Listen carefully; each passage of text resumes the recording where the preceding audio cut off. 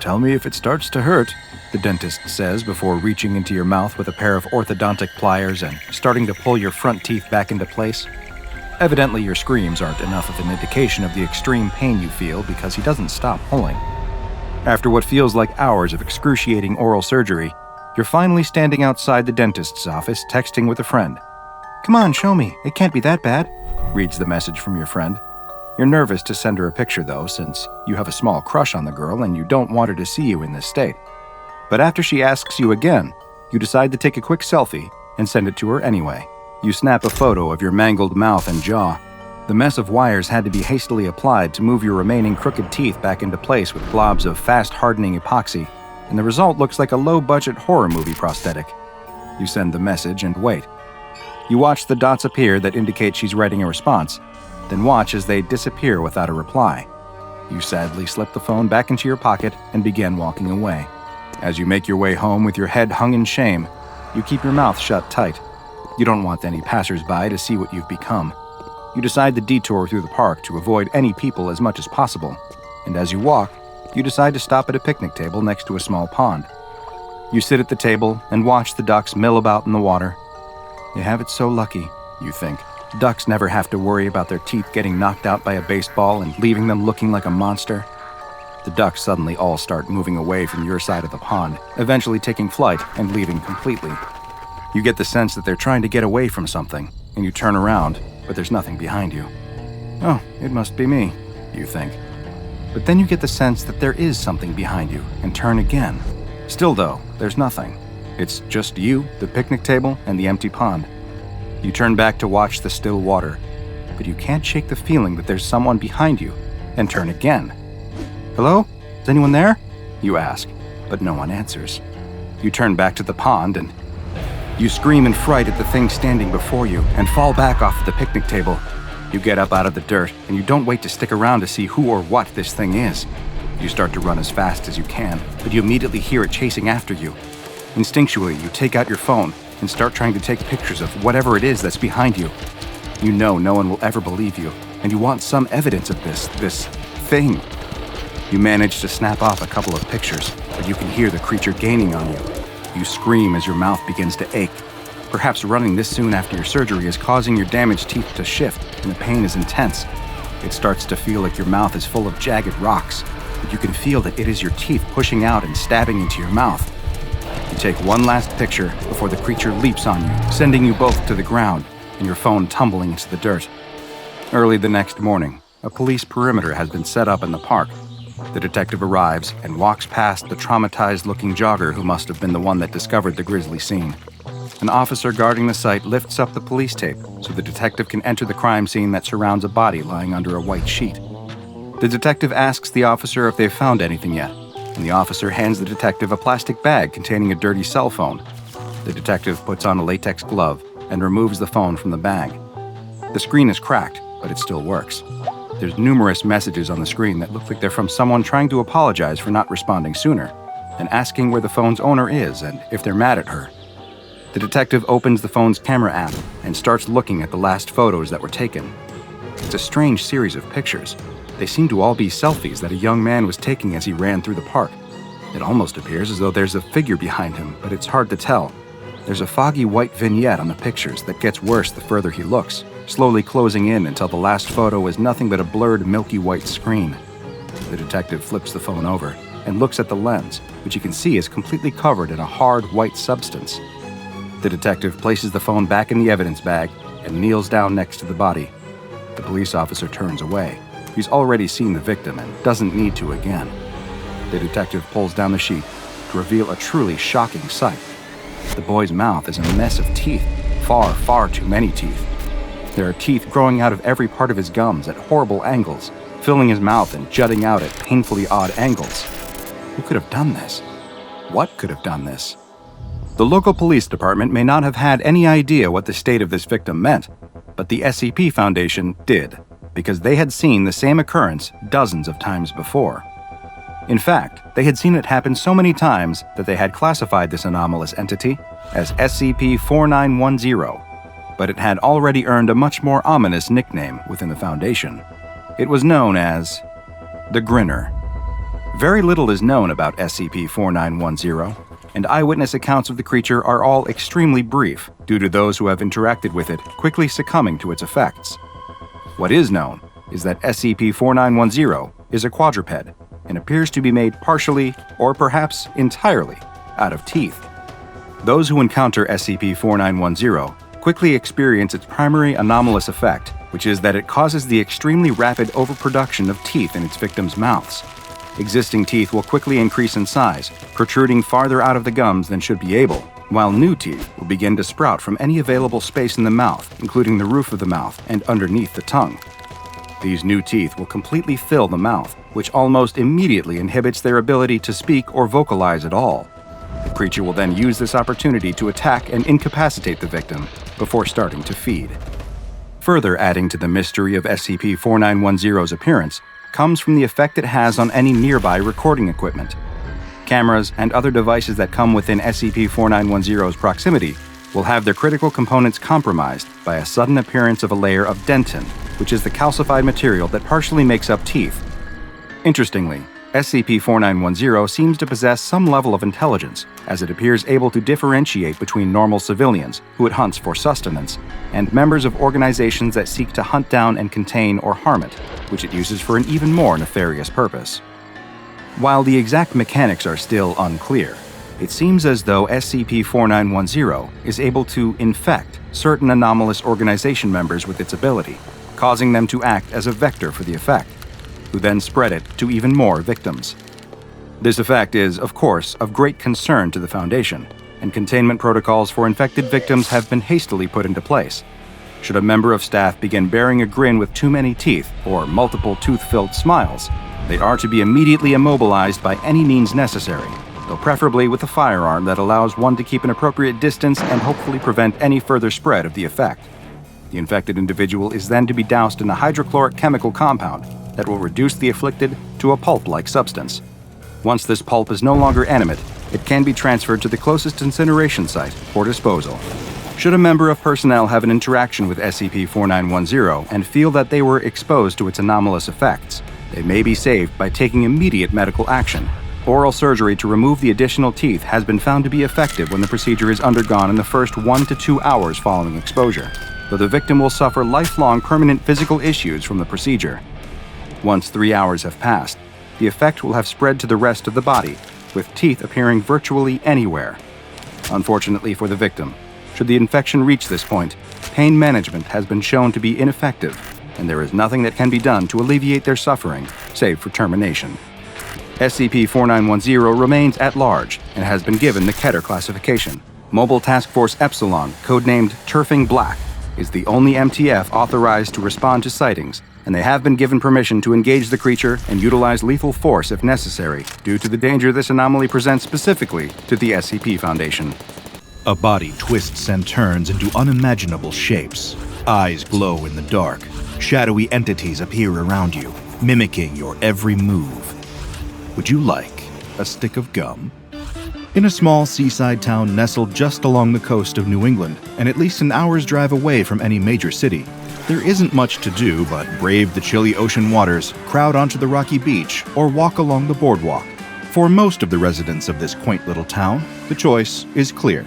Years ago, when the town was at the height of its success as a tourist destination, visitors would flock from all over the country, descending on the boardwalk like the seagulls that swarm around the food stands in search of an errant French fry. In its heyday, the boardwalk boasted a small amusement park with a roller coaster and a Ferris wheel, an arcade with the latest in 1980s video game technology, several stands selling hot dogs and crispy French fries coated in grease and salt, and the pride and joy of many a local, a classic, old-fashioned candy store. Today, the arcade is all but empty, with 1 or 2 players occasionally wandering in to try their hand at the now vintage attractions inside. The amusement park is still standing, but the rides have faded and chipped. The stands still sell their wares, but the lines are shorter than they once were.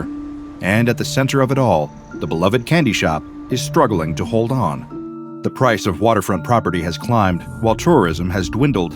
And with online shopping taking over the market, well, the candy shop's owner can scarcely scrape enough money together to keep the roof over his head. On this particular day, the shop owner is restocking his shelves, the door propped open to let in just enough of the crisp, salty ocean breeze to keep his head clear and his spirits up. It's getting harder and harder to maintain the cheerful demeanor he's known for, to step into his red and white striped suit every day and smile for the few tourists who poke their heads into the shop. But still, he keeps at it. He loves this little store, and he'll keep holding on to it until there's nothing left to hold. He fills glass containers with colorful little hard candies, slides boxes of saltwater taffy onto shelves, and places blocks of fudge in the glass case by the cash register. All the while, he takes a little sample of each product for himself. A candy here, a small square of fudge there, to keep his energy up. Besides, he would never sell a product he didn't taste test first, only the best for his customers, though they were few and far between these days. Especially this time of year, as the air grows colder and the days get shorter, sunshine becomes a limited commodity as the summer turns to autumn. So it comes as quite a surprise to the older man when he hears a knock at the shop door. He turns and sees a delivery man standing there with a stack of packages. This is especially odd, as he can't recall ordering anything. But the delivery man explains that these packages are product samples from an up-and-coming candy company, one specializing in novelty chewing gum. They are providing samples to a variety of small candy businesses, as well as larger retail outlets, in order to conduct market research. These particular flavors, the delivery man promises, cannot be found anywhere else. Well, the promise of a new, exclusive product to draw new customers in is more than a little bit exciting for the shopkeeper. Without a second thought, he signs for the packages and carries them inside. The shop has carried a few varieties of chewing gum over the years: mint, cinnamon, fruit, and even prank gum that turns a person's tongue black when they chew it. What could possibly be so unique about this gum? He's determined to find out. As he cuts open the boxes, the shopkeeper is greeted with brightly colored packaging that looks, for the most part, like any other gum packaging out there. He does quickly notice one unusual difference, though: the flavor names.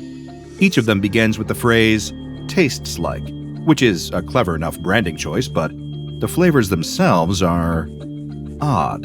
He lifts the first packet and reads its label, brow furrowing in confusion. Tastes like youth. What could that possibly mean? For a novelty candy, this gum sure is especially novel. Well, he never stocks a product without trying it out for himself first, so he unwraps a piece of the bright pink gum and pops it into his mouth. The first thing that he notices is the taste, an overwhelming sweetness tinged with nostalgia. It tastes like cotton candy, but not just any cotton candy.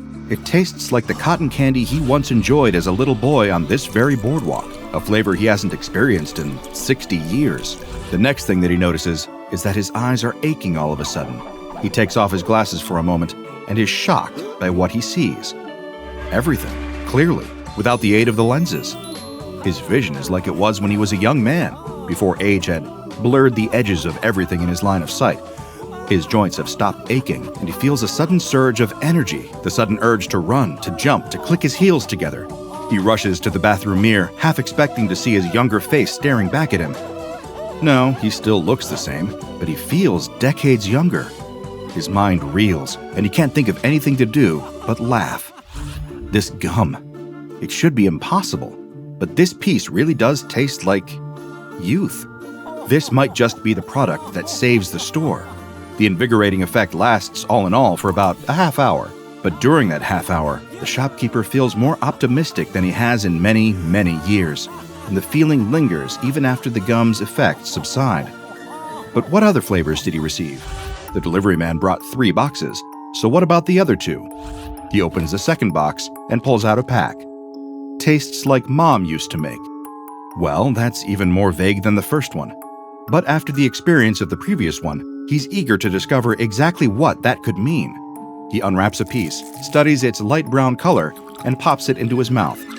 As soon as he begins to chew, the flavor explodes on his tongue, taking him back once again to his childhood. Brown butter, sugar, chocolate chips, a hint of vanilla. It can't be. But it is. It's his mother's chocolate chip cookie recipe. How could the manufacturers have possibly recreated it so perfectly? The flavor passes quickly, and, eager to confirm his experience and make sure it was real, he grabs another piece. This one tastes entirely different. Blueberry pancakes, like his mother used to make on Sunday mornings, dripping with syrup and melted butter. This is the most unusual chewing gum indeed. In all his years of selling candy, of tasting every unusual innovation or novelty product, he never dreamed it could be like this. Now for the third package, he slices the box open and finds black packages inside, emblazoned with eerie red writing. The text read, "Tastes like your worst nightmare." The shopkeeper feels a chill run down his spine, his hands shaking with nerves as he unwraps a piece of the pitch-black gum. But he can't stop himself. He has to satisfy his curiosity to discover what nightmares taste like. He pops the piece into his mouth and begins to chew.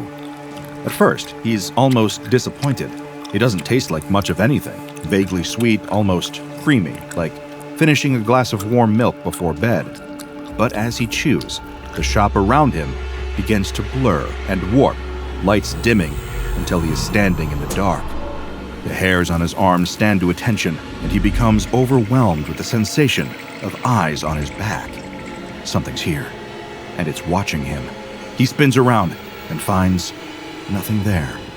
But wait, what's that? Out of the corner of his eye, a shadow darting just out of sight into the storage room in the back. Against his will, his feet begin to carry the man toward that room, following the shadow. The door to the storeroom is shut. It wasn't shut before.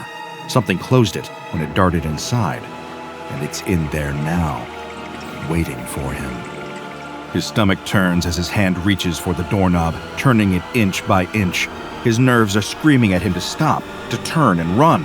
But as if trapped in a nightmare, his body refuses to obey him. It pushes the door open with a pronounced creak, and there, in the darkness, two glowing red eyes gaze out at him. The shopkeeper's heart leaps into his throat, and in a moment of clarity, he spits out the gum. All at once, the glowing eyes are gone. The lights have come back on, and the nightmare is over. He resolves not to stock that particular flavor in the shop, and tucks the box away in the back of that same storage room. Before long, his two new nostalgic flavors of magic chewing gum draw the attention of the SCP Foundation, who, after paying the man enough money to keep the shop open for the foreseeable future, call it a finder's fee, take the gum samples into custody and give them the classification SCP-1200. The designation SCP-1200 applies to all instances of chewing gum distributed under the brand Tastes Like Chewing Gum. Packages of this gum have been spotted in various grocery and convenience stores around the United States, appearing seemingly at random. Each pack of gum features a logo identifying the manufacturer as simply the factory. Whenever a human subject masticates or chews a piece of the gum, a certain anomalous effect will occur. This effect varies depending on the color and flavor of the given gum. There have currently been 83 flavors of SCP-1200 identified and cataloged. Swallowing this gum does not appear to produce any additional anomalous effects. Also, contrary to what certain popular misinformation might say, this gum, or any gum in fact, does not stay in the digestive tract for 7 years. The 83 flavors on file can be found in SCP-1200-EKV, which was unfortunately impossible for me to obtain during my research into SCP-1200. The official file does, however, include a partial list of some of these flavors. Though I would have preferred to conduct a more comprehensive review, this at least provides a bit of valuable additional context for the anomalous product. So let's review some of the most memorable SCP-1200 flavors and their recorded effects on human test subjects. SCP-1200-12 is a lime green-colored gum flavor, which is, funnily enough, called Tastes Like Lemons. When a human subject chews this flavor, their gustatory perception is altered for the next 28 hours. No matter what they eat during that time frame, it will taste like lemons. A bit odd, but not harmful, unless the subject just really hates the taste of lemon. After the 28-hour period is up, all food reverts to its original taste. SCP-1200-15 is a bright yellow flavor, tastes like sunshine. When a test subject eats this flavor, they will become luminescent, emitting over 40,000 lux of white light. This effect, while disconcerting to witness, does not do any harm to the subject exhibiting it. The subject's luminescence lasts for approximately 20 minutes at full intensity, and then the light begins to dim gradually until it disappears completely after 4 more minutes. You may have noticed that this flavor is a great deal more abstract than Tastes Like Lemons. Well, they only get more unusual from here. The next flavor detailed in the file for SCP-1200 is SCP-1200-29, tastes like Rubik's Cube. Like the cube for which it's named, this flavor is multicolored, checkered in white, orange, green, red, yellow, and blue. When a subject eats this flavor, their body takes on a unique property for the next 216 minutes. During this window of time, the subject will be able to rearrange segments of their body, both internal and external, at will. This has no impact on the subject's health or comfort, even when rearranging bones, muscles, and vital organs. However, these alterations cause secondary changes within the body as it compensates for the movements. Unfortunately, this means that the first test subject to consume this flavor during SCP Foundation trials was unable to return her body to its original orientation before the 216 minutes were up. She failed to solve the puzzle, and now her left and right hands are permanently swapped. The next flavor included in the file is SCP-1200-30, a dark blue gum that is described as tastes like those forgotten. What could that possibly mean? Well, it means that once a test subject has chewed this flavor, 6 corporeal humanoid entities will manifest in their vicinity. These entities do not appear to be sentient, and their only behavior is mimicking the actions and speech of the subject and any other humans in the area, such as guards and researchers. These entities linger for 6 days before disappearing, leaving a homogeneous liquid behind. Analysis of the liquid determined that it consisted of a mixture of organic materials, iron particles, and acrylic paint. SCP-1200-58 is a particularly curious flavor. This white gum tastes like afterlife. When the subject chews it, a polyhedral crystalline exoskeleton forms around them. Once it is formed, it will levitate 1.3 meters off of the ground.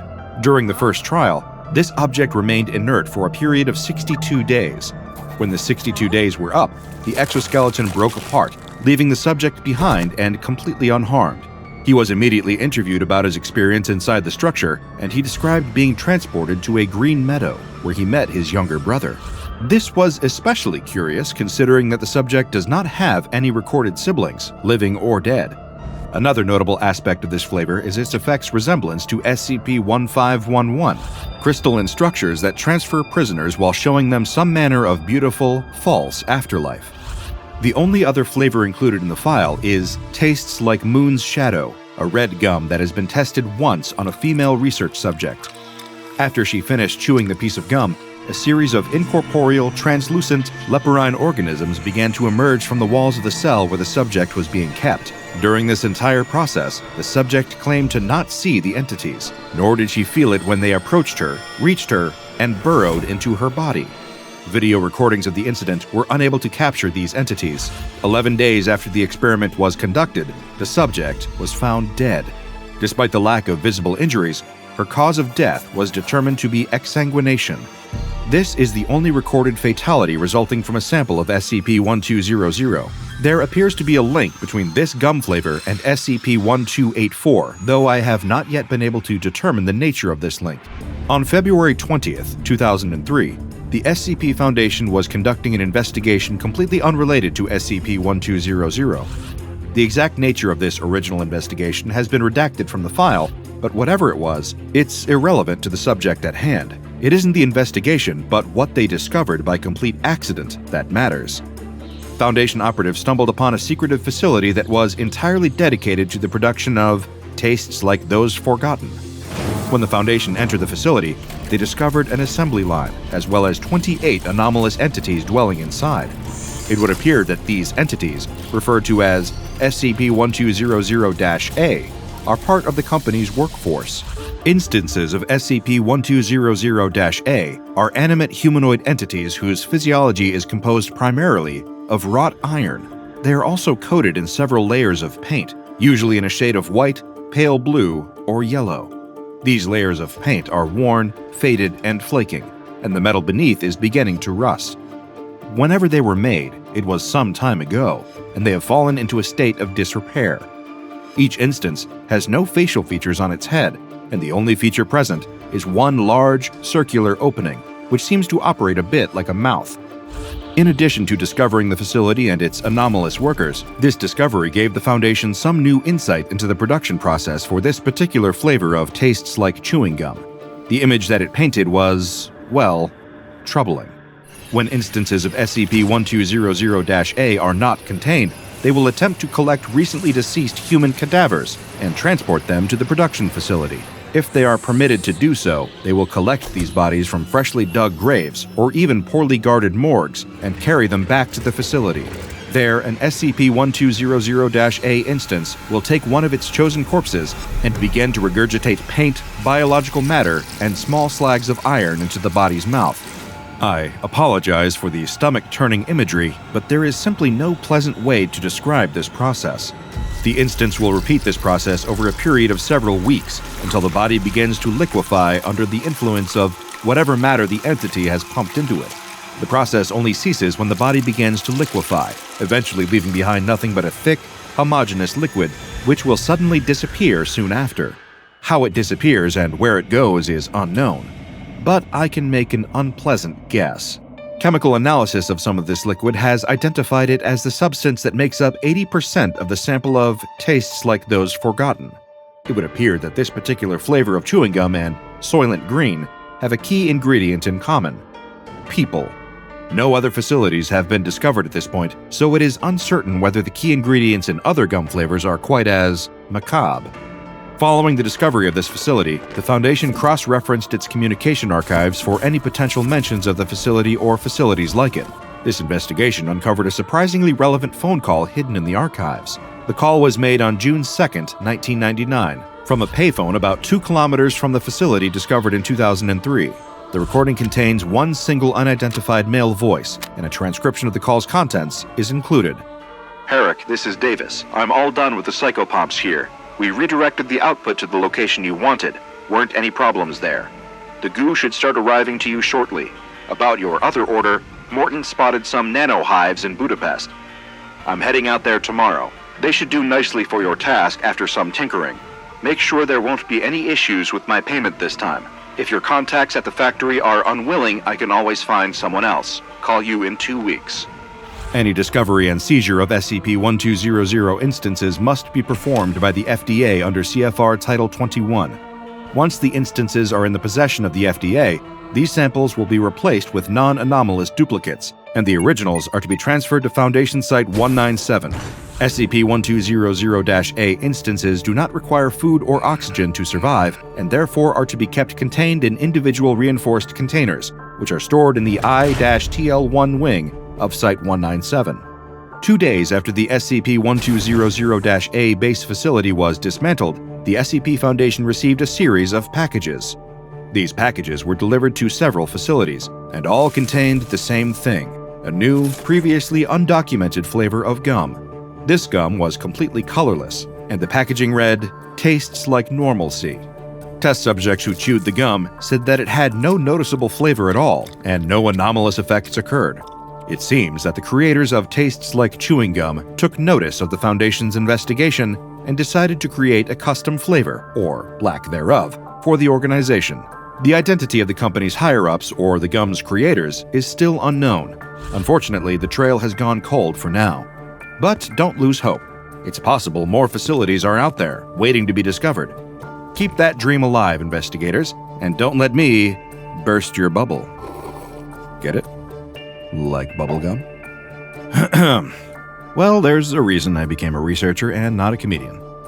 In blissful sleep, blood begins to leak out of the woman's mouth. Her teeth, they're moving, slithering out of the holes in her gums. Is something pulling them out, or are they just breaking free? It was supposed to be a sunny Saturday afternoon, warm and mild, without so much as a cloud in the sky. Instead, a storm rolled in, turning the sky gray and thick with dark clouds that drenched the town in a torrent of rain. So the young woman had to scrap her beach plans, and now she's driving through the rain, looking for a way to salvage her day out. What's a good indoor activity? She could go to the library, pick out a book to read, but she could do that any day. This was supposed to be a special day, a little treat after a particularly stressful week at work. As if to answer her silent plea for a rainy day activity, she spots the marquee on the neighborhood movie theater, a special screening of Willy Wonka and the Chocolate Factory. Not only is catching a movie the perfect way to wait out the rain, They just so happen to be screening one of her childhood favorites. A warm rush of nostalgia washes over her, and she pulls into the parking lot. The screening starts at 2 o'clock, and right now it's 1:50. Perfect. Things are definitely looking up. She parks her car and pushes open the door to the theater. When she crosses the threshold, she's transported from the dreary, rainy day outside to a paradise of sweet treats. The theater went all out with their decorations for the special screening, and it really shows. Massive rainbow lollipops brush the ceiling. There's a balloon arch made to look like it's made of gobstoppers, and they've put up a chocolate fountain next to the popcorn machine. Of course they would have chocolate. What kind of Willy Wonka event leaves out the chocolate? The woman steps up to the counter, where a cheerful worker dressed as an Oompa Loompa greets her. She's already here. Why not treat herself a little bit? She purchases a ticket, along with some popcorn, some jelly beans, a large lemonade, and a big bar of chocolate. The day is really starting to turn around. The movie is just as delightful as she remembered, a mix of whimsy and dark comedy, and the accompanying treats make it even better. As she picks a bit of jelly bean out of her teeth, she feels a slight twinge, a dull ache. Better remember to floss later. She really doesn't need a cavity right now. After the movie concludes, she tosses the remains of her cinematic feast into the garbage and heads home. The rain has stopped, and the sun is peeking out from between the clouds again. It was a lovely afternoon at the movies, the perfect way to save the day from being ruined by the storm. The woman doesn't think about it much more than that for the rest of the weekend, but when she wakes up on Monday morning, something feels off. The toothache she felt a twinge of at the movie theater has gotten worse. By the middle of the week, at least 6 of her teeth are throbbing constantly. Pain medication helps reduce the pain a bit, but the feeling of pressure inside the teeth persists and is distractingly uncomfortable. She calls her dentist to make an appointment, but they can't see her until next week. For now, she'll just have to deal with it, no matter how terrible it feels. The rest of the week passes in a blur of dental distress, and on Friday night, as she brushes her aching teeth, the woman notices something troubling. One of her front canines looks cracked. How did she break it? She hasn't eaten anything hard this week. She's been treating her teeth with the utmost care. But a closer inspection reveals that, indeed, the enamel is cracked. It doesn't look like she broke the tooth from the outside, but like something is pushing out from the inside. She shudders and reminds herself that the dentist will be able to take care of it on Monday. She just has to make it through the weekend, and everything will be fine. At some point during the process of ruminating on the troubles with her teeth, she falls into a restless sleep.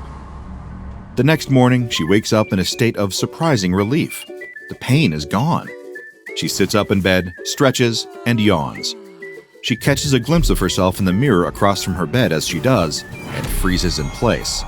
The reason she can't feel her tooth pain anymore is because her teeth are gone. Not all of them, but 6 teeth. The teeth that were aching all week have vanished. Did they fall out in her sleep? She strips the sheets off her bed, shaking them out, searching for any sign of the missing teeth. Nothing.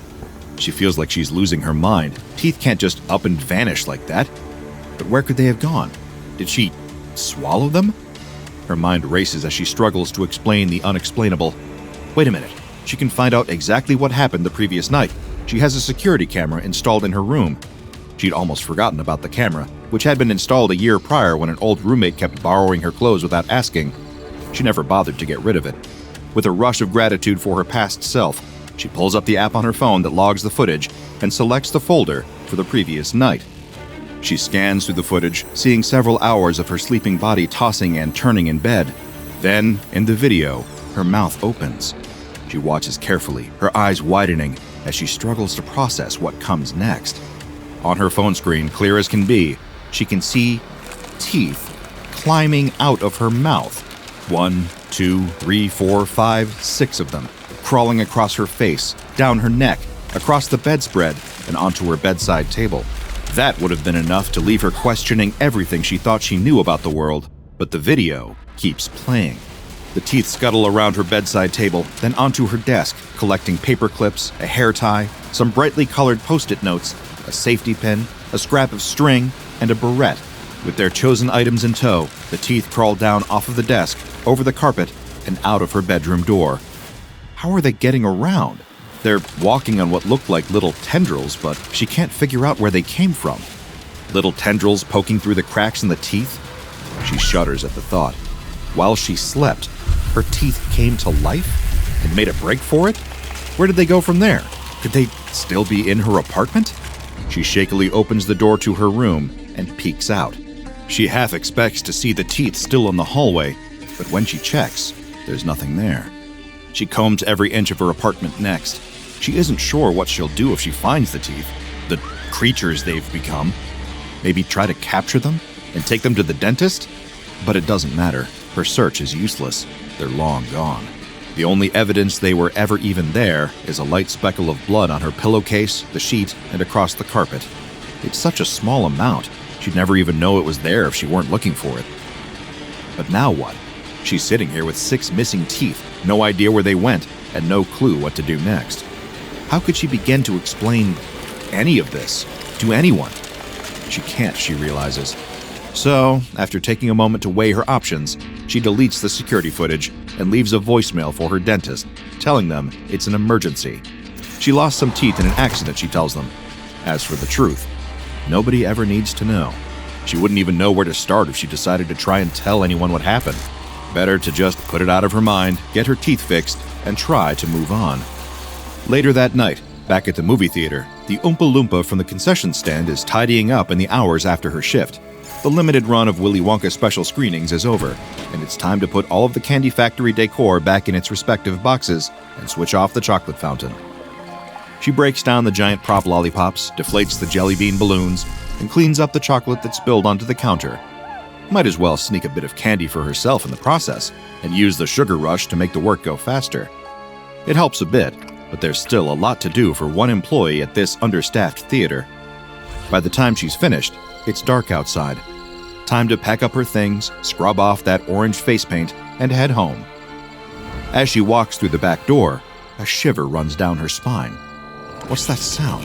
It sounds like scratching and scrabbling inside the wall behind her. She turns, looking for an animal hiding there, but she can't see anything. Maybe it's a mouse? But just as she's about to turn around and head to her car, she sees a flash of light glinting off of something shiny. Metal? All the while, the noise continues, that strange scratching and scrabbling. What the hell is going on over there? There's some sort of unknown thing in the walls of the theater, or between the walls of the 2 buildings at least. Her curiosity gets the better of her, and she finds herself giving into it. Whatever's in there, she needs to see what it could possibly be. She tiptoes over to the crevice between the theater and the building next door to it, and peers into the darkness. She can't quite make out what she sees in there, but there's some kind of shape, like a little box, and she can see movement within the shadows there. What is that? She pulls out her phone and is just about to activate the flashlight function when suddenly the crevice lights up in the glow of tiny spotlights? No, miniature flashlights, like the kind you put on a keychain. They're lined up in a row and all switched on at once to illuminate the structure in front of them. Now she can see what it is, but getting a good look at it doesn't make her any less confused. If anything, it's only more baffling than it was before. The structure is visible now, a twisting mass of nerves and blood vessels wrapped and braided together to form a platform. If she didn't know any better, she'd say it looks like a stage? Yeah, it looks like a stage. And on that stage, constructed from a mixture of trash, string, fabric scraps, buttons, and other random objects, is a set. Paperclips stand tall with colorful buttons attached to the tips of them. At first glance, they resemble the giant lollipops that the movie theater put up for the screenings. And there, in the center of the stage, a long piece of brown ribbon is stretched out to mimic the chocolate river from the movie. A boat made from tinfoil and more of those nerves and blood vessels navigates the chocolate river. The employee was so taken aback by the sight of the makeshift set and stage that she didn't even notice the actors on the stage. When she does, she covers her mouth to stifle a scream. The stage and the set are absolutely covered in human teeth, moving around and putting on a production.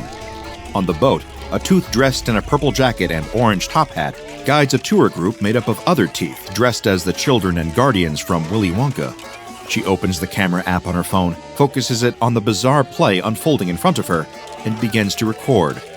Otherwise, no one will ever believe what she saw here. Then, Unable to do anything else, she watches the show. One tooth, a particularly rotund one, is sucked into a pipe out of the chocolate river with the help of practical effects from the nerves. The employee finds herself sitting on the ground, continuing to record the show. She laughs out loud at the sight of a tooth emerging from backstage painted blue and wrapped in blue fabric to make it look larger and rounder. No, not blue. Violet. It's turning violet. Next, a tooth shrinks, exiting the stage and leaving behind a tiny fake tooth in its place.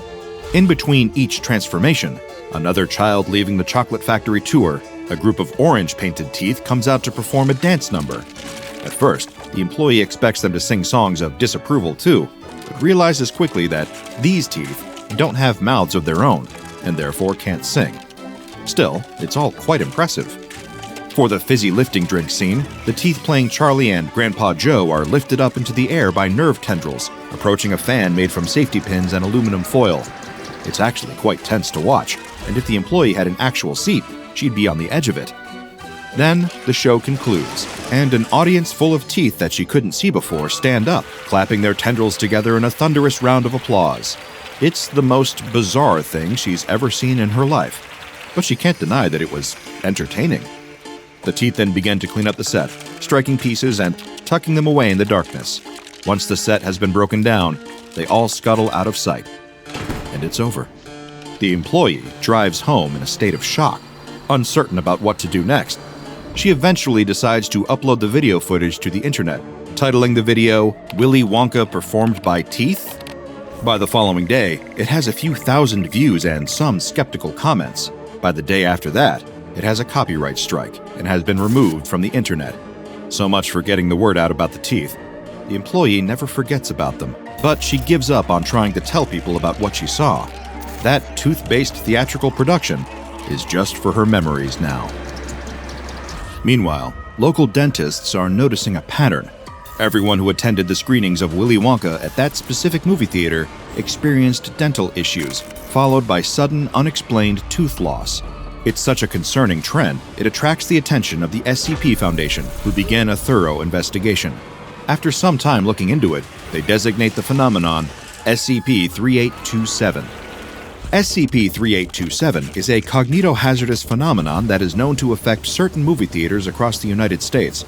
Audience members at theaters impacted by SCP-3827 will later report statistically unusual rates of dental problems, including but not limited to gingivitis, pulpitis, and degradation of the dental enamel.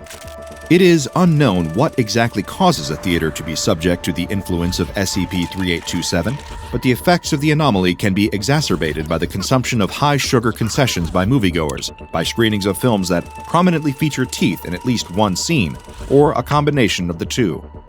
If it were as simple as just an increase in dental problems, the anomaly might not warrant much Foundation attention, just an increase of fluoride in the local water supply and perhaps an alert to dentists in the surrounding area. However, it does not begin and stop at dental pain and discomfort. The living centers, or pulps, of affected teeth, referred to from now on as SCP-3827-A, will begin to noticeably change over the course of a week following exposure to the cognitohazard. They will grow and expand to the point of pain, causing the enamel of the affected teeth to crack and split from the internal pressure. After approximately a week has passed, the SCP-3827-A instances will eject themselves from the jaws of the affected person while they sleep. Once freed from the jaw, these teeth will push portions of their nerves and blood vessels through the cracks in the enamel, using them as limbs. Now capable of independent movement, the teeth will move themselves around the area, stealing small items such as loose trash, scraps of fabric, buttons, and pins. Once they have grabbed an object of interest, the teeth will attempt to leave the area. Sometimes the teeth are stopped by witnesses, a misplaced step, or a house pet, but frequently they make it out of the house and reach their intended destination. But where do they go next? Naturally, Foundation researchers were curious about the movements of SCP-3827-A instances, so one affected moviegoer was fitted with miniature tracking devices during a dental checkup at a Foundation-affiliated office. Later that night, when the teeth ejected themselves from the person's mouth, the Foundation was able to track them. The research team followed the tracking device's signal back to the movie theater where these SCP-3827 effects originated. where the affected individual had seen a screening of the then-recent film Life of Pi. The researcher who was tracking the signal followed it all the way to a small crevice in the concrete outside of the theater. He pulled a flashlight from his pocket and cast its light into the crevice. There, he spotted a structure resembling a small theater composed of chips of what appeared to be tooth enamel. On the makeshift stage, several dozen instances of SCP-3827-A were putting on a performance. From the animal costumes and the set piece of a boat constructed from aluminum foil, the agent was able to determine that the living teeth were performing their version of the events of Life of Pi. He stood there for the next hour, allowing them to finish their performance before collecting the instances and bringing them into Foundation containment. Notably, after some time in containment, the teeth began putting on original productions, in addition to live stagings of their favorite films. One original production was described by a research assistant as Star Wars but with werewolves in it. He added that it was quite moving, actually. I cried. After SCP-3827 was identified and the Foundation was able to properly understand its nature, a set of containment procedures were put into place. Foundation agents embedded within the film industry have been instructed to introduce scenes and motifs involving teeth into films by major studios, particularly those belonging to especially successful franchises. This is intended to root out, no pun intended, theaters affected by SCP-3827. These theaters can then be closed down, the SCP-3827-A instances contained, and any affected individuals can be amnesticized. Contained instances of SCP-3827-A are kept in standard containment cells. As an incentive for good behavior, they are gifted with spare scraps of trash and may be shown a screening of a new film once a month. An addendum has been added to the official file, which I will include here for reference.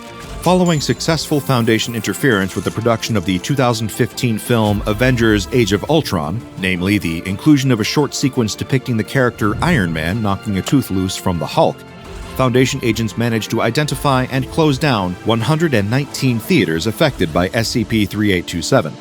Despite no new instances having been discovered since, current procedures are to continue until further notice. We go to movie theaters for magic, to laugh, to cry, to care. In my personal opinion, the movies are a sacred place, one where we shouldn't have to worry about our teeth jumping out of our skulls and running off to start a theater troupe. But in this world, things don't always go as planned. Hopefully, all of the theaters affected by SCP-3827 have been shut down for good, but you never know for sure. Sometimes, a film brings out emotions in you that you never expected. And sometimes, it brings out your teeth, too. You open your eyes, only to find something blocking your vision. Are those teeth? Human teeth? Growing out of your eyes? Oh no. Oh God, no. Taking the subway can be a real hit-or-miss experience. On one hand, it's cheaper than driving, especially with gas prices these days. It's convenient, eco-friendly, and removes any potential stress about where to park. But it can also be hot, poorly maintained, and worst of all, it's filled with the public. These are the thoughts running through the woman's head as she stands on the subway on the way home from work. She holds onto a nearby pole for balance, struggling to maintain a bubble of personal space as a steady stream of new passengers climb on at each stop. She can feel her chest tightening with anxiety, and she takes a deep breath to loosen the stress. Just a couple more stops to go, and then she can get out of here and retreat to the comfort of her apartment. The train car slows down, and the doors open for the penultimate stop.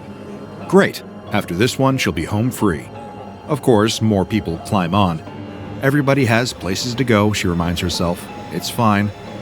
But as one pale, jumpy-looking man crowds a little bit too close to the pole she's holding, she feels her anxiety levels spike again. Why won't he just respect her personal space? Come on, buddy. It's a crowded train, but there's enough room to take a step back. She's working up the nerve to say something when the train jerks suddenly, starting back up. The sharp motion sends the man rocking forward, and he bumps into her, hard. She feels a sudden sharp pain in her hand, and looks down to see a speck of blood. Seriously? She swears at the strange man, unable to help herself. He glances down, and his eyes widen. He apologizes profusely and backs away from her, unmistakable terror in his eyes. A bit of an overreaction, she thinks. She just yelled a bit. It isn't as if she was going to hurt him. but he pushes through the crowd, moving away from her, and she doesn't care to follow. The train slows, and the doors slide open again. Thank goodness, her stop. She shoves her way out of the train car as fast as she can and doesn't slow down until she's unlocking the door to her apartment. Time to tend to the weirdest injury she's ever gotten. She disinfects the wound on her hand and begins to apply a bandage. Now that she's slowed down, she can get a better look at it. She had assumed the guy's keys had poked her or something, but now, examining it more carefully, it looks kind of like a bite? Did he have some kind of animal up his sleeve or something? It all happened so fast, she couldn't really tell. Better to be safe than sorry. She'll go get a rabies vaccine tomorrow. With that plan in place and a bandage applied to her hand, she quickly forgets about the hellish subway ride, the nervous man, and the strange bite. The next day, she gets her rabies shot and puts the whole bizarre encounter out of her mind for good. And it stays there, out of sight and out of mind. Until about a week later, when her gums begin to ache. It starts with a twinge, a bit of discomfort one morning that wakes her up before her alarm. But as the day goes on, the ache grows more and more difficult to ignore. She finds herself chewing on her pen during meetings, alleviating the itching, painful feeling in her gums with the pressure of it. A few days later, it's all she can think about. She half considers picking up one of those hard plastic rings for teething babies. At that point, she realizes it's time to go to the dentist. They'll know what to do. But when the dentist leans her back in that adjustable chair and peers into her mouth, he is just as clueless as she is, perhaps even more so. She's presenting symptoms of a condition known as hyperdontia, he explains. She is, at the age of 30 years old, growing new teeth. Not wisdom teeth that are coming in, but a whole new row of teeth just behind the ones she already has. He advises her to come back in once the teeth have grown in all the way, and they can discuss next steps then. She calls in sick to work the next day. She lies and tells them it's the flu. How could she explain the truth? But at least there's a solution in sight. The dentist will help her figure out what to do next. And surely this will be the worst of it, right? Unfortunately, she couldn't be more wrong. When she wakes up the next day, she notices some difficulty breathing through her nose, accompanied by a feeling of discomfort in her nostrils. Oh great, is she actually sick now? She goes to blow her nose, but nothing comes out. She rubs at her nostrils and is startled by a sudden sharp pain and the sensation of something solid in there. What the hell is going on? She rushes to the bathroom mirror, tilting her head back to get a better look. When she can make out what is blocking her nostrils, her jaw drops. Teeth. They're smaller than the ones in her mouth and somewhat obscured, but there's no doubt about it. Little rows of teeth have erupted inside of her nose. She calls her dentist and schedules an immediate appointment. She struggles to explain on the phone, but no matter what words she chooses, she knows the doctor won't truly understand until he sees her condition with his own eyes. And when he does see it, he can't stop himself from crying out in shock. This is no ordinary case of hyperdontia. This is something else entirely, something that should be medically impossible. Seeing the appearance of teeth inside of the woman's nose, the dentist decides to perform a thorough examination of the rest of her face and head. Much to his and her horror, he finds small teeth beginning to erupt in her ear canals too. He warns that if they are not removed, they could cause permanent damage to her hearing. There's no doubt about it. For the sake of her well-being, the dentist must perform the strangest extractions of his career. The woman is given an anesthetic, and he gets to work. By the time he is finished, the dentist has pulled 36 teeth of varying sizes and shapes from her mouth, nose, and ears. It was a harrowing affair, but at least it's over. He prescribes pain medication, an antibiotic, and some time off of work, and advises the woman to give him a call if she experiences anything like this again. Neither of them will say it aloud, but they're both privately terrified that she'll have to come back in and do it all over again. For the next few weeks, the woman feels like she's back to normal.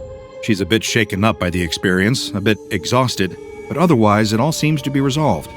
Then the aches start up again, not just in her gums this time, but in her ears, in her nose, and more terrifying of all, in new places too. She can feel them, the germs of new teeth growing under the surface in between her fingers and her toes, even in her eyelids. The feeling was unpleasant and distracting before, but now it is absolute agony. She can barely dial the telephone to contact her dentist, but she manages to call him and drag herself down to the office. At first, he doesn't want to believe it, but then he performs an X-ray. The images that come back turn his stomach, and he nearly vomits onto the floor. He can see them clear as day. Teeth, teeth, teeth, growing everywhere. The woman feels that unique ache, the building pressure of something struggling to grow, ready to burst through the skin and be born. More teeth in her mouth, and teeth in her eyes, her ears, all over her body. Even if he extracts every tooth again, even if he plucks out each new growth, there will be more waiting to replace them. Unsure of what else to recommend, he advises the woman to check herself into the hospital. Whatever her affliction is, it has progressed beyond his capabilities. Weeks later, the woman is lying in her hospital bed, weak, exhausted, barely able to move. Her skin is dotted with teeth. Her doctors tried to perform surgery to remove some of the teeth before they could erupt, but the incisions became tiny mouths filled with even more teeth. Now, they've all but given up. She can barely open her eyes to get a look at the strange figures that enter her hospital room, promising to help get to the bottom of her condition. They're scientists, they say, and they specialize in unusual conditions like hers. This poor, unfortunate woman is considered the first recorded patient to be infected with SCP-2450. SCP-2450 is an infectious disease, the most notable symptom of which is the manifestation of severe hyperdontia in unusual parts of the body. The initial source of the infection has been traced to the location now known as Building 2450, a former men's bathroom in a company service station off of a major motorway in the United Kingdom. It is unknown exactly how the infection is transmitted, but Level 5 HAZ suits have been ineffective at containing and preventing the infection. The disease can affect a wide variety of mammalian species, including but not limited to rodents, dogs, and humans. Approximately 23% of mammals exposed to the initial infection source area will contract SCP-2450. Infection can also be passed through a bite, provided the bite is deep enough to draw blood. Infections from bites occur at a rate of approximately 12%. The initial stage of infection is characterized by the presentation of hyperdontia in various orifices of the body. I am sorry to say that is exactly what it sounds like, the eruption of extra teeth in places where no teeth should be. This generally begins in the mouth, as extra teeth sprout from the gums, the roof of the mouth, and the frenulum beneath the tongue. However, as the disease progresses, any bodily opening can become fair game, including the nostrils, the eye sockets, and other, even less comfortable locations. The size of the teeth varies depending on the size of the opening and tends to be proportional to the space available. Teeth produced as a result of SCP-2450 infection grow at a rate approximately 12 times that of ordinary teeth and can grow from gem to full root completion over the course of a period between 3 weeks and 9 months, depending on size. As the infection progresses, more and more rows of teeth will grow further and further back into the affected orifice. Once all natural bodily orifices have grown at least one full row of teeth, the infection will progress into its next stage. At this stage, parts of the body that form a semi-closed space, such as the spaces between the toes or the armpits, will begin to erupt teeth. If that wasn't horrible enough, any apertures formed on the body via external trauma, such as cuts on the skin, will become growth sites for SCP-2450 teeth. Did you just feel a shiver run down your spine? Me too. My own spine, not your spine, you understand. Back to the matter at hand, which I'm so sorry to tell you does in fact get worse. You see, as the infection progresses and more teeth are growing, the calcium and other minerals required to grow these teeth have to come from somewhere. These minerals will be leached from the body's natural stores, and the process can frequently result in osteoporosis and hypocalcemia. Administering calcium and other mineral supplements to SCP-2450 patients will keep them alive, and they will continue to produce teeth indefinitely if this is the case. You might be wondering if the process of growing all of these teeth is especially painful. Allow me to provide absolutely no reassurance. It is. It has been described as extremely painful and similar to the teething pains experienced by young children as their regular teeth develop and grow in. Much like teething infants, patients will experience a strong desire to address this pain by biting or grinding the affected teeth. However, as the infection progresses, the teeth will begin to erupt in areas that are incapable of biting. In these cases, patients will often grind the teeth against solid objects such as the corners of walls. This activity has been highly discouraged, as it could result in cuts and lacerations that may provide a breeding ground for even more teeth, resulting in a truly vicious cycle. Incidentally, this behavior led to the first recorded instance of SCP-2450 infection via tooth-to-blood contact. SCP-2450 was first discovered by the Foundation during a routine search of medical literature, and on February 19, 2009, the Foundation classified it as an anomalous phenomenon sufficiently distinct from hyperdontia. At that point, standard information suppression policy was applied successfully, and the pattern of outbreaks was then used to trace the source to the aforementioned service station. At that point, a series of quarantines and experimentation revealed that the men's restroom in Wing B was the specific point of origin. As far as the Foundation has been able to determine, there is nothing anomalous about the service station or that particular bathroom, aside from the SCP-2450 infections themselves. The station was first built in 1983 and operated normally for decades. So when and how did everything change? By interviewing cleaning and security staff and reviewing years of security footage, the SCP Foundation was able to tentatively pinpoint the date of origin for SCP-2450 to July 15, 2008. On that day, the following events were captured by security cameras located in the building. First, 3 men in black hooded sweatshirts entered the building, their hoods pulled up to obscure their faces. One of the men carried a large, seemingly empty backpack. Another held an unidentified green implement. The third man had nothing in his hands. Shortly after entering the building, the men stopped outside of the Wing B men's bathroom and spoke amongst themselves. No audio was recorded, and their lips could not be seen, so there is no way of knowing exactly what was said. But whatever it was, the men entered the bathroom a few moments later. Before shutting the door behind them, the last man examined the area, looking to see if they were being followed. Seeing that they were alone, he closed the door, and the 3 of them disappeared. They were inside the bathroom for the next 2.5 hours. Whatever happened in that bathroom is still unknown, as security cameras inside of restrooms are generally frowned upon and tend not to be installed. After those 2.5 hours were up, 2 out of the 3 men exited the bathroom, the man with the backpack and the man who was carrying the green object. The third man was not with them. The backpack now appeared to be full, and a great deal heavier than it was on the way in. The 2 men walked to the main entrance of the building, at which point the one without the backpack stopped and reached into the top pocket of his hooded sweatshirt. He then patted the pockets of his trousers.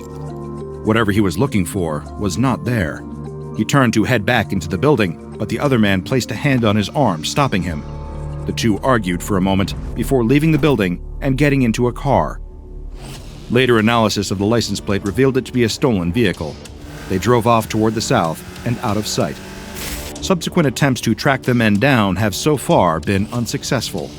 The cleaner on duty that day later reported that one of the bathroom stalls was locked for an unusually long time. When he came back and was able to enter and clean the stall, he spotted a large amount of what appeared to be white gravel on the floor and the lid of the toilet. This is now believed to be dental matter.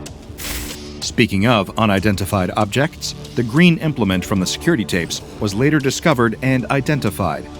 It is now referred to as SCP-2450-1 and is stored in Reliquary 87B-6, Locker 12004. SCP-2450-1 is a green plastic toothbrush of unknown make or manufacturer. As you might have guessed, it is no ordinary toothbrush. When a tooth is brushed with SCP-2450-1, the teeth will be worn down to the root at a rapid pace. An entire molar, including the root, can be removed with the brush in 5 minutes. In spite of this, it appears to do no damage to any other surrounding tissue such as the skin or gums. On the back of the handle, the text, "For non-oral use only," is printed. The origins of this toothbrush and the motivations for the men that entered the bathroom stall that day are still unknown. However, given the information that we do have, I feel I can make an educated guess. It is my personal theory that the third man, the one who had never been found, was suffering from an advanced form of the SCP-2450 infection. When the men attempted to treat his condition with the anomalous toothbrush, he had advanced to such a severe state that his body was primarily made up of teeth, and he crumbled apart during the process. His remains were then stuffed into the backpack and taken out of the building. The debris left behind somehow infected the area, leading to the subsequent SCP-2450 infections that have occurred in the area since. I have no way to officially confirm this speculation, of course, but it seems as reasonable of a theory as something can be where anomalous tooth-based diseases and unusually powerful toothbrushes are concerned. Any patients afflicted with SCP-2450 must be kept in Secure War Land 12 and physically restrained in order to contain the infection and prevent any further spread. The initial source of infection is contained at the site of its discovery in Building 2450, which has been disguised as an electrical substation. Building 2450 is kept securely locked and surrounded by a standard substation fence, which has been covered with danger of death warning signs in order to deter any civilians from approaching. The building is kept under constant surveillance, and anyone attempting to enter the premises must be detained and thoroughly questioned. The only method of entering Building 2450 is a double-door system, including an isolation chamber which prevents any small mammals from entering the building. No mammals, with the exception of approved test subjects, may exit the building. One member of Foundation personnel with formal dentistry training must be assigned to monitor all dentistry journals and affiliated news sources for cases that might indicate an outbreak of SCP-2450. If one is detected, swift and decisive action must be taken. There is currently no known cure for SCP-2450. Patients who have been infected with the disease can either be kept alive with mineral supplements and produce teeth indefinitely, or they can slowly lose calcium and vital minerals over time until their body can no longer function. Either way, they will be a prisoner of the teeth until the day that they die, confined to a terrifying, toothy existence.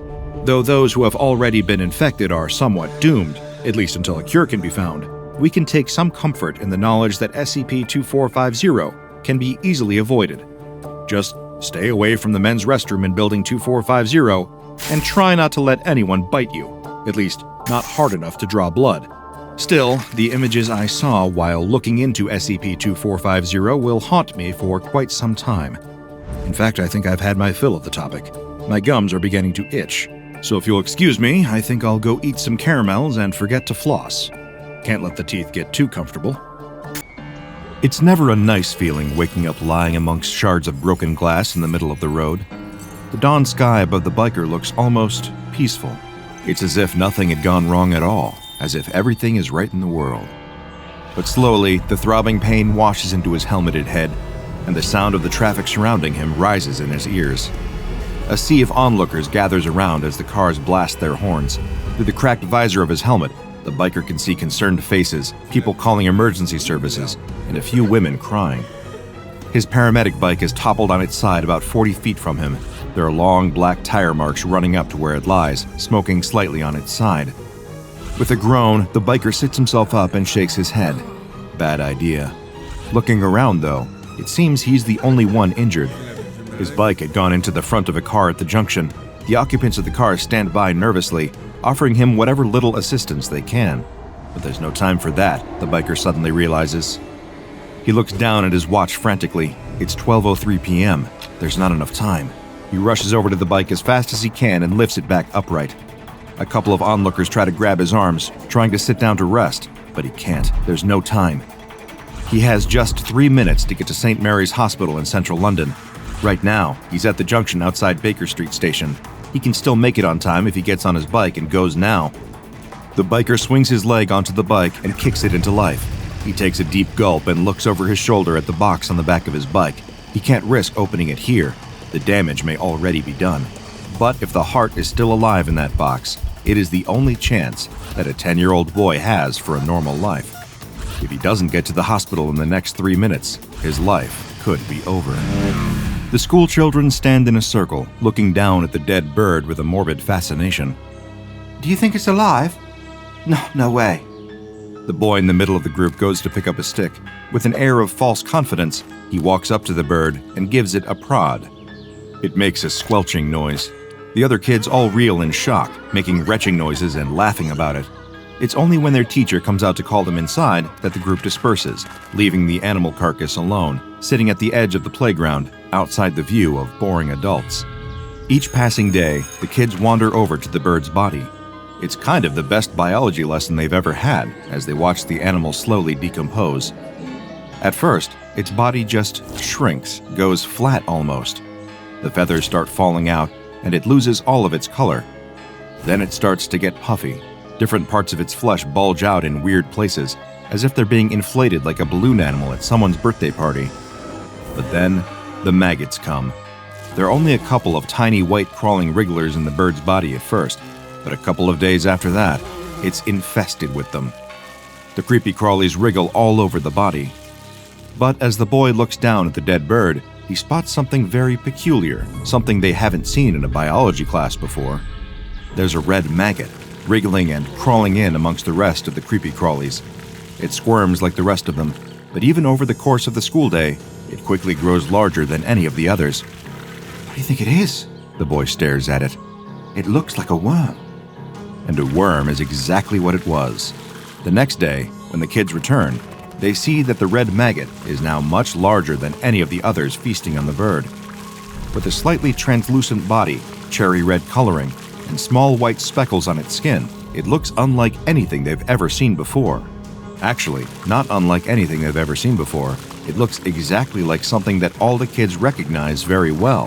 In fact, one of the kids has a bag of them right now that he's chewing on. A candied worm.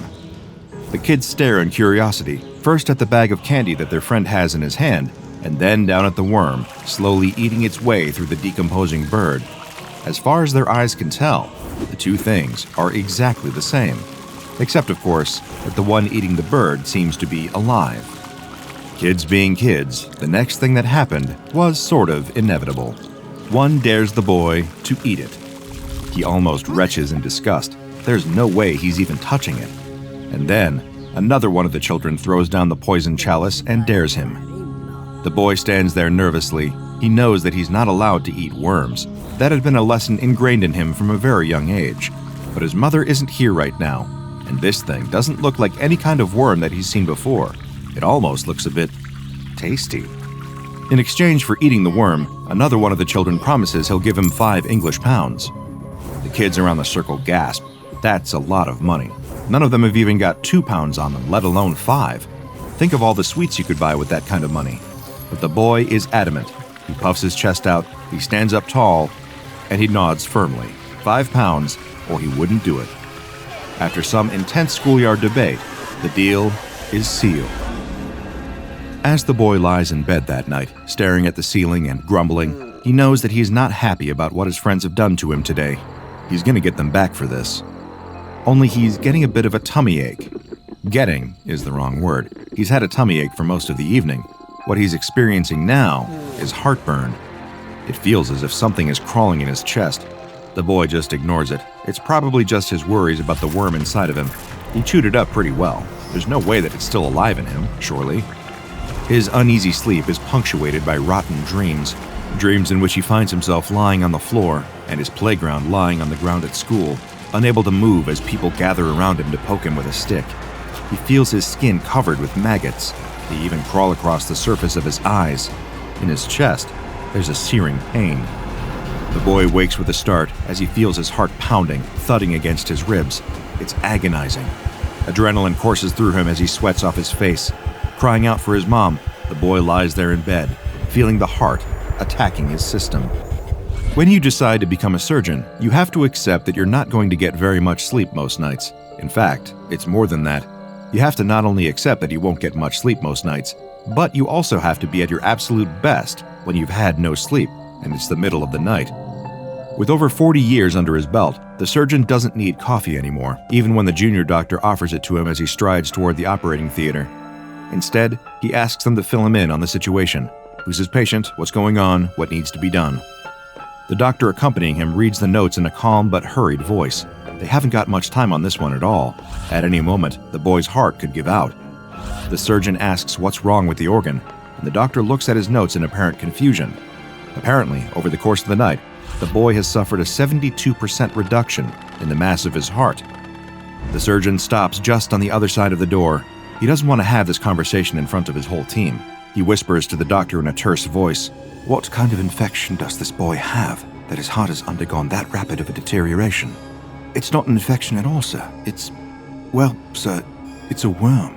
The doctor holds out a sheet to him. The surgeon takes it from him. He looks down at the x-ray to see a scan of the boy's chest cavity. It doesn't look so bad. There's a hole in the heart for sure, but the surgeon has encountered worse in his career. This was taken when the boy was first admitted. The doctor hands the surgeon a second x-ray. And this was taken just 1 hour later. It is barely recognizable as a human heart. There seems to be a mass growing in the cavity that was left by the heart, and there, infecting all of the boy's organs, was the shape of a worm. The biker weaves his way through the traffic down on Marylebone Road, eyes darting frantically in all directions. He may have a concussion, and he may not be allowed to drive at all right now. In fact, he knows he definitely isn't. But he is under strict instructions. This heart needs to get to St. Mary's Hospital before it's too late. The bike careens around the corner and skids to a halt outside the emergency doors. An ambulance team in front of him is trying to help an old lady out of the back of their vehicle, but the biker doesn't have time for them. He grabs the organ box from the back of the bike and races into the building. It takes all of his remaining concentration to navigate through the maze of hospital corridors on his way to the operating theater. On a better day, he'd be able to do this with no problem, but with his head injury, he can see the lights starting to blur all around him. Ward 6, Ward 7, Ward 7A, Ward 7B. He runs as fast as his heavy boots will allow him, feeling that energy draining from his system. He can't look at his watch, he can't check the time, he just has to find this boy. Operating theater, there, right up ahead of him, just a couple of 100 feet. There's a doctor waiting outside the door who looks up at the sound of his footsteps. The biker rips his helmet off and holds out the box with the heart in it, panting heavily. It's the moment of truth. Is he too late? The doctor looks shell-shocked, not at the biker's arrival, but clearly at something else she's just seen. The man starts to explain, but runs out of words, and instead beckons the biker to follow him into the observation room. There, the two of them stand looking through the glass at the little boy lying on the operating table with the surgeon standing over him. There's something in the air. The biker sniffs, confused. Can anyone else smell sugar? Next time you open a packet of candied worms, take a second to look through the little creepy crawlies in the bag. Perhaps poke a couple of them, just to see if any of them are moving. You can never be too careful. If you had told the parents of that young boy on the night when their son woke up with heart palpitations, telling stories of eating a worm at school, that the only health concerns he would have going forward were mild diabetes and a slightly raised level of blood sugar, I'm sure they would have been thrilled to hear it. You see, SCP-839, commonly referred to within the Foundation as candied worms, is much scarier on the surface than it is underneath. Not only does this SCP resemble your usual candy worm, but its body is actually composed of sugar flavorings and colorings, roughly equivalent to what you would find in most convenience store candy aisles. Each instance even has a small raised bit of writing near the tail specifying which flavor it is. While the origins of these worms are yet to be determined, cases have sprung up across much of the Western world, with higher numbers reported in areas with higher levels of diabetes. There seems to be a parallel between high-sugar diets and the presence of SCP-839. Whether they are of man-made or other origins is yet to be determined. That is not to say that SCP-839 cannot survive outside of human populations. This SCP in the wild primarily feeds on decomposing organic matter and is capable of sustaining itself on a purely vegetarian diet. However, when ingested into the human body, SCP-839 will target specific organs and burrow its way towards them. The organ in question depends on which color candied worm the SCP instance is. For example, the red cherry-flavored candied worms will burrow towards the heart and consume that, while the blue raspberry ones will instead feed on the human's kidney. One would expect the health consequences of this feeding to be severe.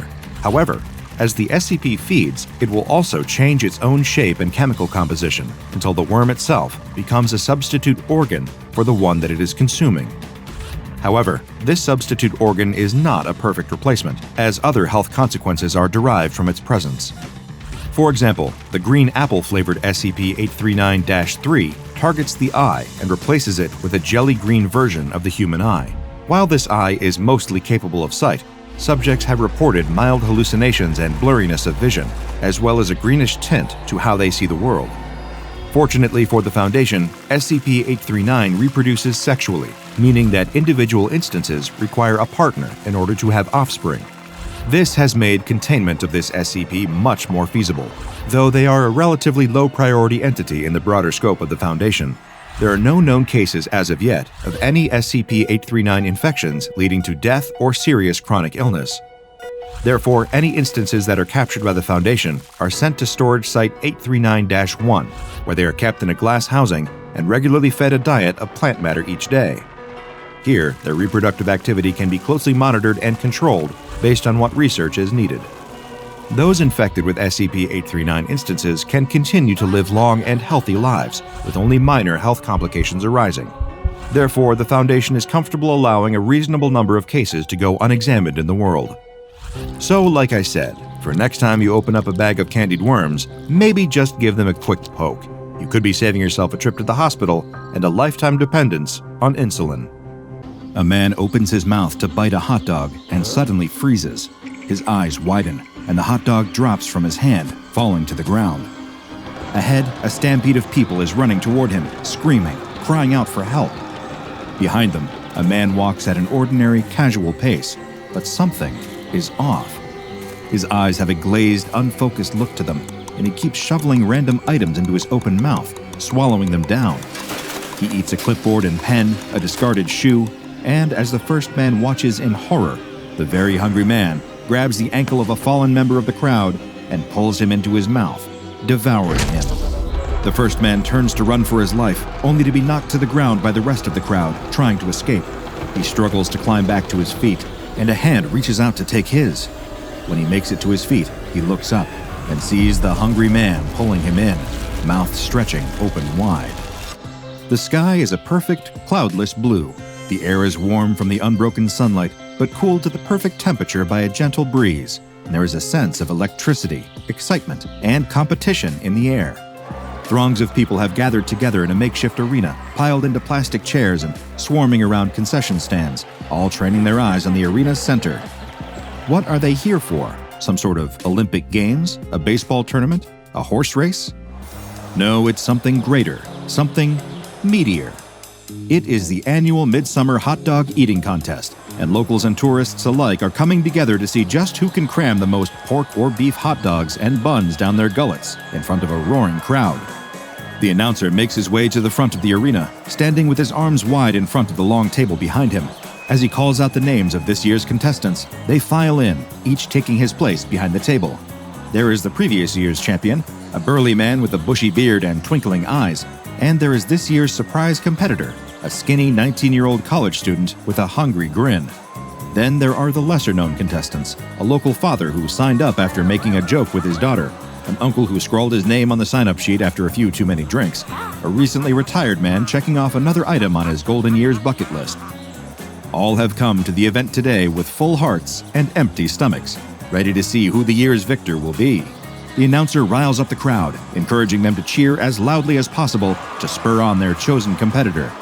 All the while, staff are carrying out trays piled high with hot dogs, more hot dogs than most people see in a year, except for the people who just really, really love hot dogs. Each contestant receives a tray of hot dogs, a bucket of water, and an additional empty bucket, just in case, well, you get the idea. With the supplies and competitors all in place, it is time to begin the countdown. The announcer holds up his favorite air horn and calls out, 3, 2, 1, eat! At the sound of the air horn's blast, the men leap into action, seizing hot dogs from plates and each engaging in their unique competitive eating technique. The previous year's champion employs the method of famous hot dog eating champion Joey Chestnut, dunking his entire hot dog sloppily into his water, then swallowing it as quickly as possible. The new challenger, on the other hand, employs the Solomon method, named for King Solomon.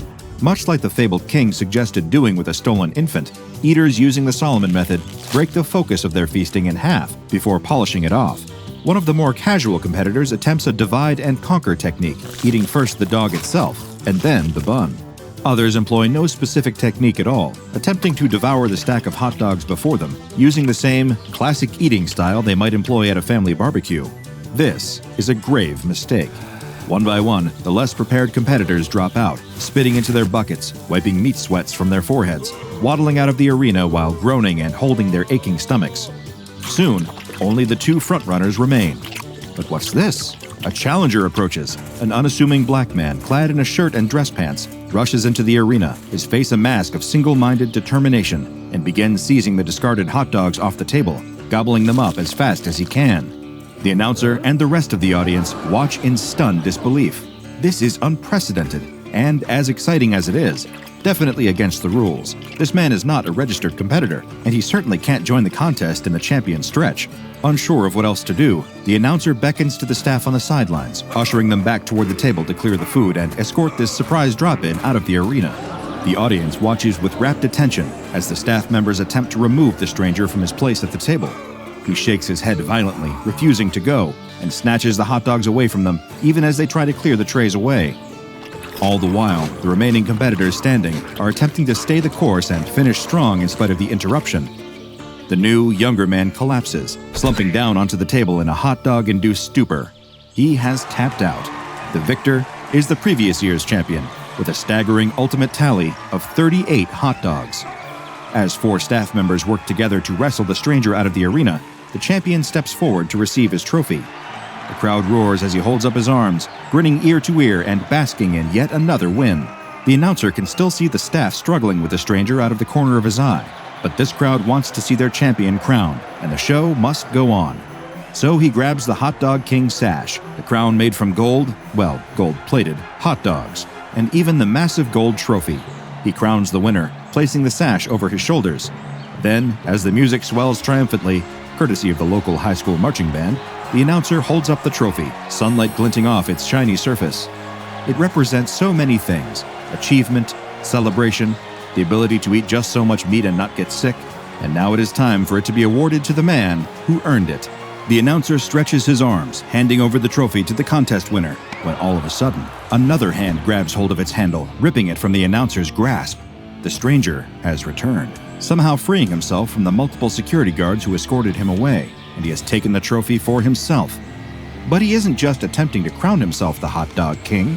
No, this is not a simple coup-de hot dog. He lifts the trophy up over his head, opening his mouth as wide as it will go, and tears the metal in half with a horrible screeching sound, shoving the pieces into his mouth, chewing and swallowing. By the time the announcer and the champion recover from their shock enough to move again, the trophy is completely gone, vanished into the stranger's belly. After a day of seemingly impossible feats of feasting, the sight of this strange man consuming a truly impossible meal of metal is just too much for the already anxious crowd to take. The arena erupts into absolute chaos as people spill out of their seats en masse, fleeing the area. The champion, however, does not turn and run. He feels robbed of his victory. Though it may have occurred in an utterly bizarre fashion, he won't stand for this kind of disrespect. He has trained all year for this moment, only to watch his trophy be eaten right in front of him. He marches right up to the stranger and pokes him in the chest, demanding to know who he thinks he is. What gives him the right to crash the hot dog eating contest, interrupt the proceedings, and upstage his victory by chowing down on the trophy? The man doesn't answer him, so the champion continues to berate him, wagging his finger in his face. The stranger's eyes follow the finger, and slowly he opens his mouth. There is a sudden chomp, and the champion screams, holding his hand to his chest, using his shirt to stem the bleeding. He turns to run with the rest of the crowd, but it's too late. The stranger's hand clamps down on his shoulder, holding him in place with a surprising strength. The only thing he sees before his life is snuffed out is the stranger's wide-open mouth, before everything goes dark with another sickening chomp. All the while, the crowd's terror rises to a fever pitch at the horrible sight. They trample each other as they scramble to vacate the area, shoving strangers and loved ones alike out of the way in a bid to escape this mysterious equal-opportunity omnivore with an appetite for far more than just hot dogs. Some manage to escape, running far enough from the arena that they can stop to catch their breaths and glance back at the ones who were not so lucky. Those who tripped and fell in the madness, who had the wind knocked out of them by an elbow to the gut from one of their neighbors, those with weak ankles or who hadn't tied their shoes carefully enough. All of these poor, unfortunate souls are next on the menu for the stranger. He devours them one by one, rarely even stopping to chew. As one surviving woman watching from a distance pulls out her phone to call 911, She can't escape noticing the parallels to the contest itself, the way the stranger eats with a singular focus on consuming as much as possible. There's no pause to enjoy the meal, but there is no sadism or malice in the act either, just the sheer, undeniable drive to keep eating. The woman's call to the police is one of the strangest moments of her life and utterly baffles the local police department. "Ma'am, please calm down," one officer repeats again and again. "What do you mean there's a man eating people?" "I mean exactly what I said," she shouts. "A man showed up at the hot dog contest and started eating people. Please, you have to do something." "I think this is above our pay grade, miss," another officer chimes in. "You think we should call, the first officer trails off. Who? The woman demands, but the line goes dead before she can ask another question. The police are clearly no help, and she isn't about to stick around and see just how big this stranger's appetite is. She tried to save the others, but now she needs to save herself. She runs all the way home without another glance back. Meanwhile, the local police did make that mysterious call, and an SCP Foundation mobile task force is currently en route to the scene. By the time they arrive, the park is a ghost town, with nothing but the blood-stained grass and abandoned arena to suggest that something horrible ever happened here at all. But these aren't some bumbling local police officers who have no idea what to do with a man-eating anomaly. This team has seen enough bizarre sights to fill a lifetime, and another lifetime after that. They spy a trail of sticky red footprints leading away from the arena. At first, they assume that the substance is blood, but a closer examination reveals that it is, in fact, ketchup. They track the savory footprints away from the scene of the day's unsavory events, following them to a nearby warehouse. Judging from the scattered wooden beams, rustling metal, and boarded-up windows, this place has been abandoned for some time. The perfect place for an anomaly to hide away. If they weren't certain, the sound of someone inside biting through sheets of metal is plenty of indication that this is the right place. With no time to waste, they break down the door of the warehouse, weapons drawn and ready. They follow the sound of the chewing, splitting up to apprehend the subject from all available directions. The shriek of tearing metal echoes through the building, bouncing off the walls and creating a cacophony that is difficult to track. They do their best to follow the sound, but quickly veer off in separate directions in an attempt to cover as much ground as possible. One operative confronts the stranger just as he is reaching for another piece of metal. He watches as the man takes a massive bite out of the steel, a bite that should have shattered his teeth and broken his jaw. Instead, a cartoonish bite mark is taken out of the metal. He approaches the stranger, who, upon locking eyes with him, begins to shake his head, still chewing.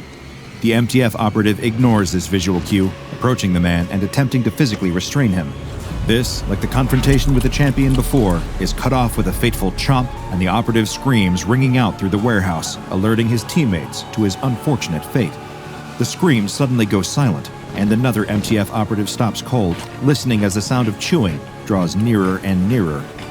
He spins around to face the presence behind him and spots the stranger standing there. The otherwise ordinary man is polishing off the tip of a steel beam, grimacing as he swallows it. The operative lifts his weapon, pointing it at the subject. The operative tells him to stand down and come quietly. The hungry man pleads wide-eyed for the operative to turn and run while he still can. He takes small, reluctant steps toward the operative, muttering that he can't stop.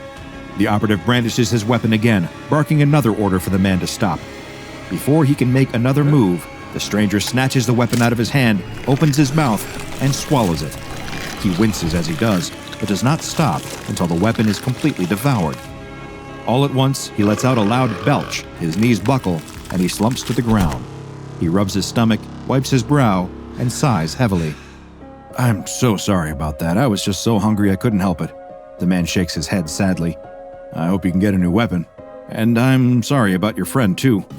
"You said you couldn't help it. Why'd you stop?" The stranger shrugs, sighs again, and simply says, "Well, because I was full." After a bit of convincing, and a test confirming that the subject's strength and bite force has returned to ordinary human levels, the remaining mobile task force agreed to bring him into Foundation custody unharmed, though restrained. They pile into one of the SCP Foundation's trademark unmarked vans and set off toward the nearest Foundation site.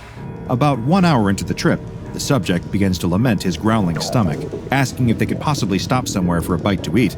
Ordinarily, this is against protocol, but after what happened to their teammate, the task force members aren't taking any chances. They pull into a fast food drive-thru and permit the subject to order whatever he wants. They'll declare it as a business expense later. 5 burgers, 5 fries, 5 tacos, 5 pies, 5 cokes, 10 tater tots, 10 tenders, 5 shakes, 5 pancakes, 5 jalapeno poppers, and 5 baked potatoes later, the task force successfully reached the Foundation site with their newest subject, SCP-913. SCP-913 appears to be an average African-American man around middle age. Though his appearance is completely ordinary, his metabolism is unnaturally fast. He requires the recommended daily caloric intake for an average human being every 2 hours and has an unusually high internal temperature, though the specific number has been redacted from his official file.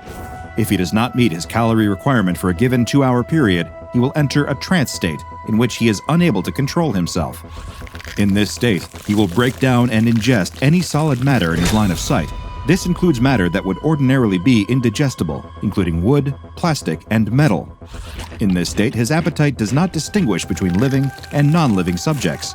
When he is in this hunger-driven state, he is aware of all his actions, but cannot stop himself, even when he eats dense materials that cause him extreme discomfort.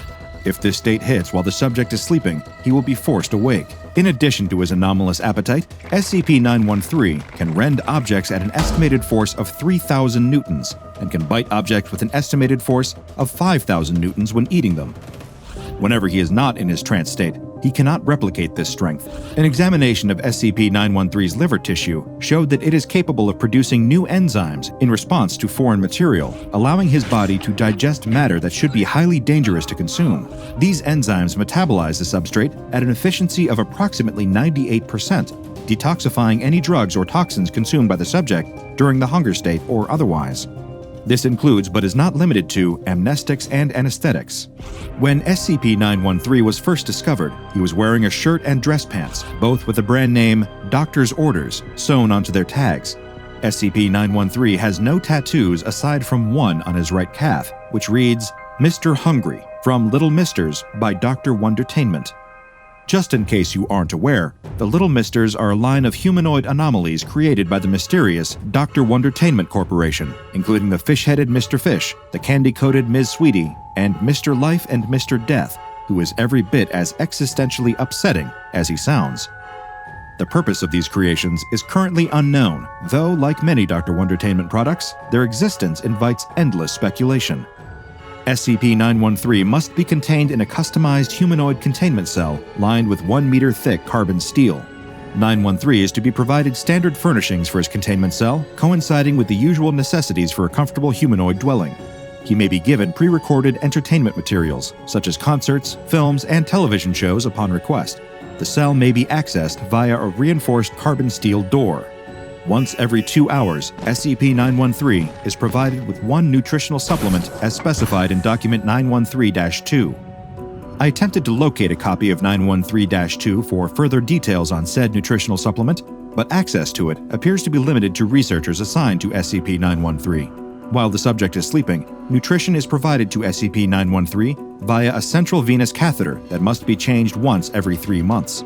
These measures allow SCP-913 to receive the calories that he needs to avoid entering a hunger state, ensuring the safety of everyone on site, as well as his own comfort. Like the rest of the Little Misters, SCP-913 presents a puzzle that may never be solved. I could spend my limited time on this Earth wondering why Dr. Wondertainment would create a being that seems to serve no purpose other than eating as much as possible, lest he unwillingly destroy the environment around him. But I believe that would be a waste of time. Why does Dr. Wondertainment do anything that they do? Why create a woman who can turn men into candy soldiers? Why create an ordinary man with a fish head, a tiny top hat, and a Boston accent? The personal motivations of Dr. Wondertainment, whether they are an individual or a massive conglomerate, are as inscrutable to me as the meaning of life itself, or the reasons why a person would want to eat more than 2 hot dogs in one sitting. A face screams in terrible agony. In the darkness, you can't quite make out the shape of its body, but it doesn't look human. It's large and square, almost boxy. 2 things you should know. This is a fate worse than death. And it isn't the only one. It's a busy but ordinary day in Hangzhou, China. People are rushing to and from work, going to school, going for walks, buying a hot meal and a cup of tea. But for one young police officer, this is a monumental day. He has been assigned the biggest case of his career, and he grips the stack of files with sweaty, trembling hands as he considers the weight of this moment. It isn't just one case, not really. It's actually 6. 6 separate missing person cases that he's beginning to suspect might be connected. Our detective wishes he could take a moment and transport himself away from these harrowing missing person cases and clear his head. But while he's unable to, we can. Thanks to the sponsor of today's video, Raid Shadow Legends, the hit mobile hero collection RPG played by over 80 million players across the world. And they've got some huge news for both new and returning players, the recently added Live Arena. To tell us about it, I've invited a fellow academic to join us today. Professor Death Knight here with a lesson about Live Arena, the new PvP mode where you can fight against other players in real time. Sounds terrifying? Well, so's going to the dentist. You should still do it. Live Arena has a draft feature where you can pick and ban champions to fight for you. Teamwork! When you win matches, you'll get Live Arena crests towards unlocking special area bonuses, or so I hear. I'm too afraid to try any of this out. All right, class. Any questions? Yes, Dr. Bob here.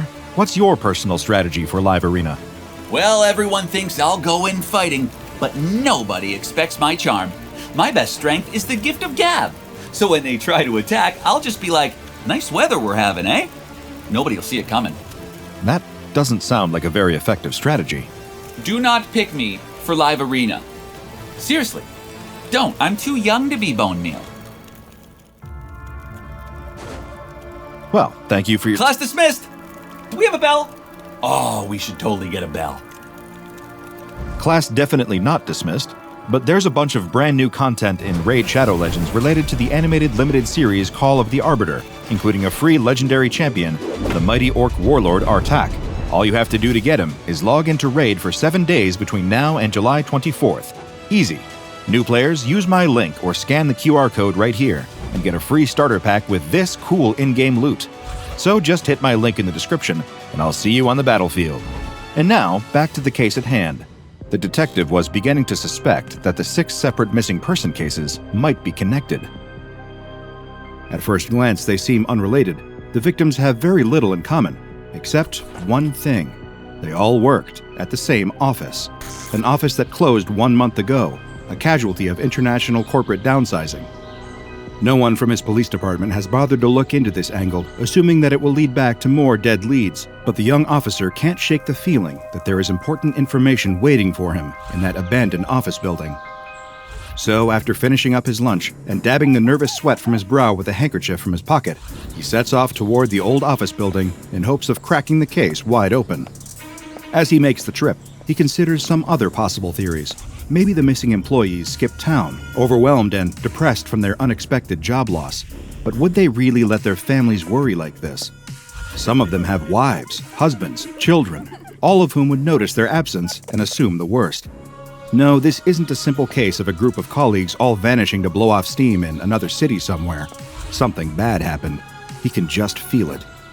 Maybe they uncovered corporate secrets and someone decided to silence them before they could blow the whistle. But then again, what sort of secrets would be worth killing for at a printer company? It feels worthless trying to guess, trying to fill in the gaps in his knowledge with wild speculation. The only way to find out was to examine the building for himself and see if he can find any clues at all that lead him to the whereabouts of the missing 6. When the young officer reaches the building, he finds the door padlocked shut. Luckily, he prepared for this and brought some industrial-strength bolt cutters that snapped the lock into pieces with very little effort. Why lock up the building like this? There can't be anything valuable left inside. To prevent squatters, most likely, he assures himself, brushing off the sense of dread creeping up his spine as he walks inside. As he crosses the threshold of the empty office, the first thing he notices is the smell. It reeks of sulfur and bleach, and a whiff of something electrical that stings the inside of his nostrils with each breath. New possibilities turn over in his mind. Perhaps some sort of deadly workplace accident claimed the lives of the missing when they came back in to collect their belongings and clear out the building. Before he can decide if that theory holds any water, his thoughts are interrupted by a piercing scream coming from a nearby room. The officer isn't alone here. There's someone in the building with him, and they sound like they're in trouble. The officer grabs the taser from his holster and runs toward the sound. He skids to a stop, nearly knocking over a water cooler when he reaches the source of the screaming. There's a man hanging from the wall, screaming over and over again. The officer can barely process what he's seeing. The man is covered in machinery, all whirring and clicking as it works. Next to him, a printer is printing sheet after sheet of paper, and all the while, the man screams. The officer recognizes the man's face from one of the files. This is one of the missing employees. He can't determine what is causing the man such distress, and he tries to ask the man what happened to him. The man just continues to scream, eyes wide open and wild, rolling around in their sockets, unfocused and unseeing. The officer grabs the man, attempting to remove him from the wall, but he won't budge. It's as if his body is wired into the wall itself, and the harder the officer tugs, the more it appears as if the man's flesh will begin to tear away. The officer stops, turning his attention to the machinery. Perhaps if he unplugs it, he'll be able to remove the man more easily. He starts with the printer, and as he reaches for its plug, he gets a closer look at the paper it continues to spit out. It doesn't look like any paper he's ever seen, and unable to help himself, he reaches out to touch it. It's warm, soft, pliable, and nauseatingly familiar. It isn't paper at all. It's skin. In that moment, all of the officer's training falls out of his mind, replaced with blind terror. He runs from the building as fast as he can, all the way back to the police station, where he tearfully informs his captain about what he found. This is no longer a police matter, his captain tells him. They need to escalate this to a specialized organization. The young officer is sent home, placed on psychiatric leave, and the next day, the SCP Foundation investigates the building it will come to refer to as SCP-2535. SCP-2535 is a former two-story Hewlett-Packard branch office building in the Jiaoshan district of Hangzhou, China. The building's anomalous nature is characterized by the presence of a detailed network of electrical and biological components of unknown origins. The walls of the building's entire first story are covered with 63,512 USB 2.0 standard A sockets, placed in a grid pattern made up of 20-centimeter semi-regular intervals. Each of these sockets is connected to wires running through the walls, but these are no ordinary wires. They consist of a woven mixture of copper strands and human optic nerve tissue, all wrapped in a layer of keratin. In spite of the inclusion of organic material in their structure, the wires have not shown any signs of decay or deterioration since the Foundation discovered SCP-2535. This curious, off-putting mix of the technological and the biological persists throughout the location, and only gets stranger as one moves deeper into the building. If one were to follow the path of these wires, going against their better judgment and the scream of their most primal instincts, they would find that the wires lead to a room on the building's second floor. The room is currently inaccessible, but is thought to have once been the server room. Whatever is blocking the door is large enough that it cannot be budged, and non-intrusive imaging has determined that it is some sort of biological mass. The inside of the former server room, like the wires that lead there, emits heat at a consistent temperature of 47.6 degrees Celsius. Foundation personnel who approached the room have reported a persistent smell of sulfur and ozone coming from inside, as well as the loud sound of a running printer. 317 of the USB socket and power outlets in SCP-2535 are connected to HP brand USB 2.0 compatible devices. Of these devices, 20 have displayed anomalous, potentially ectoentropic functions. But what exactly does that mean? Allow me to elaborate. Just remember, you asked for this.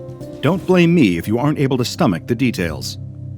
There are 5 former employees of the Hewlett-Packard Hangzhou branch still located inside of SCP-2535. These employees are in an anomalous sort of status, requiring no sleep, food, or water, in spite of their continued, seemingly endless consciousness. Since the building's discovery in April of 2013, they have not changed in any way, or at least not in any visible way.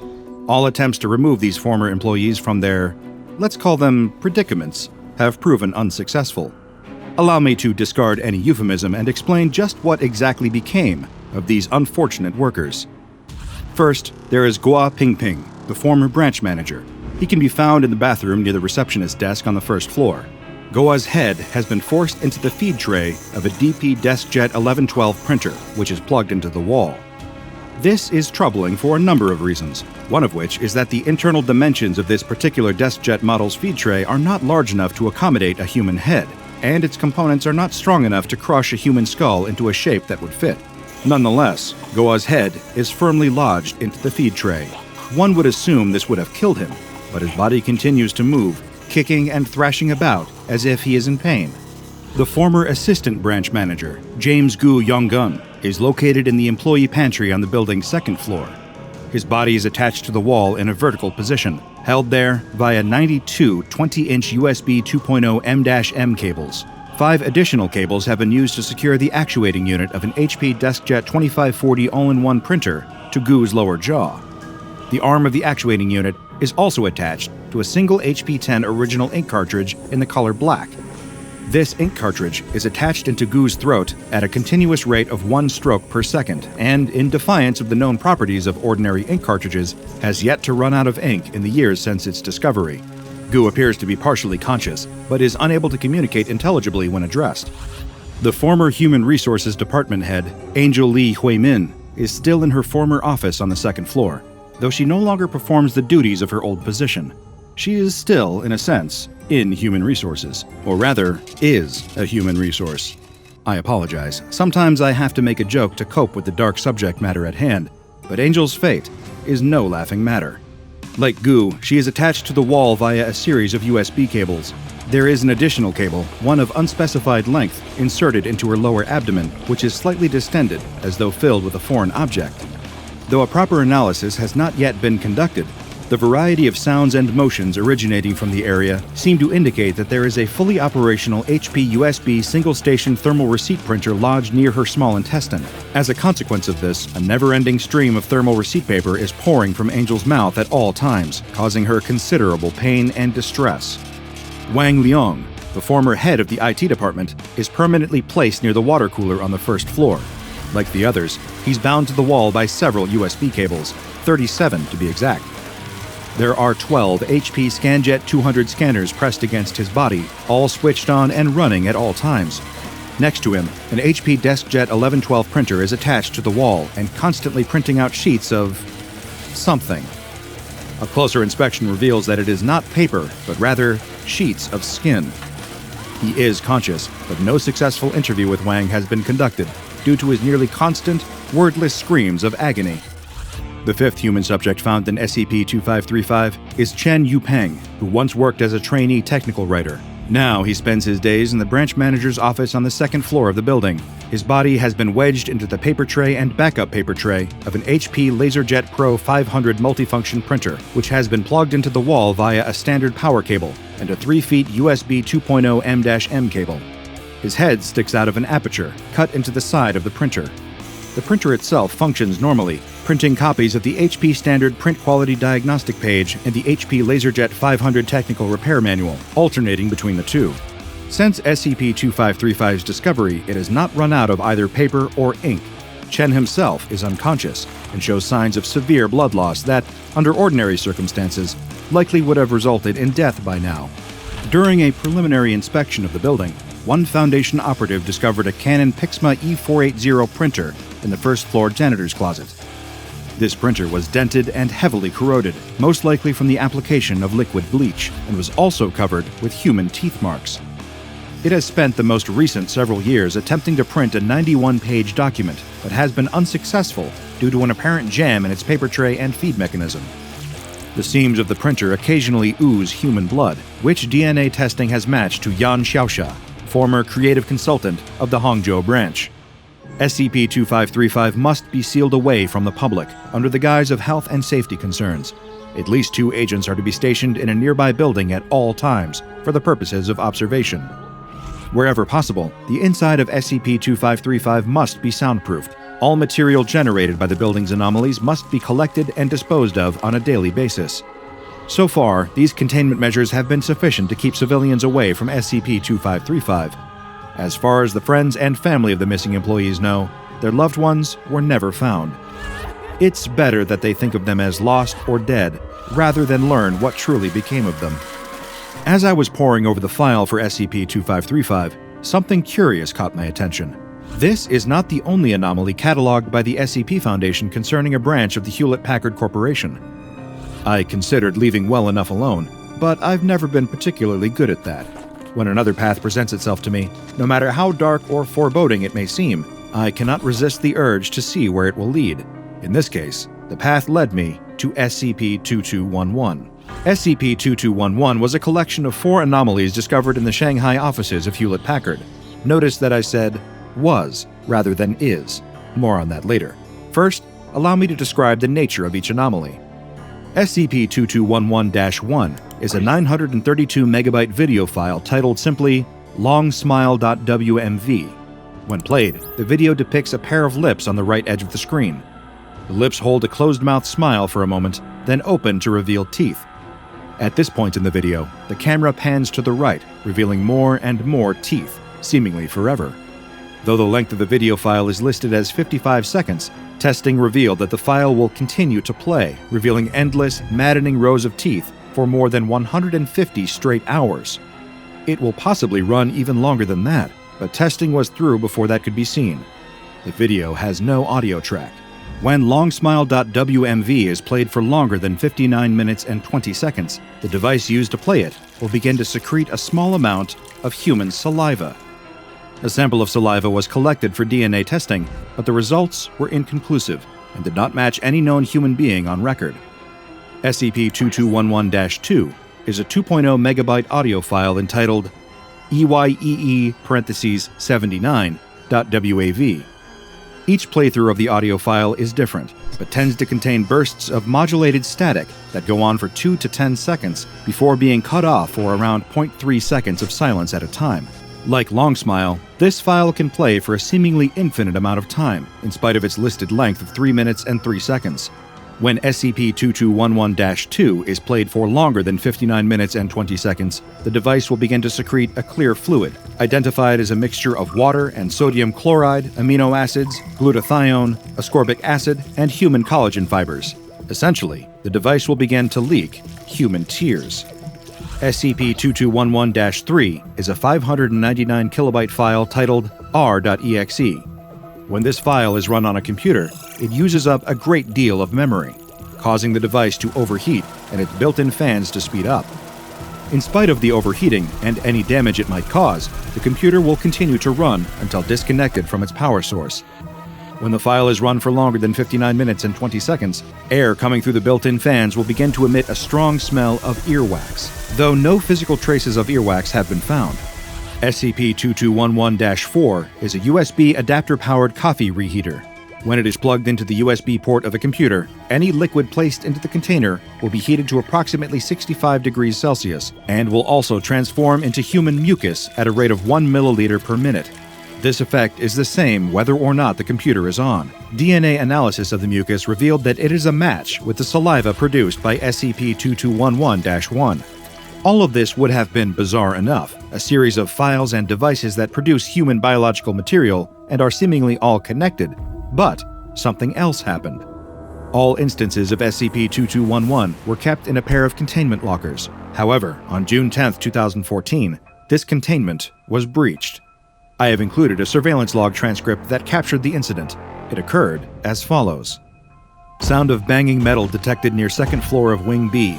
Door of small item containment locker DAD-2838 is heavily deformed outwards and has experienced a heavy impact from its inside.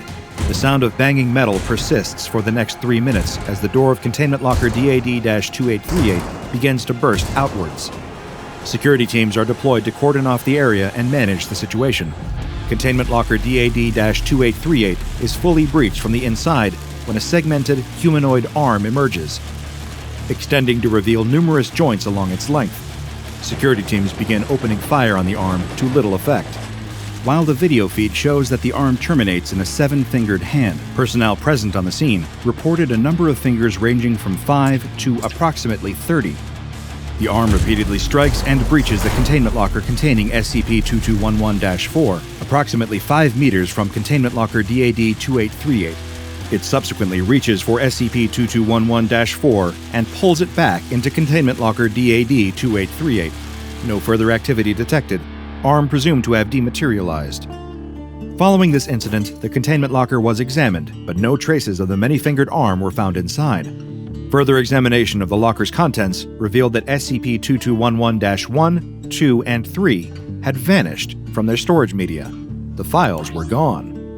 SCP-2211-4, when tested, no longer displayed any anomalous properties. It was just an ordinary coffee heater, though no staff wanted to use it to heat their coffee, no matter how many times it was washed. Head researcher Min declared SCP-2211 uncontained on August 10, 2014. But there was one more unusual finding. The USB drive that once contained SCP-2211-1 was not empty. There was an untitled text file on the drive. When opened, it simply read, "Got my nose," followed by an unusual text emoticon, ::00, end parentheses. As a man of science, one who has devoted my life to exploring the unexplained and seeking answers to questions that most are afraid to even ask, nothing troubles me quite like a mystery left unsolved. But the tales of these Chinese Hewlett-Packard offices are composed almost entirely of disturbing mysteries, of frayed wires and broken printers, of survivors that cannot tell their stories, and messages we will never get to read. What happened after that Hangzhou branch closed? Was it connected to the findings at the Shanghai branch? Did that mysterious arm grab hold of the Hangzhou team, contorting their bodies into unrecognizable shapes and forcing them to meld with the products they once sold? Or was it once an employee too, broken down into spare parts and trapped as files and desktop beverage warmers? I can't be certain. But I do know this. I'm throwing out my printer. I think I'll just write my notes by hand from now on. I won't necessarily suggest you do the same, but do be careful while handling the machinery. Treat it with respect. After all, you never know if that printer was once as human as you or me. The store manager had heard of crazy customers, but this was something else. A mob comes barreling towards the store, visible through the display windows as they charge down the street. They all look crazed, much closer in appearance to rabid animals than human beings, frenzying, foaming at the mouth. A few of them stumble in their haste while rushing for the automatic sliding doors. Some fall to the ground, only for others to clamber over them, leaping like athletes going over hurdles, with all the same speed, but with none of the grace.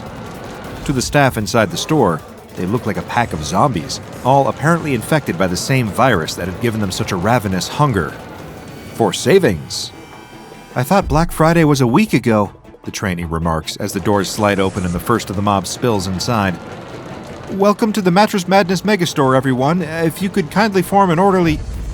Within seconds, the trainee vanishes as a tidal wave of maddened mattress store customers starts to pile into the store. Each and every one of them is deranged. That much is clear, even from a distance.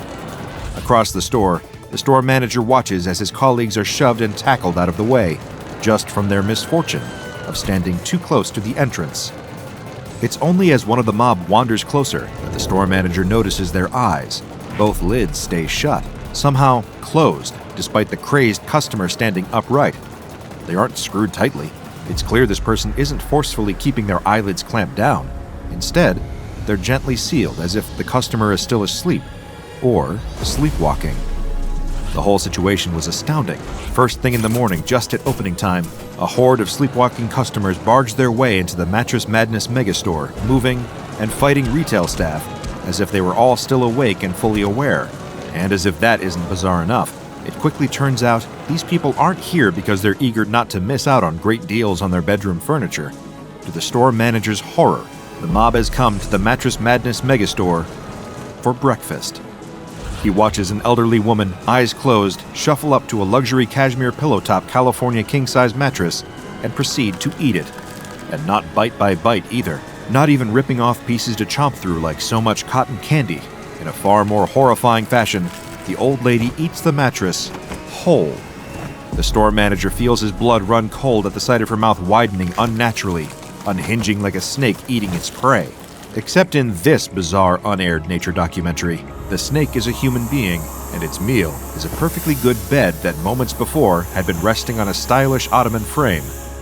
The same exact display of confusing carnage is unfolding all over the Mattress Madness Megastore, people devouring entire Egyptian cotton mattresses.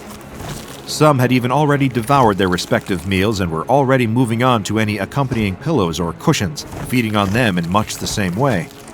The few members of staff bold enough to try and intervene couldn't seem to wake the sleepwalking shoppers up, no matter how hard they gripped each one by the shoulders and shake. Nothing could deter them from devouring divans and munching on memory foam. A sudden, terrifying, and inescapable thought cuts through all the confusion, striking the store manager with an even greater fear. The stockroom. Behind a series of doors, marked with signs reading "Employees Only," are shelves upon shelves of new units. The Mattress Madness Megastore being a much bigger outlet means that there's additional inventory to replace any mattresses on the shop floor that gets sold. And more mattresses mean more food for the mob. The worry that these sleepwalkers might soon develop a taste for human flesh never occurs to the store manager. He hurriedly races around the store, gathering up as many of his surviving staff as he can, and urges them to help him defend the stock in the back room. Some are already abandoning their posts, ripping name tags off their polo shirt uniforms and rushing to leave the store. They aren't willing to die for $7.25 an hour. The Mattress Madness Megastore has insurance. It'll cover the damaged stock once the crazed customers have feasted on feather beds, but the manager urges them to stay. The store's insurance covers stock that is damaged in transit, not mattresses that are eaten by hungry lunatics. A few stay, using the manager's desperation to leverage pay raises and more annual vacation days in exchange for their help during this crisis of cashmere carnivory. With his resistance force gathered, the store manager commands the remaining employees to charge for the door at the back of the store, but some of the nearby mattress eaters overhear in their sleepwalking state. The staff freeze, uncertain whether to bolt for the stockroom and risk being chased by the hungry customers.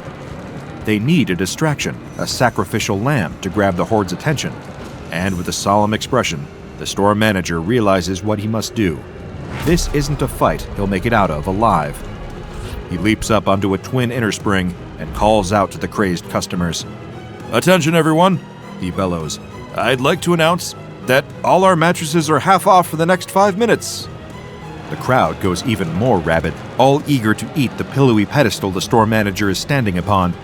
His staff flees in the opposite direction, rushing to barricade themselves inside the storeroom, while their boss meets a grisly demise, and the crazed customers devour every remaining mattress in sight. But what on earth could have possibly caused such a scene to unfold? What was the inciting incident for this unprecedented act of mass matricide, the Divan destruction, and combination carnage? All it took was one seemingly innocuous image, an unassuming online post, to stir over 7,000 people into a featherbed feeding frenzy. It's December the 3rd, 2020, almost an entire day before the deranged events that would soon unfold at the Mattress Madness Megastore. And just like he does most days after college, the student is trawling various internet forums in search of things to laugh at. He's procrastinating, and through inaction, allowing himself to be buried under a veritable avalanche of assignments, all with rapidly approaching dates that they're due in by. But he doesn't care. He can always do them tomorrow. As far as he's concerned, there's plenty of time for him to waste doing, well, very little. But no matter where he looks, nothing brings with it even the smallest hit of dopamine. It's been hours since he stopped checking the clock at the bottom right-hand corner of his computer screen, instead wearing out the muscles of his finger as it spins the scrolling wheel of his mouse. His social media feed is all the same, more doom and gloom, and despite his searching, he can't find anything funny to alleviate his ongoing existential nightmare for so much as a second. If anything, seeing every anxiety-inducing post about the state of the world, or dour headlines of reposted news articles, only makes everything worse. That is, until the fateful link appears in his inbox. It's from one of his friends at college, living in the dorm across campus. The pair of them constantly swapped links and exchanged memes over direct messages, sometimes while sitting in the middle of important lectures. So the student quickly opens up the latest message from his friend, pleased to have something to relieve the monotony instilled by the prior several hours' worth of mindless scrolling. Sure enough, his friend's message sits waiting to be read in his inbox. It's just a single blue hyperlink with no additional context offered, nothing to indicate what the link is or what website it leads to, or even why the student's friend bothered to send it. They're long past the need to provide context for the memes they send each other. The link redirects to a familiar corner of the internet to the student, the deep-fried meme subreddit. Just seeing that written in the hyperlink is enough to spur an enthusiastic click. It's like going home, back to somewhere warm and welcoming, where everybody knows your name, and they're always glad you came, and where the student knows he's bound to find something to entertain himself.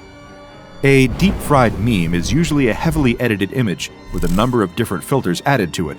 Its contrast is boosted, the picture is oversaturated and distorted, all to the point wherein the colors are unnatural, and the image appears as a grainy, washed-out mess of pixels. And they're one of the student's favorite subgenre of funny posts. Opening up the link sent by his friend, he finds one such deep-fried meme staring back at him. It depicts a man, long-haired and wearing dark clothes, presumably a fan of heavy metal music. In front of the metalhead is a table with a chessboard placed neatly atop it. The pieces on the board are distributed in such a way that places the metalhead in checkmate, and his opponent? Directly opposite him at the table is a glass bowl filled with water and a goldfish aimlessly swimming around. And to top off this Louvre-worthy masterpiece is text, seemingly cut and paste from various different places, judging by the alternating fonts and styles.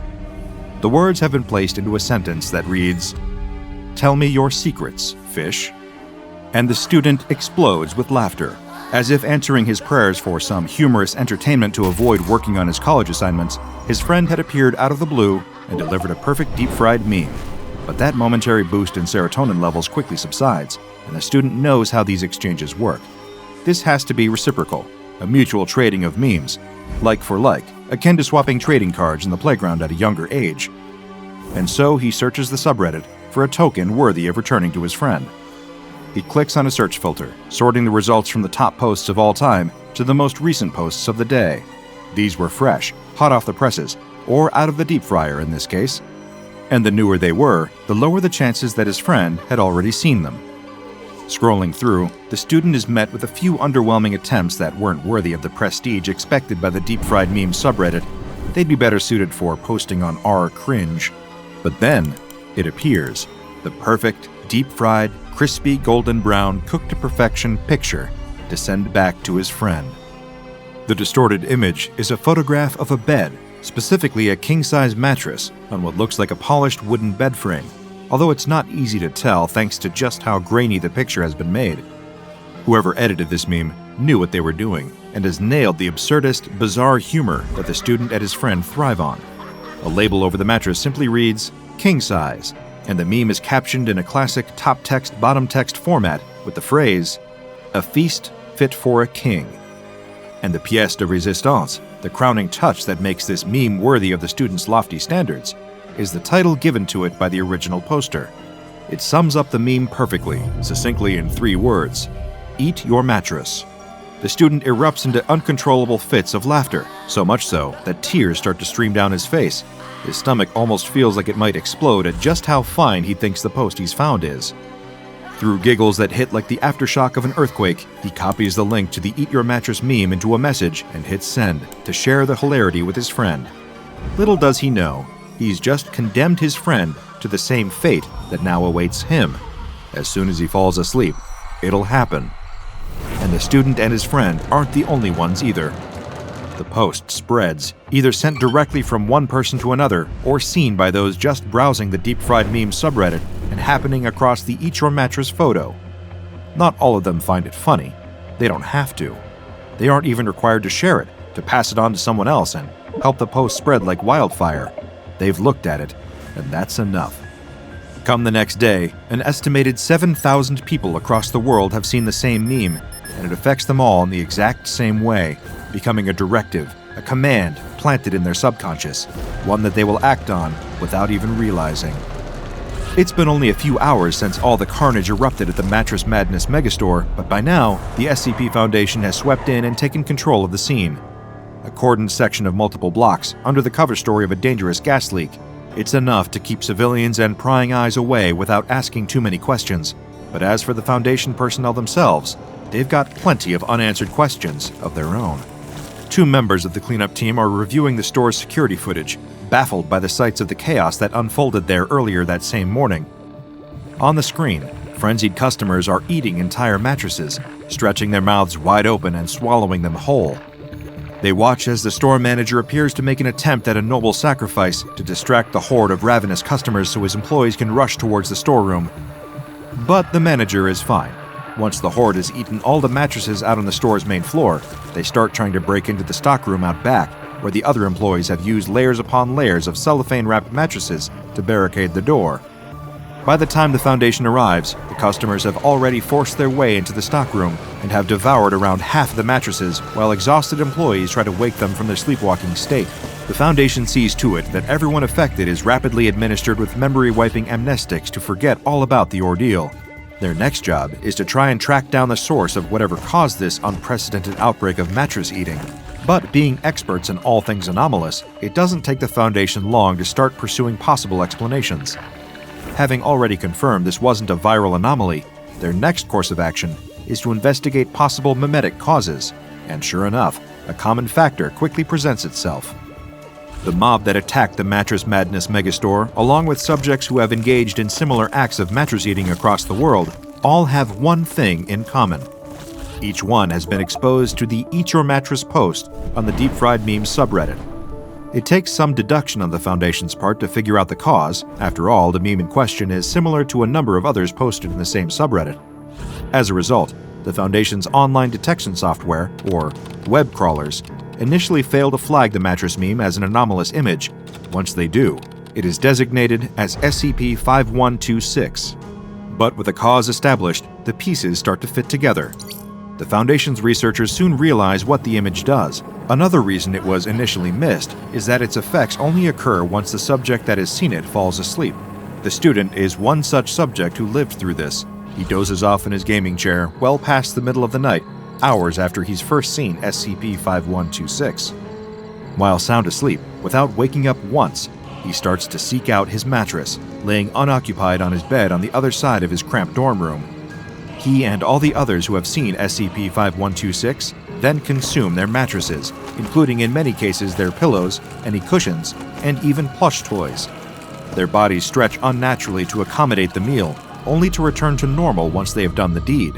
Having returned to normal, the student and the others like him remain unaware they've just eaten a mattress. But the Foundation is left puzzled. There's still one question that hasn't been answered. Their examination of the several hundred customers at the Mattress Madness megastore revealed that the consumed mattresses aren't digested like food ordinarily is. They vanish without a trace.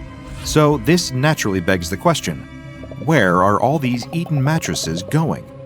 Well, the Foundation quickly comes up with an experiment to find out. They place tracking devices inside of the cell of a member of D-Class personnel and expose him to SCP-5126. Sure enough, the meme takes effect, and once asleep, he eats his mattress. The experiment is going exactly as the Foundation planned. Now they can follow the signal from the tracking devices to pinpoint the destination that all the consumed mattresses are disappearing to. And after several sweeps of the Earth's surface, their satellites discover a ping coming from a remote location in the state of Montana. MTF Sigma-16 suit up, ready to head out to the location. This mobile task force operates under the codename Slumber Party, and it's up to them to investigate. They come across a large structure. It looks a lot like a medieval castle, but it has been built out of mattresses and large cushions. It's the ultimate pillow fort. It even has pillars and all the fortifications you'd expect from a real historical castle, all made out of even more pillows. The Slumber Party team enters the fort and quickly discovers that the structure is able to anomalously reconstruct itself. Sigma-3 kicks over a stack of pillows and plush toys arranged to resemble a statue and watches as it reforms after collapsing. The team ventures deeper into the pillow fort and is quickly met with humanoid entities that are also made out of pillows. An entity swipes a pillow arm at Sigma-1, but she ducks out of the path of the attack. Drawing her firearm, she fires, causing a plume of feathers to spray out of the pillow person. The entity is unfazed, and several additional shots do nothing. Even a taser is ineffective. The pillow entities are exhibiting extreme resistance to damage, but Sigma-2 has an idea. She grabs a pillow from one of the walls and uses it to bash the entity attacking her teammate Sigma-1. The pillow person collapses into a pile on the floor, inanimate, and just like that, the mobile task force has a way to fight back. They all grab pillows and make quick work of their attackers before they move on to explore the rest of the castle. Then they encounter the king. There is a man sitting atop a large stack of cushions, wearing a nightcap and pajamas, eating feathers from an expensive brand of pillow. Scattered around him are empty pillowcases. Trying to ignore the smell, the Slumber Party team attempts to interrogate him. He claims to be the king of cushion, obsessed with pillows since a young age. Their smell, taste, and texture inspire him to create a kingdom of plush, his masterpiece of mattresses. It doesn't take very long for the Foundation operatives to realize that this man is insane. They question him about how SCP-5126, the Eat Your Mattress meme, works. How is it able to make people consume entire mattresses and send them to the king's cushiony castle? And why? Well, the king explains that buying mattresses is expensive, so in order to build his castle, he's outsourced the gathering of building materials. As he sees it, he is offering people affected by the meme a delicious meal in exchange for their beds, spreading the world of pillows so he can gather resources for his kingdom.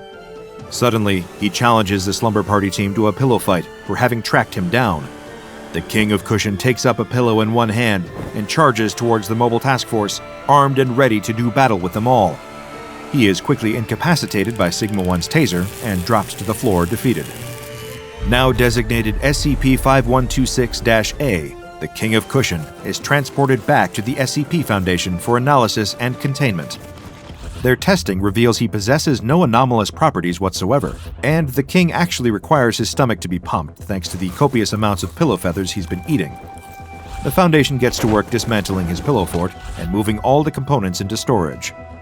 And as for the Eat Your Mattress meme itself, the Foundation's web crawlers are keeping an eye out for any other posts of the anomalous image.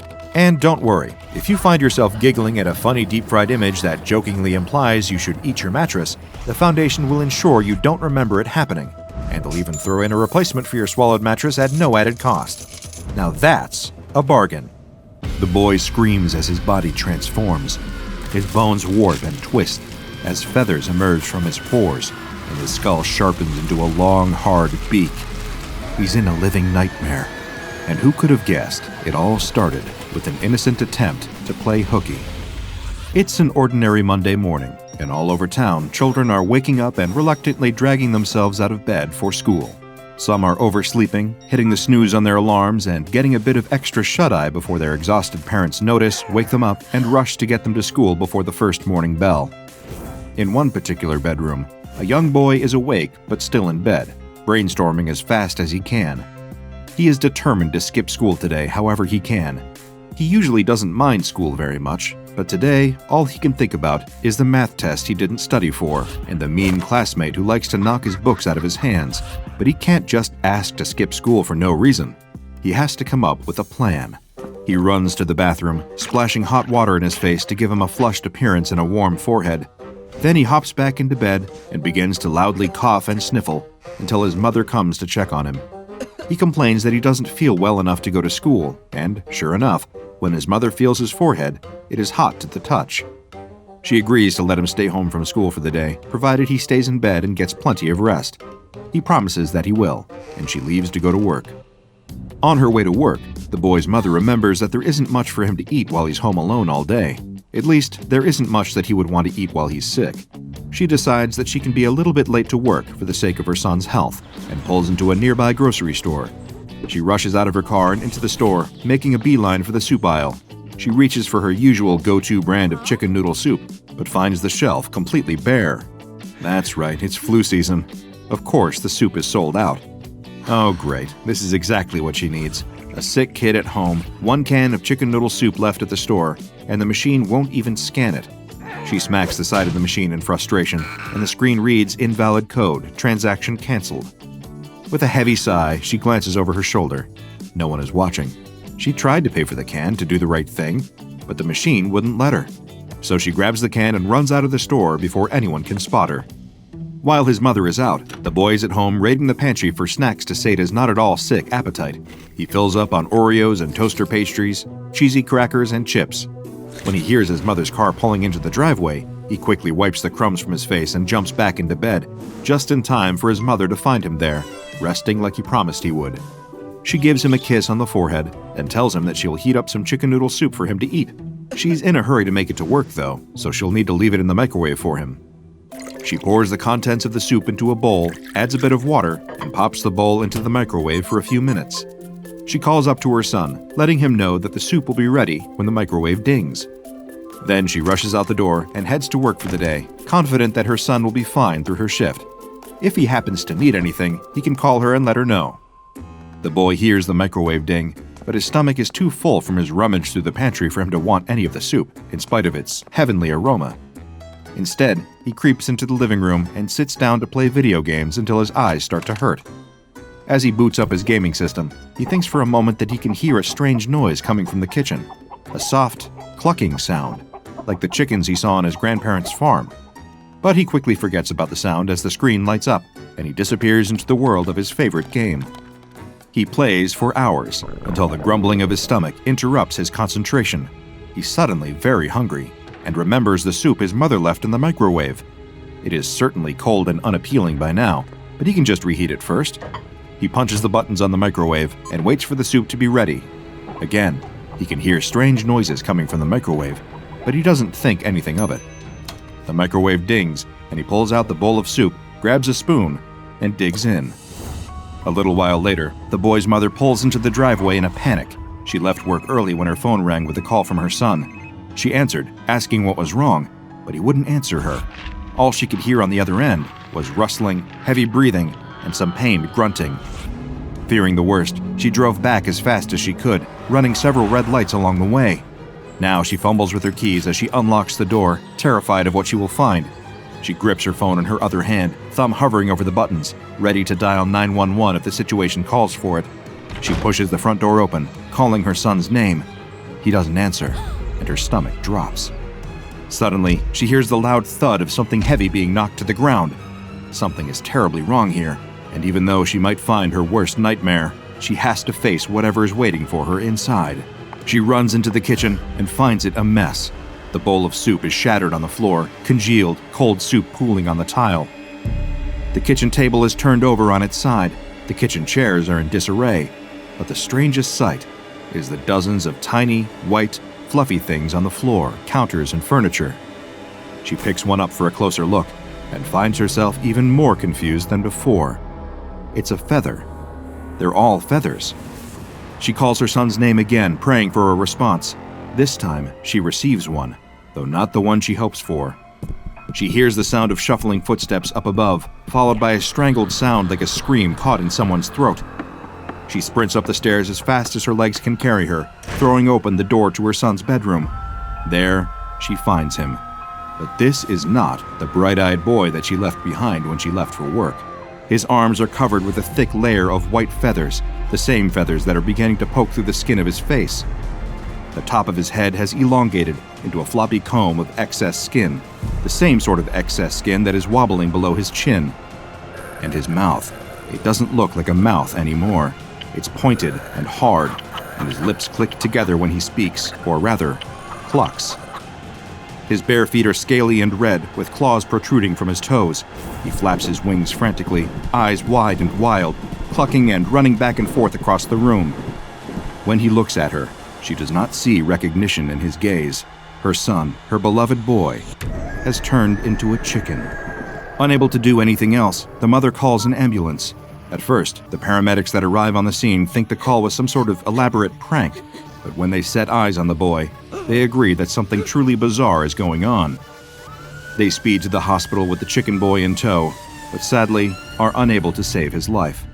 The mother turns over the can of the mysterious soup to the authorities, who launch a formal investigation. Unfortunately, they are unable to trace the can to any store, nor are they able to verify the existence of the company name on its label. Employees of the grocery store where she found the can insist that they have never seen it in their lives. Several weeks after this incident occurred, the SCP Foundation conducted a raid on a New York office of Marshall, Carter, and Dark. For those of you unfamiliar with the organization, and that is most of the general population by design, Marshall, Carter, and Dark Ltd. is an extremely powerful multinational corporation founded by 3 individuals with those surnames, specializing in the acquisition and sale of anomalous items, entities, and experiences. To put it simply, they run the largest anomalous black market in the world and are the crime bosses of the paranormal world. During this particular raid, SCP Foundation operatives recovered 17 different unusual items. Among the items discovered was a shipping crate recently delivered by the Federal Postal Service from an invalid return address. This crate contained 103 cans of SCP-2057, as well as a copy of a letter written to one of the company's associates. So far, the letter has not been traced to an address. It reads, "Dear Cyrus, Maria has told me of the unfortunate circumstances that have befallen your children. I'd hope to hear about the improvement of their condition soon. As their godfather, I am extremely distressed to hear this. Having experienced a child suffering from the measles myself, I know how terrifying it can be when it seems as if they are getting worse. Recently, we received a shipment of something that I hope can help your family. There is a crate in the storage area marked with Wondertainment, discontinued item. It will not be there long, as it goes to auction next week. I will leave a key under the photo of your family on your desk. Follow the instructions exactly. Do not, under any circumstances, do anything different than what is directed on the can. Destroy this message as soon as possible. I do not want any of this to come back on us. Be careful, my friend. Williams. SCP-2057 consists of 92 318-milliliter cans of condensed chicken noodle soup. Each can is covered with a brightly colored label depicting images of noodles, a cartoon chicken, and dancing vegetables. In addition to this inviting imagery, each label is emblazoned with the text, Dr. Wondertainment's Ultralicious Chicken Noodle Soup for Kids. Each can has a pull-top lid for easy opening and is printed with a set of nutrition facts, ingredients, and instructions for heating. The nutrition facts are as follows: calories, 95, fat, 3.17 grams, carbohydrates, 2.2 grams, protein, 13.48 grams, vitamin W, 2 grams, and Mother's Love, 10 grams. The SCP Foundation attempted to analyze the contents of the soup in order to compare it to the posted nutrition facts. The calories, fat, carbohydrates, and protein were found to be accurately reported.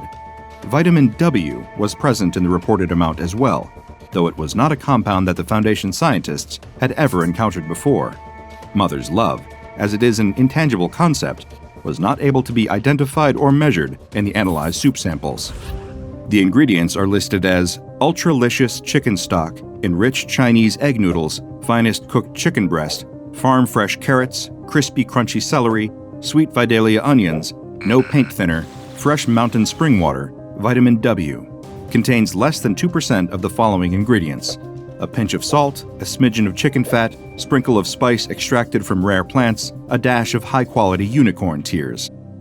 The instructions for heating read, "Hey kids, feeling sick, icky, or downright yucky? Just pop open a can of Dr. Wondertainment's Ultralicious Chicken Noodle Soup for Kids. Place contents of the can in a medium-sized soup pot. Add a can of water, stir, and heat. Watch as the fun begins. Eat hearty, and you'll feel better and ready to play with Dr. Wondertainment toys in no time." All of this is relatively straightforward, give or take a few unusual ingredients. Someone taking only a quick look might mistake a can of this soup for any other chicken noodle soup. However, it does have something that most ordinary canned soup does not: a warning label. Dr. Wondertainment's Ultralicious Chicken Noodle Soup for Kids is intended to be eaten while it is hot to make you feel better in no time at all. Do not consume after it has become cold. Do not reheat. By purchasing from Dr. Wondertainment, you agree to not hold Dr. Wondertainment or any of Dr. Wondertainment's affiliates accountable for injuries or damages incurred by your product. Thank you for purchasing from Dr. Wondertainment. So what exactly is in a can of Dr. Wondertainment's Ultralicious Chicken Noodle Soup for Kids? Well, when the SCP Foundation first opened a can to take a look, they found that it was filled with condensed chicken broth and a mass of egg noodles shaped like an egg. When water was added and the contents of the can were heated to a temperature of 70 degrees Celsius, the noodle-based egg hatched. Inside was a small domesticated chicken made up of egg noodles, carrot, celery, onion, and cooked chicken breast. For simplicity's sake, this chicken noodle soup chicken is referred to as SCP-2057-1. As the Foundation researchers continue to heat the broth to a higher temperature, SCP-2057-1 began to move around, make audible chirping sounds, and eat the broth. As it ate, it grew larger and larger until it reached a mass of 85 grams and resembled a miniature adult chicken. At a temperature between 35 and 70 degrees Celsius, SCP-2057-1 behaved much like an ordinary chicken. It continued to behave normally even as it was consumed or cut apart, apparently feeling no pain or awareness of its situation. Dissection of SCP-2057-1 revealed that its insides were made up of soup ingredients, including celery and onion bones, cooked chicken breast muscles, carrot beak and legs, and chicken broth blood. When SCP-2057-1's temperature dropped below 35 degrees Celsius, it stopped moving and collapsed into the soup. At a temperature below 20 degrees Celsius, it became congealed and unappetizing. With these observations completed, The Foundation then attempted to measure the effects of this unusual chicken soup on a person that ingested it. When test subjects were fed samples of the soup at a temperature between 35 and 70 degrees Celsius, they had a very positive experience. The soup's taste was described as excellent, delicious, and homey. Though the meal caused a bit of psychological distress due to the soup chicken's realistic appearance and behavior, it improved every test subject's physical well-being. This eventually applied to test subjects with a case of influenza, measles, or the common cold. Following consumption of SCP-2057, each subject with a diagnosed illness of this kind reported immediate relief from their symptoms, including fever, aches and pains, cough, and congestion. With this positive, if a bit disturbing, effect documented, the Foundation next set out to determine what would happen if they let the soup get cold before it was eaten. Test subjects served this version of the soup had a far worse experience, describing the taste of their meal as bland, disgusting, and repulsive. 67% of the test subjects experienced cramps, chills, and diarrhea following their consumption of the soup, and 62% found themselves making involuntary clucking noises, as well as experiencing a strong aversion to poultry products. Again, several test subjects were deliberately selected based on their cases of influenza, measles, and the common cold. These test subjects immediately began to develop troubling symptoms, including the growth of pin feathers on their forearms, loosened excess skin on their heads and under their chins, a change in their ability to walk normally, and distressing hallucinations of being hung upside down by the ankles. Following these 2 rounds of testing, the research team decided to see why exactly the warning label advised against reheating the soup.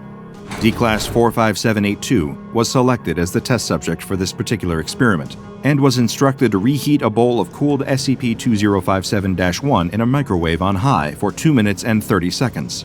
Then, he was to consume the reheated soup and report his experience to a camera placed in the room with him. As instructed, D-45782 microwaved the bowl of soup. As it heated in the microwave, it emitted unintelligible vocalizations in a deep voice. After removing the bowl from the microwave, D-45782 noted that it was gelatinous-looking, with blackened burnt bits around the edges. He took 3 bites of the disgusting, hot and cold at the same time mixture before spitting it out onto the floor and refusing to eat another bite. 15 minutes after tasting the reheated soup, D-45872 began to exhibit significant distress, clucking angrily into the camera. 5 minutes later, D-45872 became more difficult to understand, clucks and other chicken-like vocalizations making up most of his attempted speech. He began scratching vigorously at his arms to the point of drawing blood. Loose skin could be seen gathering on the top of his head and under his neck. 6 minutes later, D-45872 had lost the ability to speak. Large white pin feathers had sprouted from his arms, covering the skin, and smaller white feathers were beginning to sprout from his face. After 16 more minutes passed, D-45872 began attacking other objects in the room, attempting to destroy the microwave, knocking the bowl of soup to the floor, and flipping over a table and chair. He had grown feathers over 67% of his skin, and his face had begun to change drastically. His nasal area was elongated and hardened, joining with his lower jaw in an appendage resembling a bird's beak. His upper lip had disappeared into his nasal cavity. Only 5 minutes later, D-45872 suddenly stopped moving and collapsed to the floor, dead. Following D-45872's death, an autopsy was performed. These were the findings. Autopsy revealed D-45782's cause of death was due to extreme and sudden physical change of internal organs, resulting in shock and cardiac arrest. 93% of the subject's skin was covered in feathers. Physical changes in the face resulted in a beak-like alteration of the nose and mouth. Loose skin under the neck and on the top of the head resemble a wattle and comb. Subject's lower legs were found to be covered in thick, scaly skin, with the toes of the subject's feet ending in small, rounded claws.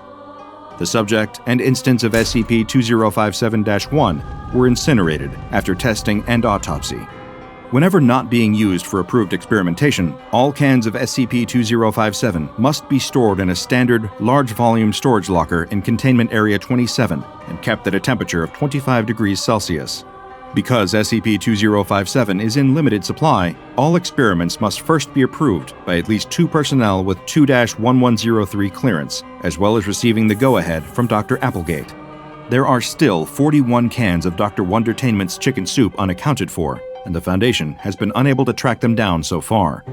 who knows where they ended up. Maybe at another office of Marshall Carter and Dark. Or maybe, just maybe, one made its way onto the shelves at your local grocery store. Best to be careful out there. When you're feeling sick, hungry, or in need of a little pick-me-up, there's nothing quite like a steaming hot bowl of chicken noodle soup.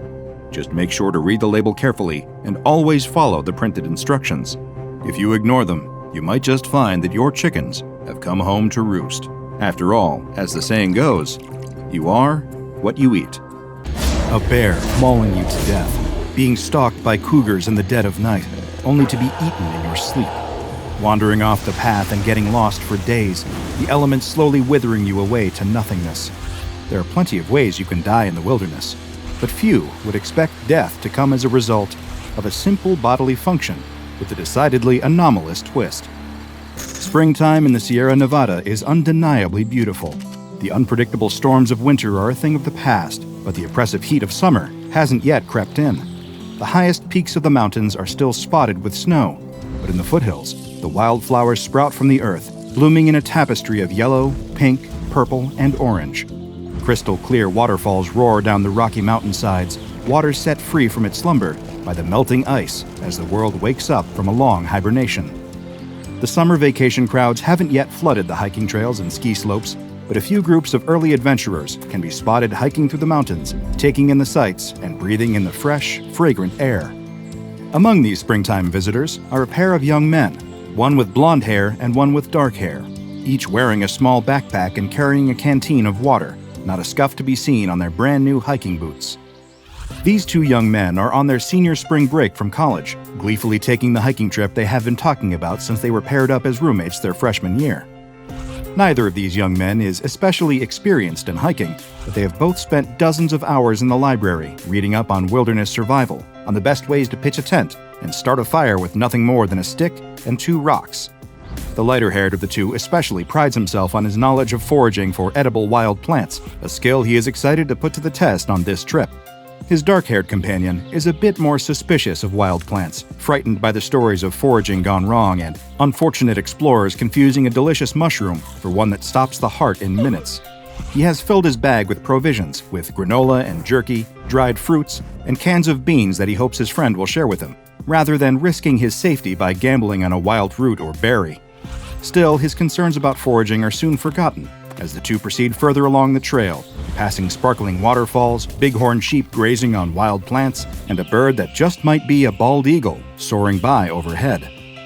The two are lost in the majesty of nature, so lost, in fact, that they forget to eat until the sun is dipping over the horizon and the world is growing dark around them. Out here in the mountains, with no light pollution to speak of, dark is dark. Even with the help of the lanterns they brought, the two men can scarcely see well enough to put up their tents and build a small fire. Still, they remember all of their reading and manage to set up a modest camp for the night. The dark-haired man pulls a bag of beans from his backpack and begins to heat them over the flame. He offers some to his companion, but he refuses. The blonde man has found a shrub that he recognizes, weighed down with ripe fruit. This shrub, he explains to his friend, is a species of manzanita, an evergreen shrub that produces berries similar in flavor to little apples. The dark-haired man is dubious. Aren't manzanita berries typically red in color? These appear to be a shade of brown. Wait. The young man reaches out and stops his friend just before he can pop the berries into his mouth. At least let me look them up on my phone. That won't work out here, his friend tells him. The government blocks access to the web out here. They don't want you on the internet. It's a big conspiracy. Everyone knows about it. Page unavailable. His friend is right. But wait. He has the ultimate tool to defeat this intrusion on his lunch lookup liberties because he has Surfshark VPN. Surfshark, the sponsor of today's video. The virtual private network that keeps your online identity safe by encrypting all of the information sent between your device and the internet. With the simple press of a button, he's able to change his location to somewhere well outside the Sierra Nevadas and access the blocked content, thanks to over 3,200 servers Surfshark has around the world in 100 countries that allow you to bypass censorship and geo-restrictions no matter where you are. And you don't need to worry about who might be watching you, since Surfshark masks your IP address to make sure that your city, country, and download history aren't linked back to your identity. It's the absolute best way to stay safe online and keep your personal information secure from whoever might want to use it for their nefarious deeds. So why not try it out for yourself? Surfshark offers a 30-day money-back guarantee, so there's no risk. DrBob viewers who use my code DrBob get an extra 3 months free. So use the link in the description and check it out for yourself. You'll be glad you did. The wannabe forager insists that he has correctly identified the plant and that these berries will be his dinner. The dark-haired man shrugs and treats himself to a meal of beans and dried apples, while his friend munches on handfuls of the brown berries. He has no complaints about the taste and does not immediately drop dead upon eating them, so perhaps he was right, and these are manzanitas after all. As soon as the thought crosses the dark-haired man's mind, he sees his friend double over, clutching at his stomach in discomfort. Afraid for his friend's safety, he rushes to his side, only to be met with a long, loud fart. The two share a laugh, the tension broken by the sudden, smelly outburst, but the humor soon fades as the blonde man farts again, and again, and again. All through the night, he continues to emit loud, excruciatingly smelly farts. The smell permeates the campsite, seeping into the dark-haired man's tent no matter how he tries to cover his nose with his sleeping bag. He doesn't get a wink of sleep, spending the night wide awake, staring at the ceiling of his tent, and silently wishing for the relentless stream of gas to stop. But it doesn't. It just carries on until the dark-haired man can scarcely remember a time when he wasn't listening to the maddening sound. Again and again and again, the endless farts. He clenches his fists until the knuckles turn white, clenches his jaw, and grinds his teeth. It's enough to drive a man insane. The next morning, it is still happening. The blonde man expresses embarrassment, but does not apologize for ignoring his friend's warnings about the berries. He tries to laugh it off, but the dark-haired man does not join him in his laughter. If he had only listened, they wouldn't be in this situation. They wouldn't be about to continue their hike with this rancid, gaseous albatross around their necks. As they pack up camp, the dark-haired man glances down at the tent pole in his hand. One good swing, and he could put a stop to the madness. No, that's ridiculous. He shakes his head, clearing the impulse from his mind. The gastrointestinal distress will pass soon, and they will be able to continue the trip like they planned. But it doesn't pass. Nothing passes, but the gas itself. The blonde man asks if they can stop for water before they've even been hiking for an hour. He isn't feeling very well, he explains. He woke up dizzy and nauseated, disoriented from lying there all night, breathing in the fumes. The dark-haired man wants to say something, to retort that he too was suffering all night. But he doesn't. He just lets his friend stop to drink some water, and they proceed with the hike. Gone is the magic of the previous day, the time before the cursed berries. The men can no longer smell the wildflowers, the crisp mountain air. There are no wild animals to be found, not a single ground squirrel or little bird. Up ahead on the trail, the dark-haired man catches the barest glimpse of a tail vanishing into the brush as a mountain lion runs the other way. Is it fleeing from them? From the stench? He wouldn't blame the beast if it was. They have 5 more days of this planned, and he can feel his resolve beginning to fade. Maybe he can turn back, ask to cut the trip short now, but why should he have to suffer just because his friend made a mistake identifying a wild berry? It isn't fair. If he could just get a moment to think without the incessant farting, if he could just have 1 second of peace, maybe he could come up with a solution. But no respite comes. If anything, it only seems to get worse. The smell burns his nostrils, the sound rings in his ears. The blonde man tries to speak over it, to clear the air with pleasant conversation, but the dark-haired man brushes him off with grunts and shrugs. His eyes sting and water, he chokes on the stench. He knows in his heart that he can't take much more of this. When the men make camp for the night again, the dark-haired man's thoughts turn dark. He could just leave in the dead of night while his friend is sleeping, rush off into the wilderness and abandon his companion there, freeing himself from the farts. He tries to justify it to himself. They both have the survival skills to make it. He'll be fine. His thoughts of leaving his friend alone in the woods are interrupted by the sound of chewing. Is there any animal nearby? No, surely no animal would approach, given the smell. He takes a look in the blonde man's tent and finds his friend eating another handful of those same brown berries. The dark-haired man flies into a rage, unable to contain his fury.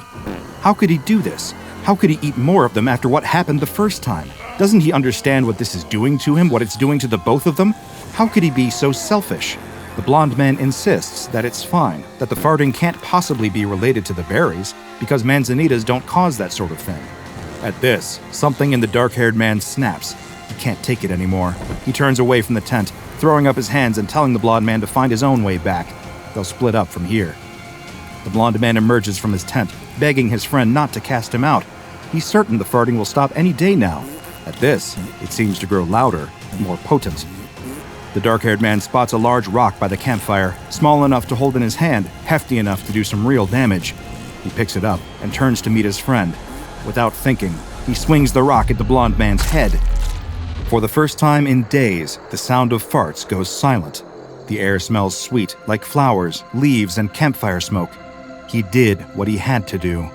The dark-haired man lets out a sigh of relief, the rock falling from his hand. He glances at the rock on the ground, at the blood dripping down its surface, and realizes the full weight of what he has just done. He packs up the campsite as quickly as he can, douses the fire, and dumps the body over the edge of a nearby cliff. Over the next few days, he hikes back the way he and his friend came, noticing, in spite of his gnawing guilt, that the walk really is so much better without those damned farts. On the way, he passes that bush, that horrible bush, weighed down by the fruit that destroyed his spring break trip, that destroyed his friend's life.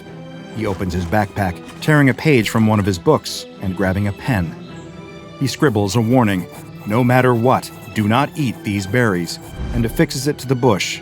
He can only hope that the next person to stumble on this shrub will see the note and heed its warning. If they don't, they might meet a similar fate. Days later, the park rangers discover the blonde man's body and declare the death an accident caused when the man fell over the side of the cliff. Some of them suspect foul play, but are unable to find any evidence. All they can find is a strange note on an unidentified shrub and the faintest smell of something foul, like rotten eggs. The two doomed hikers had no way of knowing this, but the fruit they foraged was not from the Manzanita family. It was from a plant known as SCP-4032. SCP-4032 is a wide, deciduous shrub characterized by a rounded crown and wider base.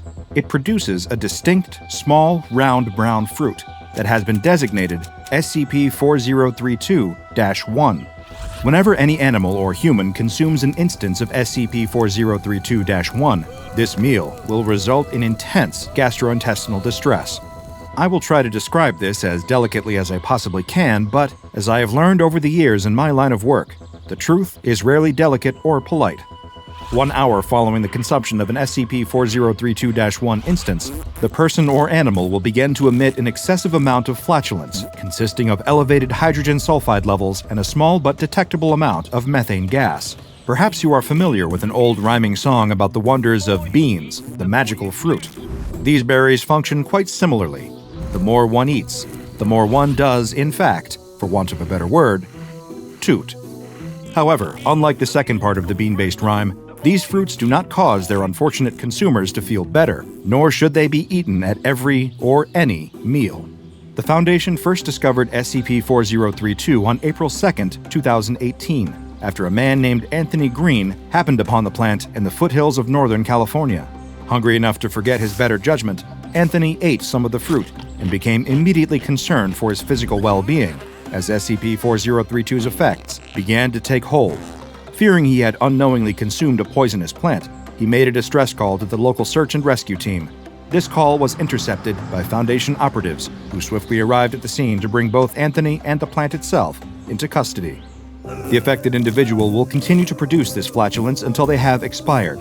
Both starvation and dehydration have no impact on the flatulence, and no identifiable source of the gaseous output has been detected via endoscopy. If an affected individual finds themselves in an area without adequate ventilation, they will gradually begin to experience symptoms brought on by hydrogen sulfide poisoning, including but not limited to conjunctivitis, respiratory irritation and coughing, loss of smell, and eventually pulmonary edema and death. Shortly following SCP-4032's discovery, Dr. Logari began conducting a thorough observation of Anthony Green, referred to as D-14478 for the purposes of official documentation, as he suffered from the effects of consuming SCP-4032-1. First, he was brought in for observation and placed in cell 14B on the outside of Site 88. Dr. Logari noted copious amounts of flatulence being emitted by the subject, with high levels of hydrogen sulfide and methane. 5 hours later, the subject was complaining about gas buildup in his cell, and the interior venting hood was activated. 3 hours and over 50 complaints later, the maintenance staff deactivated the interior venting hood and opened exterior windows. In an attempt to quell some of the relentless flatulence, D-14478 was placed on an intravenous diet. After 2 days on the intravenous diet and no changes to the subject's gas emissions, medical staff conducted an endoscopy, which revealed that the colon was clear and there were no visible signs of rectal gas. The following day, a staff meeting was held in order to discuss the impact of D-14478's condition on the quality of life at the facility. Both residents and researchers alike had complained about the persistent smell, which they were unable to escape, and was permeating the air outside as well as throughout the interior of the building. Several options were proposed, including relocation, treatment, and failing all else, termination of the subject. A resolution was passed to house D-14478 in an outdoor facility until proper filtering equipment could be installed. A little over a week later, Foundation agents intercepted reports from nearby environmental watch groups concerning an increase in airborne pollution in the central Alabama area around Site 88, with D-14478's condition threatening not only the morale at Site 88, but the environment itself. An additional resolution was passed in order to transfer D-14478 into an experimental air filtering cell. The cell had not yet passed a safety inspection, but those with objections were overruled by the vote of the majority. The following day, subject D-14478 was found dead in his cell. An investigation into the cause of death determined that the primary filter was improperly constructed, and both it and its associated sensor had malfunctioned.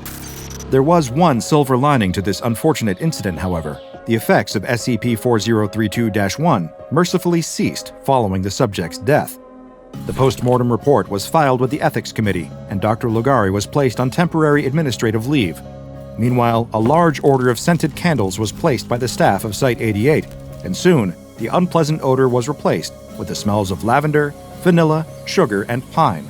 In Dr. Lugari's absence, Dr. Carlyle was appointed to the position of lead researcher on SCP-4032. Following the approval of the Ethics Committee, Dr. Carlyle began conducting a series of animal tests using SCP-4032. The first test subject selected was the Araucanian herring. An instance of SCP-4032-1 was crushed and added to a mix of copepods and krill, which were then fed to a small school of herring.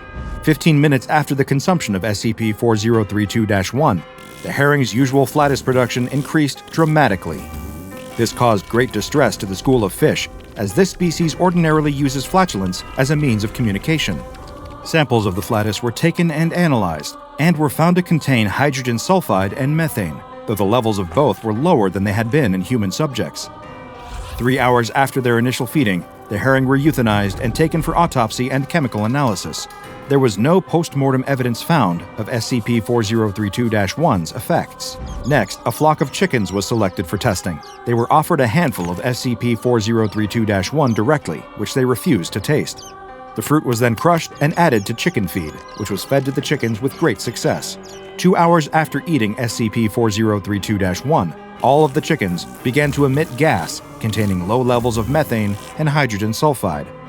The chickens were promptly euthanized and taken for analysis, where an autopsy determined that the bird's short intestinal tracts were distended. This marked the first recorded visible sign of the fruit's impact on a test subject.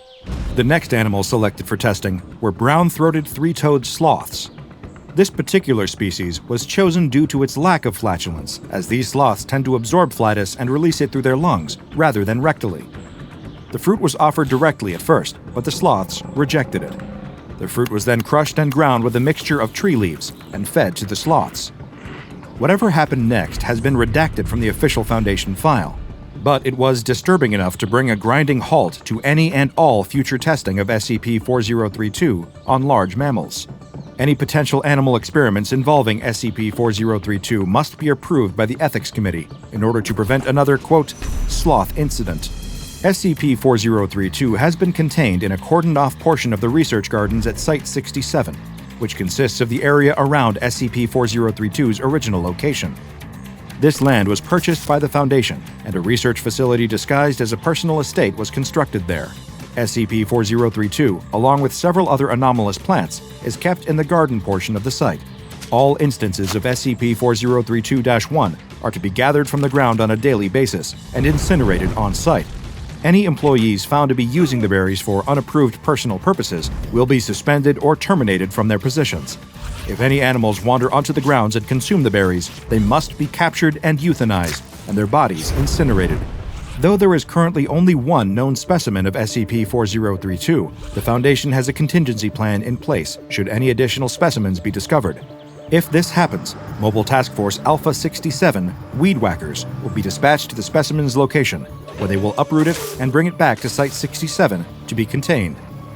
Any humans that consume an instance of SCP-4032-1 must be contained in holding cells B1 through B5 along the outer perimeter of Site 67. Each of these cells is equipped with 3 air filters containing Thiobacillus thioparus, chemolithoatrophic sulfur-oxidizing bacteria, embedded in a mixture of peat and polyurethane. Each filter also contains sensors intended to detect hydrogen sulfide and methane. When the sensors are activated, members of Mobile Task Force Alpha 13, Odor Eaters, are dispatched to escort the affected individual outside until the filters in their cell can be repaired. Currently, the Foundation does not believe there to be any additional specimens of SCP-4032 in the wild. However, there is no way to be certain of this, due to the plant's relatively unassuming appearance and the lack of any information on its origins. It is entirely possible that there are more of these shrubs just waiting to be discovered by an unfortunate hiker wandering off the beaten path. So if you find yourself out in nature with an empty stomach, make sure that you have accurately identified any of the wild plants you consume. If you don't, you may be met with a fate that is silent but deadly. These winters are getting worse every year, that's for sure. The old cattle rancher doesn't know if it's the climate changing, God's judgment arriving, or if he's just getting older and struggling to keep up. Probably a strong mix of all of it. Whatever the cause, it doesn't change the facts. It's deathly cold out there. His ailing, elderly ma's health continues to deteriorate. He hasn't heard from his delivery driver Jorge in days, and on top of it all, his loyal dog Maribel is out there barking into the darkness of the barn. The rancher heads out to fetch her. He doesn't know what he'd do if she froze. He whistles, but she doesn't look back at him. She just carries on barking up that road into the snowy night. The rancher wades through the snow and peers in the direction she's looking. There's nothing there, girl. Get inside. But Maribel keeps barking. She's insisting. He looks again. Is that? The rancher takes off running up the road. All thoughts of cold immediately gone from his mind, he races towards the figure as fast as he can. His frozen fingers fumble at the zipper on his parka. Icy wind stabs the insides of his lungs. Maribel shoots off ahead of him. There, he pulls the zipper down and wrestles the thick coat off of his shoulders just as he reaches the tiny figure. He drops to his knees and throws the coat over the shoulders of the little girl standing alone in the snow. Quick as he can, he wraps it tightly around her, pulling the hood up and over her head. He takes her tiny shoulders in his hands and gives her a shake. You okay? Hello? Can you hear me? The girl sways for a moment, then collapses. He catches her, and in one deft motion, scoops her into his arms and takes off back down the road in the direction of his farm. Where the hell had she come from? There are no buildings around here for miles. No one uses that road except Jorge. And in this weather, she couldn't have walked all the way over those mountains. She'd have frozen solid. He bites the finger of a glove and pulls it off. With his bare hand, he clasps one of hers. By the feel of her skin, she pretty much is frozen solid already. He needs to get her warmed up, now. He kicks open the front door and bundles inside with a flurry of snowflakes and an anxious dog at his heels. The fire's not quite dead yet, so he rushes over to the hearth and lays the little girl down next to it. He can barely see her at all wrapped up in his enormous coat. She doesn't seem to be moving. Ma, I'm home. I found someone. The rancher grabs 2 dry logs from the side and throws them onto the fire. He piles kindling high on top of them and blows steadily into the embers at the bottom. They glow and swell in size. No taking yet. He blows again for longer, and again. He feels his head starting to swim. A crackle, a lick of flame. It's taken. Panting, he turns back to the bundled-up coat on the floor with the child inside. Still no movement. A sickening knot tightens his stomach. What if she's... No, don't let yourself think that. Not yet. He reaches down and gently undoes the zipper on the parka. His trembling fingers push back the hood. She's pale. Deathly pale. Her dark brown hair is wet and clings to her scalp. The tips are frozen. At a guess, she must only be 9 years old. Eyes closed, lips a sickening blue. But that's not the color that scares him the most. On her neck, there's red. Delicately as he can, the rancher takes the coat off her shoulders and hangs it up by the fire. She's dressed only in a plaid shirt, way too big for her. It looks like an adult's shirt, similar to an old one he used to have years ago. But on her neck, her hands, her feet, is that same deep red, layers of blood frozen to her skin. He sits back, his mind blank. He's seen that much blood before. Sure he has. When you work with cattle, it's an unfortunate part of the job. He's seen cows bleed out during childbirth. The girl in front of him, she's the same color as those orphaned calves that lie crying on the floor. A groaning sound fills the room. The rancher looks across at the armchair where his ma sits. She doesn't look at him, doesn't look at the girl on the floor. She just stares into the fire, same way she always does. Ma groans again, trying to express something she doesn't understand, being in a world without living in it.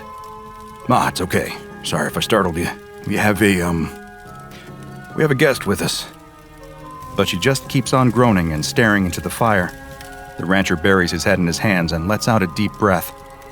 Only the sound of his breath is joined by another, a tiny breath rattling and rasping through a damaged child's throat, trying its best to keep its host alive. The rancher opens his eyes and stares at the child. She isn't conscious, not by a long shot, but she's breathing, a little at a time. The icicles in her hair have turned into rounded droplets of water that glow by the heat of the fire. He snaps back to his senses.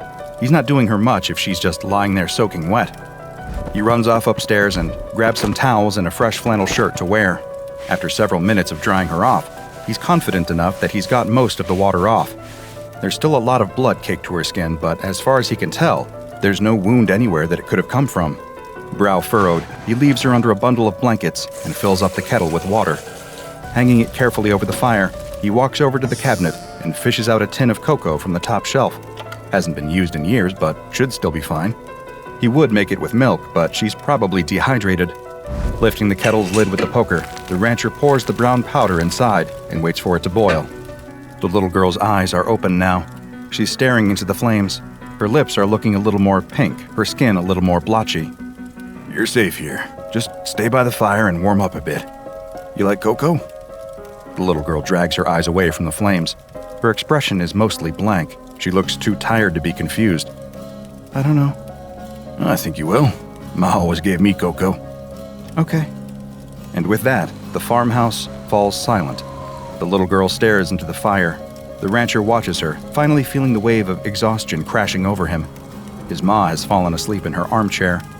Only Maribel stays awake through the whole night, staying close to the little girl by the fire, occasionally licking her toes to try and warm them up. By the morning, the snow stopped, but the huge drifts remain. As the rancher walks across to the barn, he finds it hard to believe that just a few hours ago, the winds were whipping at his face as hard as they were. The world this morning is totally still. What the rancher finds even harder to believe is that there's a little girl in his house right now, fast asleep by the fire. He checked her forehead when he woke up this morning, and she miraculously hadn't caught a fever. She couldn't have been out in that weather for too long, but it only made the question more mysterious. Where did she come from? Maribel didn't get up this morning. From all of the excitement last night, she must have been too tired for today. Walking through the crisp morning air, he can't really blame her. He shoulders the barn door open. A column of steam curls out of the opening. All of that warmth, humidity, and cattle smell is strangely comforting this morning. But as the rancher goes around checking on all the cows inside, he very quickly discovers a problem. They're thin. Way too thin. Some of them look to be on the verge of starvation. He'd missed it last night as he drove them down in the dark, but in the warm glow of the barn's lights, it's unmistakable. These cows haven't been eating properly. He pours out several sacks of grain for them into the troughs, and they all gather around hungrily, filling both their stomachs as fast as they can. The rancher leans on the railing for a moment, confused. Even in this cold, there was still plenty of green grass for them up on the ridge. That's why he'd taken them up there. They should have had no trouble eating until the snow came in last night. He doesn't like this one bit. Last time Jorge had driven down and collected some of the meat, he'd had a few questions about the quantity being smaller than usual. Were the cows sick at all? Not that the rancher could tell. But now, looking at them, it's clear as day. Something's up. You hungry? The little girl nods. They sit across the table from one another, eating homemade bread and soup. Ma stays over by the fire. Maribel slowly wanders over to the kitchenette and flops down on the floor, exhausted. Where are you from? The girl shrugs her shoulders. You know how you got out here? Remember anything from last night? The little girl just eats her soup and shakes her head. She doesn't look particularly scared or worried. just a little confused. Where are your parents? Do you have parents? Again, the little girl shrugs. The rancher sits back and folds his arms. He's tried to call into town, but his phone line's gone out in the blizzard. Not much to be done until the snow clears. He's got a good relationship with the police around here. If he explains the situation, then it'll all be okay. What do you know? Can you remember anything from last night? It was dark. The girl slurps her soup. I was hungry. So hungry. Then I saw the light and I went towards that. My car? No. Well, yes, later on it was your car, but before it wasn't. What was the light then? Where were you? I don't know. It was just the light. Now he's even more confused, but try as he might, the rancher can't figure any of it out. And try as she might, the little girl can't remember anything more precise than that. The pair of them hop into the car and drive back out up the road that afternoon. The snow is piled so high that the rancher is having to get out twice as often as he did the previous night to clear a track for them. He isn't actually sure what he's brought her out here looking for. Clues, maybe? He almost laughs at himself at the thought, but that's probably the best word for it. If he can figure out how she got here, then he can work on understanding who she is and how to get her home. There's the damage to the phone line. One of the masts has collapsed, sagging heavily on the lines. That's not something he can fix on his own. No, sir. Looks like he'll have to wait for the snow to melt before making any phone calls again. That could be in 1 week. That could be in 3 months. He glances at the child sitting in the passenger seat. She's just staring out of the window in amazement, wrapped up in as many layers as he could put on her. They may be stuck together for a while. A lurch. The pickup plunges dangerously to the left. The rancher slams on the brakes and it comes to a stop just in time. A large chunk of snow in front of them comes loose and slips off the side of the road. It tumbles down into a gully that he hadn't even spotted. With all this snow on the ground, he has no frame of reference. Everything is just white. Stay here. The rancher opens the door and climbs out. He wishes Maribel was with him, but she'd wanted to stay home again. Poor dog. She must really be going through it if she wasn't even up for a ride in the pickup. Carefully as he can, testing every step before making it, the rancher creeps over to the edge of the gully. It's bigger than he thought, much bigger. It continues down, more and more sharply for a few hundred feet, all the way down into a... Oh no. There's a semi down there, a big rig, warped and bent, lying on the rocks. Just a glance is enough to tell the rancher it's Jorge's, but he just keeps staring at it in disbelief. Can't be. But it is. Stay in the car. The rancher reaches past the little girl and into the back seat. Grabbing a pair of crampons and some rope, he straightens up and looks at the girl. She knows it's serious. He can see the concern on her face. Stay in the car, he repeats. By the time the rancher makes it down to the truck, his legs and back are killing him. All this work over the last 24 hours is going to start taking its toll sooner or later, but some things have to be done. He pauses by the semi. It's on its side. He'll have to climb up onto it and try to open the door. Some things have to be done. He hoists himself up and manages to clamber onto the metal door. It's badly crumpled, and the window is smashed in. He doesn't fancy his chances of being able to get it open. One look through the window shows him that he won't want to do that anyway. Blood coats every inch of the inside of Jorge's truck. The cabin that the rancher is so used to seeing and sitting in is almost unrecognizable.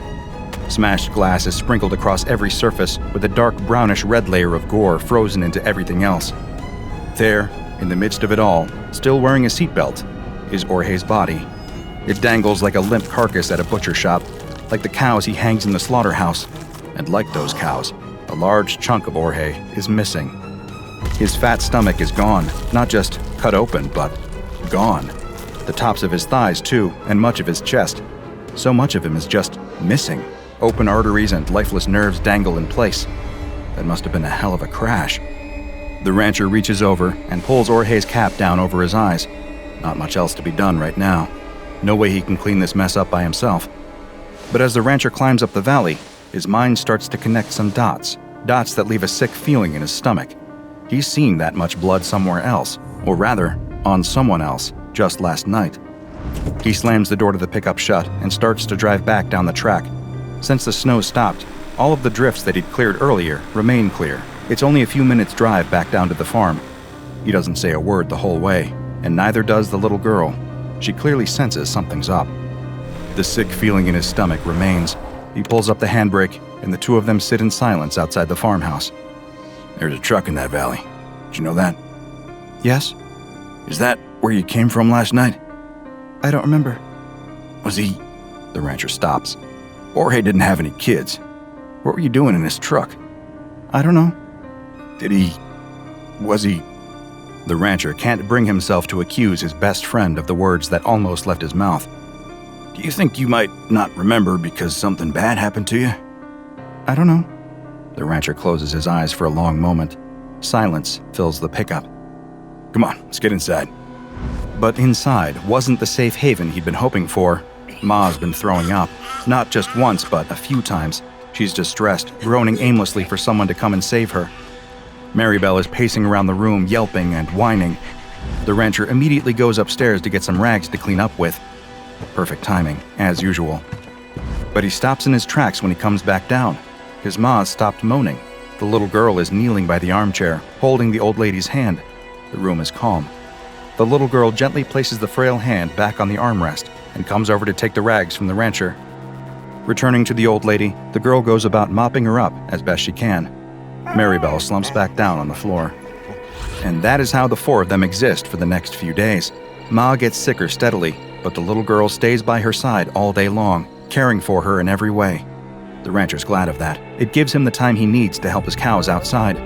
None of them are in a good shape. Whatever it is, they're still getting thinner. He feeds them all the grain they'd normally need, and then some, and they always finish it off. Yet none of them are getting any fatter. The rancher leans on the railing, trusty dog by his side. His energy is starting to really lag behind what he needs. The last couple of days, even though he hasn't done all that much, have totally taken it out of him. What do you think it is, Maribel? He looks down at his little friend. She's looking thinner too, actually, but she's been eating just fine. It hits him. Tapeworms. As soon as the word comes into his head, it makes total sense. His cows, his entire herd by the looks of things, have been riddled with tapeworms. Oh, hell. He hasn't got anywhere near the amount of medicine needed to give some to all of them. Even if he did, a lot of them are looking pretty far gone. The chance of reinfection would be high. He needs supplies. He needs Jorge. Maribel whines softly next to him. He knows what they have to do. Laying Maribel down carefully by the fire, the rancher administers the tapeworm medicine. For a few hours, they lie there together. He strokes her side, waiting for her to pass it. The little girl watches over his shoulder. His ma sits back in her chair, mumbling to herself. He hasn't talked to the little girl anymore about Jorge yet. He isn't sure what there is to say. Maybe he should ask if Jorge was sick. After all, the cows clearly have had these tapeworms since before the other night. Jorge may have picked up contaminated meat from him last time he came. Maybe. Maribel passes the worm on the rug. Ugh, the smell. The rancher uses the tongs next to the fire to pick the worm up. It's long and pale, and dead. He tosses it into the fire and puts the tongs in the flames for a bit to sterilize them. The worm sizzles and pops in the flames. The sound makes his stomach crawl. The rancher glances around and sees the little girl staring at the tapeworm. He looks past the girl to his ma sitting in the chair. Her turn next. But as that night and the following morning reveal, it's too late. His ma's groans turn into cries of pain. She openly sobs by the fire, clutching at her stomach. Every time the rancher tries to give her the medicine, she just vomits it back up. Each time she vomits, there's more and more blood mixed in. The little girl gets more and more upset. It's not fair on her to have to witness something this traumatic and disgusting. There's nowhere else for her to go. She shouldn't even be here at all. The fact that she is means she has to help. That's all there is to it. By sunrise, his ma has passed away. There is nasty red bruising all across her abdomen, which tells him she must have bled out internally from this worm. He'd been too late to realize what was wrong. Too late with the cows, and too late with his ma. He covers his ma with a blanket and tells the little girl not to go and wash her hands. He needs to check on the cattle. Sure enough, during the night, a handful of them died too. The calves. They were the ones to go first whenever something like this happened. Mother cows stood over their calves, licking their heads, willing them to wake up. The rancher drags each body out to the back and burns them. He can't risk any more contamination. As the carcasses burn, he allows himself to cry. But when the rancher comes back into the house, it's full of noise, a noise that takes his brain a long time to comprehend. Crying, but not his own, not the little girl either. No, it was a new sound. It was a baby. A newborn child screaming at the top of its lungs. The rancher can't believe what he's looking at. The little girl is sitting at the hearth with Maribel at her feet. In her arms, drenched in blood, is a baby. The girl looks up at him and smiles sweetly. "It's a boy." Then she turns around to his ma's body under the blanket. A sickening red patch soaks through the fabric, right over where her stomach would be. "What the hell happened here?" "I've got a little brother." Securing and containing SCP-1003 has proven challenging. This is largely because the tapeworm that causes all of this damage is virtually indistinguishable from Echinococcus granulosus, the common variety of tapeworm that causes hydatid disease. The tapeworm, designated SCP-1003-1, follows the same life cycle as other regular worms. Its eggs come into contact with an animal through contaminated meat, saliva, or unclean surfaces and are ingested. Once inside the gut, they grow and latch onto the inside of the digestive tract, where they feed on the nutrients of the food traveling past them, steadily growing bigger and stronger. Once mature, they lay eggs, which pass out in the animal's excrement to continue the process. Infections spread quickly, particularly in unsanitary conditions amongst livestock, and can often be difficult to contain, as by the time the symptoms, nausea, weight loss, fever, start to manifest in the infected, the worms have likely already reproduced and have a new generation growing in the guts of other animals. As far as the Foundation is aware, SCP-1003 follows this normal pattern in all observed animals except humans. When a human ingests an egg from this tapeworm, a very different creature starts to grow in their gut. Human embryos, with the same genetic code as the tapeworm, begin to form. The rate of their growth is greatly accelerated, however. By just 8 weeks, they are as mature as the typical 3-week-old neonate or newborn child, although similar in size to an 8-week-old embryo at 13 to 16 centimeters. Many eggs usually enter this fertilization period, but almost all of them die before having a chance to develop much beyond the early stages. They stand the best chance of survival when buried in the hepatic tissue, where they can absorb plenty of nutrients from their host. The host at this point usually starts to experience mild symptoms, lethargy, the occasional stomach cramp, nothing particularly severe, yet. The embryos that survive soon develop rows of temporary, razor-sharp teeth. At this point, passively absorbing nutrients is no longer enough for them. They bury their teeth into the soft tissue surrounding them and begin to eat. Once they enter this stage, their rate of growth increases exponentially the more flesh they consume. Eventually burrowing out into the world, the tapeworm child is born drenched in blood. The size and apparent age of the child that emerges from the corpse are determined by the size of the person they consume. For example, the child eating its way out of the rancher's maw appeared to be only a 10-month-old child, as there was very little of the frail old woman for it to eat. By contrast, the little girl who emerged from Orhe's gut had plenty of fat to feast on, and so was able to grow to the size of a 9-year-old. Once the child emerges, the teeth that they'd used to eat their way out quickly become loose and are replaced by regular human teeth. The children themselves have no memory at all of where they've come from or what they are. They have the same motor and linguistic skills that a regular child would possess at their age. Nothing, aside from their DNA, marks them out as being any different from the children around them, blissfully ignorant, just like the children around them. It is theorized that many of these children end up in orphanages. With no birth certificates or identifiable parents, they fall through the gaps in the system, quickly lost to the world. The only way to really track them at all is to follow the infections they cause. You see, these tapeworm children have one final curse they must live with. Their bodily fluids, their saliva, and sweat contain the same tapeworm protoscolex that will develop into SCP-1003-1 as soon as it is ingested by another creature, making the cycle start all over again.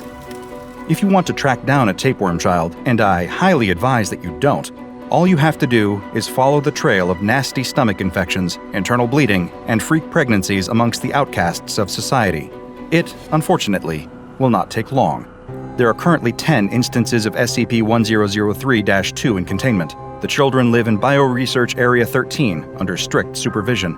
Researchers are only permitted to enter their cells whilst wearing full-body biohazard suits, but first must have Level 4 security clearance and must have written permission, and can only enter with specific research goals agreed upon. All staff are regularly tested for the presence of any kind of tapeworms in their system. No other animals are permitted in this facility. A storm rages outside of the little old house, as inside, a little old woman bounces a little baby on her little old knee.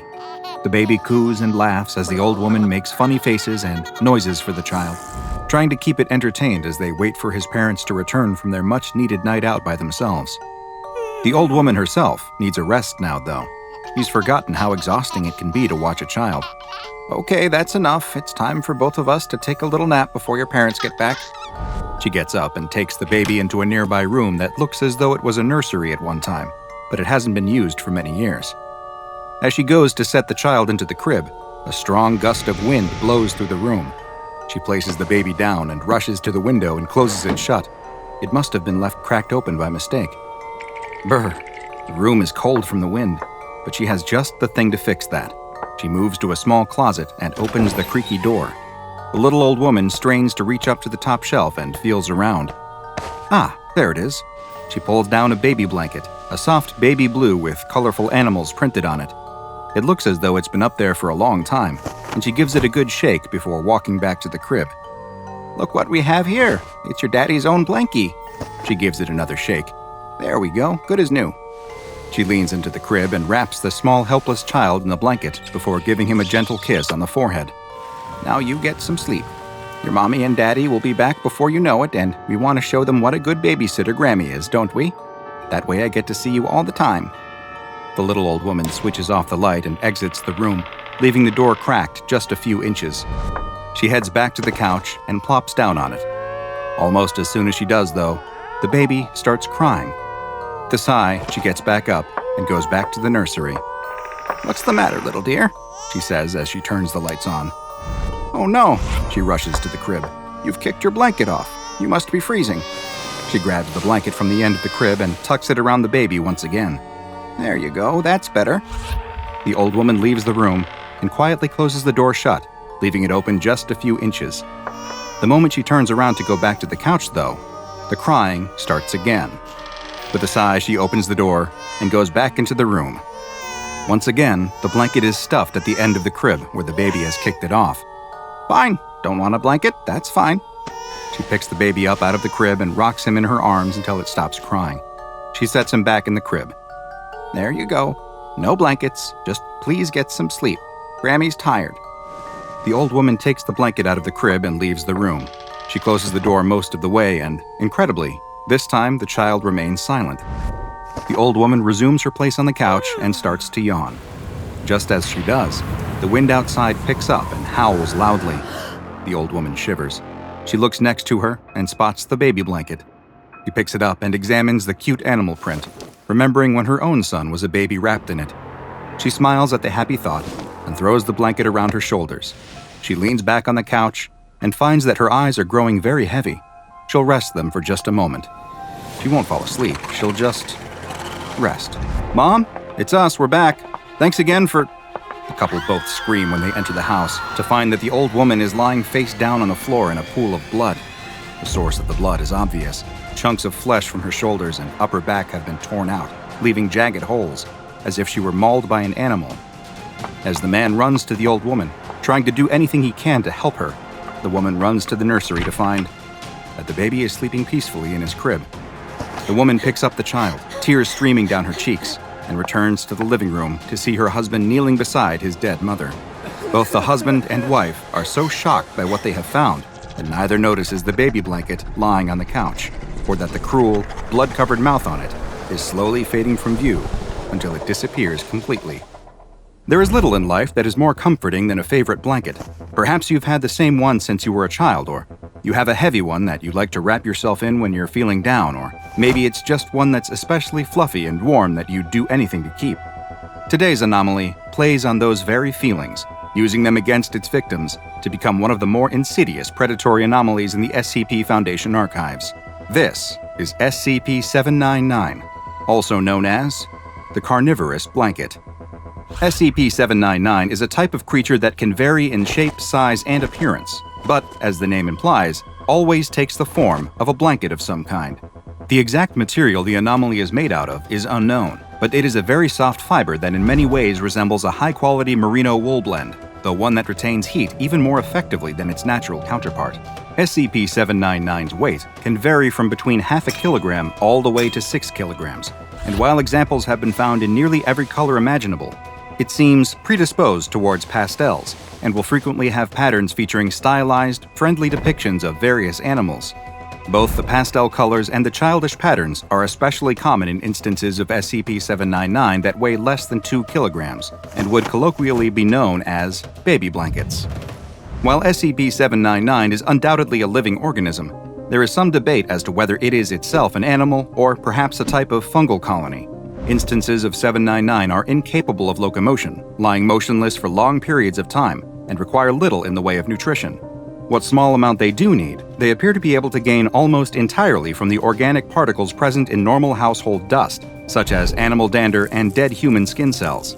The blanket feeds via a series of minute, filter-feeding mouth-like structures that are spread across the surface of the creature, which wait for nutrients to fall into them, not unlike a sponge on the ocean floor. Instances of SCP-799 can survive for quite a while in this state, and one specimen was noted as having lived for multiple years in a damp attic, subsisting entirely on the small organic particles that would drift down from the rafters above. Should an instance of SCP-799 be forced to go for long periods of time without a source of nutrition, though, like when, for example, it is placed inside of a sealed closet or drawer, it will begin to undergo certain physical changes, which result in it metamorphosing into its predatory form. These changes aren't noticeable from only casual observation and consist of the blanket converting its many filter-feeding mouths into a single, large one that is lined with multiple rows of extremely sharp teeth. The blanket creature also develops a new form of tissue inside its cloth-like structure, one that is similar to muscle and capable of contracting and squeezing. Once its metamorphosis is complete, the instance of SCP-799 will lie in wait for an unsuspecting creature to cover themselves with it or wrap it around their body. Once they do, the blanket will bide its time until they enter a state of rest, usually waiting for them to fall asleep entirely, at which point its feeding phase will begin. Once the creature has detected that its victim is dormant, it will use its newly formed muscle to latch onto them, holding them in place as it opens its tooth-lined maw. It will begin to bite at its confined prey, tearing off several kilograms of flesh, bone, and any other organic material it can, swallowing it, and converting it into a thin slurry that it spreads through its body almost immediately. This traumatic, violent process nearly always leads to the victim dying of blood loss. Within 10 minutes of the attack, the mouth on SCP-799 will have been completely reabsorbed, leaving no signs that it is anything other than a normal, everyday blanket, though one which now mysteriously weighs several kilograms more than it did before. By 40 minutes after the attack, the entire digestive system within SCP-799 will have demetamorphosed back into its original form, with a single digestive tract being changed once again to the many dispersed filter-feeding mouths. While SCP-799 is more than happy to feed on any warm-blooded animal, including humans, it shows no interest in cold-blooded ones or inanimate objects. It appears then that its senses may be limited to only touch and heat, using those as signs that it is now wrapped around a potential meal. Adding to the strangeness of SCP-799 is that it reproduces through budding, like flatworms and corals. When it has absorbed enough nutrients and sufficiently increased its mass, either very slowly through filter feeding or rapidly via its carnivorous phase, it will begin to take on a quilt-like appearance. Over several weeks, one of the quilt squares will puff up and slide off the blanket. This new, smaller instance will resemble a doily or a throw pillow, until it too begins to feed and grow. The new instance is a perfect clone of its parent, identical in every way, and it will eventually grow to a similar size and begin its own reproductive cycle. It is unknown exactly how long it takes SCP-799 to reach full maturity, but the current best guess is that when kept in its filter-feeding phase, an instance will reproduce every 50 to 60 years. Instances of SCP-799 are quite prevalent across the planet, and the SCP Foundation currently has hundreds of examples in containment. Unfortunately, it is unknown just how many still exist in the wild, as it is very difficult to identify instances, with one of the only reliable means being through genetic testing. Should any instances be located, though, they are to be destroyed immediately, as the Foundation already has a large enough population in containment for research purposes, and they pose too much of a risk both in terms of harm and exposure to the general public. SCP-799 has been classified as Euclid, and each instance is kept in its own separate biocontainment cell at Biosite 66. Dust is regularly collected from the on-site D-Class personnel dorms and is sprinkled over the blankets regularly to keep them in their filter-feeding state, though only just enough to hopefully maintain their size and not allow them to reproduce. Should any small cloth objects appear in their containment lockers, It is to be removed immediately and contained separately. SCP-799 isn't the only predatory creature that resembles a cloth good in Foundation containment, and research into possible connections to SCP-1626, the oversized gray hooded sweatshirt that sends penetrating fibers into anyone unlucky enough to put it on, is ongoing. Papers fly up in the air in every direction as the office workers run for their lives. The PA, brand new at her job, can't figure out where on earth the emergency exit is. She tries every door, but they are either locked or go nowhere. The vast office maze, uncanny in its complexity, stretches along endless hallways and old directories. At the end of the corridor, right in front of her, is a door with a touch bar on it. That will surely be a fire escape, a way for her to get away from the monster.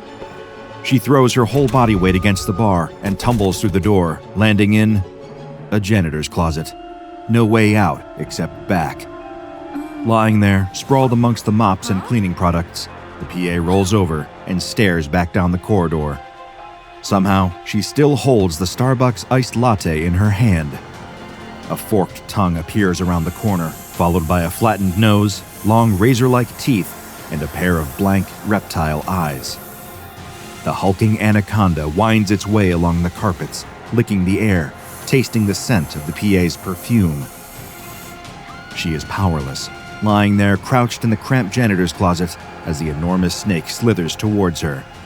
It rears up tall as a human and bares its fangs. The PA closes her eyes and readies herself for the inevitable bite. The knife and fork land on the table with a loud enough clatter to make all the other patrons turn. A large man with a bushy beard spills tomato soup down his chest, while a snooty food reviewer chokes on the seafood she's just been trying to swallow. A woman, shaking with rage, screams into her phone. "Next time you'll get my order right. It's a caramel oat milk latte with 8 ice cubes. No, I don't care that one of them melted. It's not good enough." In her venomous tirade, she threatens the job, life, and even the family of whoever she's talking to. The woman slams her phone down on the table loudly enough to make everyone in the restaurant jump again. This time, one of the waitstaff spills an entire tray of drinks over a table of guests. The commotion is loud enough to make the woman's fury shift in their direction. "Excuse me, I'm trying to conduct business here. Could you please not be so rude?" Stalking into the head office of Louis Vuitton, the woman walks so fast that the brand new assistant following her struggles to catch up. The PA is still signing her contract of employment as they go, doing her best to multitask as she lists off her boss's itinerary. Design meeting from 1 to 1:30, yoga with a personal trainer from 1:30 to 1:45, then into an urgent meeting to get ahead of the latest animal cruelty scandal. The woman struggles to keep track of which issue her colleagues are complaining about this time. It could be the animal testing from the perfume line, the snakeskin rug they've just had to discontinue, or the polar bear scarf they've just announced for the winter collection. She can sense the headache coming on already. The new PA hands her an iced coffee as they get into the elevator.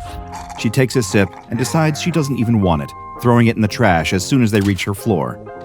She's just about to launch into a rant about animal activists and their oversensitivity when the smell hits her.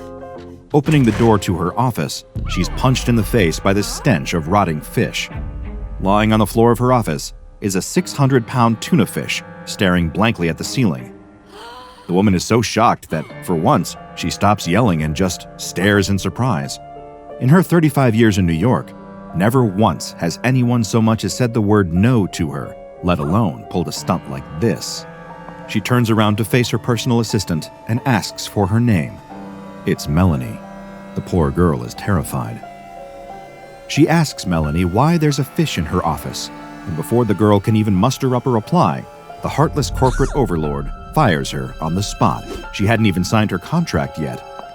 Once Melanie the PA leaves the room, the woman finds herself alone with the giant tuna, her anger simmering. Looking down at the dead animal, she sees a crumpled mess of cream-colored silicone under it, along with a few wet articles of clothing. Using the tip of her cigarette holder, she pulls at the crumpled silicone to try and extract it from under the fish. Strange. It looks almost like one of those human masks you buy at a Halloween store, except it's a full suit. In fact, it looks remarkably similar to her head of innovation and product design. Lying on the floor next to it is something small and innocent looking. It's part of a zipper, broken by the looks of it. The black metal is slightly bent out of shape and worn away at the edges. It looks cheap and used, not the kind of material one would expect to see anywhere within a 5-mile radius of this office. She picks up the zipper and rolls it between her fingers. Her headache is back. She needs a coffee. Pressing the intercom button, she demands that her new PA immediately go out and get one, forgetting that she'd just fired her a few moments earlier. Walking over to the window of her top-floor office, she looks down at the crowds of animal rights protesters, stories and stories below, rolling the zipper between her fingers the whole time. Her thumb is itching slightly. Looking down at the metal tab in frustration, the woman sees that the zipper has somehow embedded itself into her skin. Puzzled, she leans in close for a better look, going a little cross-eyed. She couldn't have been squeezing it that hard, could she? Tentatively, the woman tries to pull the zipper out, but it just tugs at her skin, not budging at all. A faint sense of panic starts to well up in her chest. She pulls at it again, trying her best to dislodge it from her flesh, but it won't move. Then a second idea pops into her brain. What if she just... The woman slides the zipper down along the length of her thumb. It glides smoothly, feeling just like the one you'd use to open your raincoat. Except, as it travels along her thumb, the skin itself seems to separate and flop apart, leaving a dark, empty space inside. The layers of her skin peel back as if they're made of rubber, and a flow of steam hisses out from the gap in her thumb. The zipper reaches the palm of her hand, and her thumb dangles there limply, empty, as if nothing had ever been inside of it. Her eyes widen with amazement. She continues to slide the zipper across her palm, up her wrist, and towards her elbow. As it goes, that gentle waft of steam continues to escape from the gap, exposing a row of metal teeth. She can't stop. The zipper glides up her bicep and towards her shoulder. In one final move, she slides it directly across her collarbone and falls to the ground, lifeless. The pile of empty skin sits crumpled on the floor of her office. For several seconds, nothing moves. Then, the middle of the skin shifts slightly, almost as if something inside it had moved. The same happens again and again, just as the woman's newest PA arrives with a nice coffee held proudly in her hands. Why is it so dark in here? What's happened to the lights? She must have had an episode. She doesn't remember falling over, but here she is on the ground in total darkness. The only thing she could recall was hallucinating that zipper. The woman shuffles this way and that, trying to get her bearings. She attempts to put an arm out to lift herself up, but can't. She tries her other arm. Again, nothing. No movement at all. Come to think of it, she can't even feel her arm. Maybe a leg? No luck there either. She must have hit her head pretty hard on the ground when she landed. Perhaps she's got a concussion. The woman does her best to sit up straight and finds that it's actually quite easy. Her back arches and curves effortlessly, twisting at whatever angle she wants. All of that yoga must have been paying off. All of a sudden, she's dimly aware of a light in front of her. What's the old cliche they always say in movies? Don't go towards it? Screw that. The light in front of her is the only thing she can see right now. Without thinking about it, the woman stretches her neck forward and finds that it moves easily and surprisingly far. She must be concussed. It feels like she's almost gliding in any direction she wants. She simply moves her head, and she finds her whole body drifting in that direction effortlessly. That spot of light she was looking at? It's not some mystical end-of-the-tunnel situation. It's a gap in whatever material has been covering her. The woman pokes her head out and takes in a breath of fresh air, doing her best to shrug off the rest of the bundle of whatever it was that she'd been buried inside. Was it silicone? She turns her head to look back at it and jumps at the sight. She'd been inside of one of those silicone costumes, the same as the other one under the tuna that had been in her office, except this one. She had seen that face millions of times on magazine covers, plastered across billboards in her selfie camera, and in the mirror at home.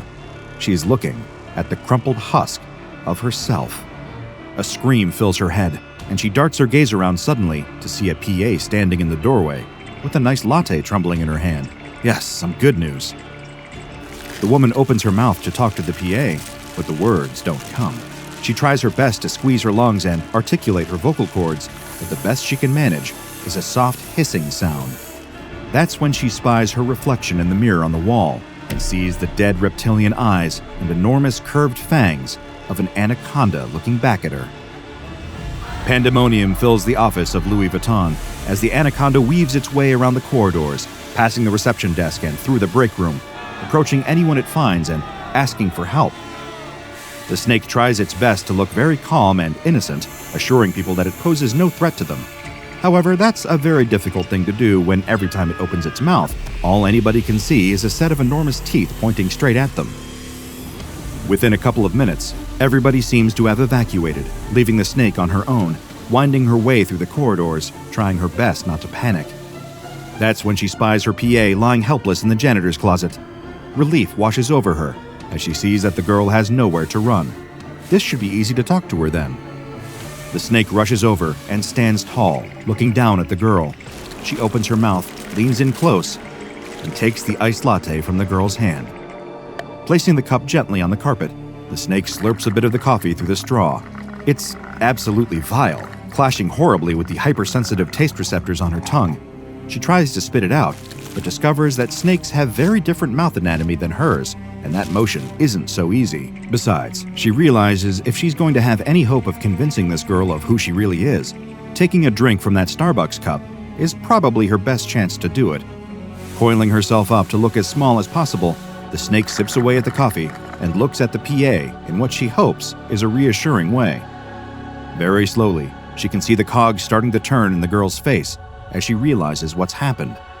Reaching into her handbag, the PA, in shaking hands, pulls out a notebook and a pen and offers them to the snake. It's slow progress and takes a lot of work, but eventually, the snake is able to get enough control over the motor functions of its tail to grip the pen and scribble out a few words, just before the pest control team arrives and tranquilizes her. For 3 weeks, the anaconda is locked up in the Animal Control Center in New York City. The center wasn't equipped for dealing with giant snakes, so they ended up putting her in the largest dog holding pen they had, which only just about fits her if she coils up in the right way. 3 times a day, one of the keepers will toss her slabs of raw meat. She'd always been a fan of a rare steak. Little did she know just how enjoyable a raw one could be. Aside from mealtimes, she's miserable, doing everything she can to communicate to the workers there that she's really a sentient woman. Not only a sentient woman, but also the head of one of the world's largest high-fashion brands. She quickly discovers she's talking to a brick wall, or rather, hissing up one. The more she thinks about it, the more her situation reminds her of some of the photos that had been passed across her desk over the prior few months at various planning meetings. Photos from undercover journalists who had visited her company's factory in the Far East and discovered cages upon cages of live animals locked up, either to be killed for their skin or to be hosed down with chemicals to see if they develop a rash. It was lying there on the floor that she discovered that snakes don't have tear ducts. She would have liked it if they did. Maybe that way, she'd be able to get some of her emotions out. The Foundation moved quickly as soon as the news story broke. Agents were in and out of the office within hours. The zipper was placed into a sealed bag and transported directly to Site 64, where it has since remained in a standard issue locker.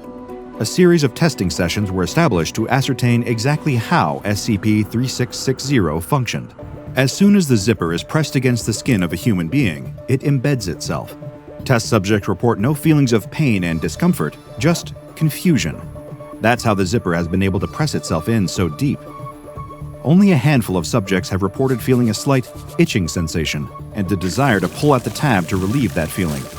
It sits just below the layer of the skin, in the same way that it would on a jacket or hoodie. If left untouched within 10 minutes, SCP-3660 will activate on its own accord, sliding steadily along the subject's skin and unzipping them. As this happens, the subject is instantaneously, and again without pain, transfigured into an animal.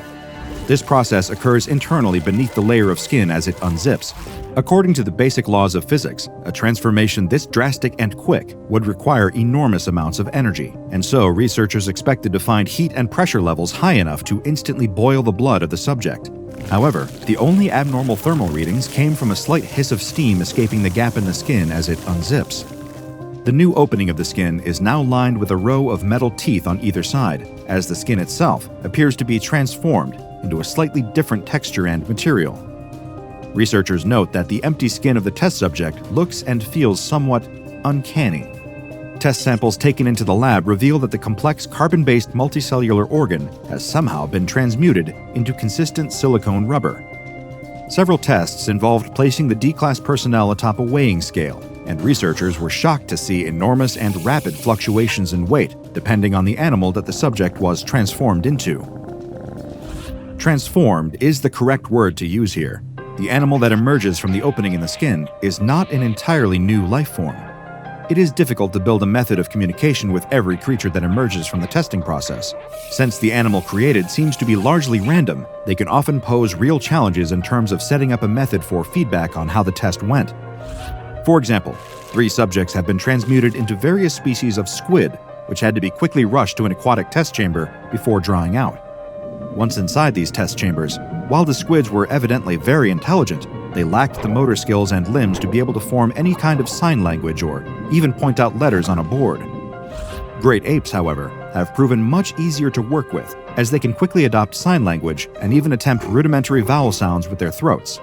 What is clear from this testing is that the animal that emerges retains the memories of the person it has replaced. It has the same attachment to loved ones, the same fears, and the same idiosyncrasies. Or at least it does when these things do not come into conflict with the animal's biological nature. One test subject, for example, had always had a strong affection for hamsters.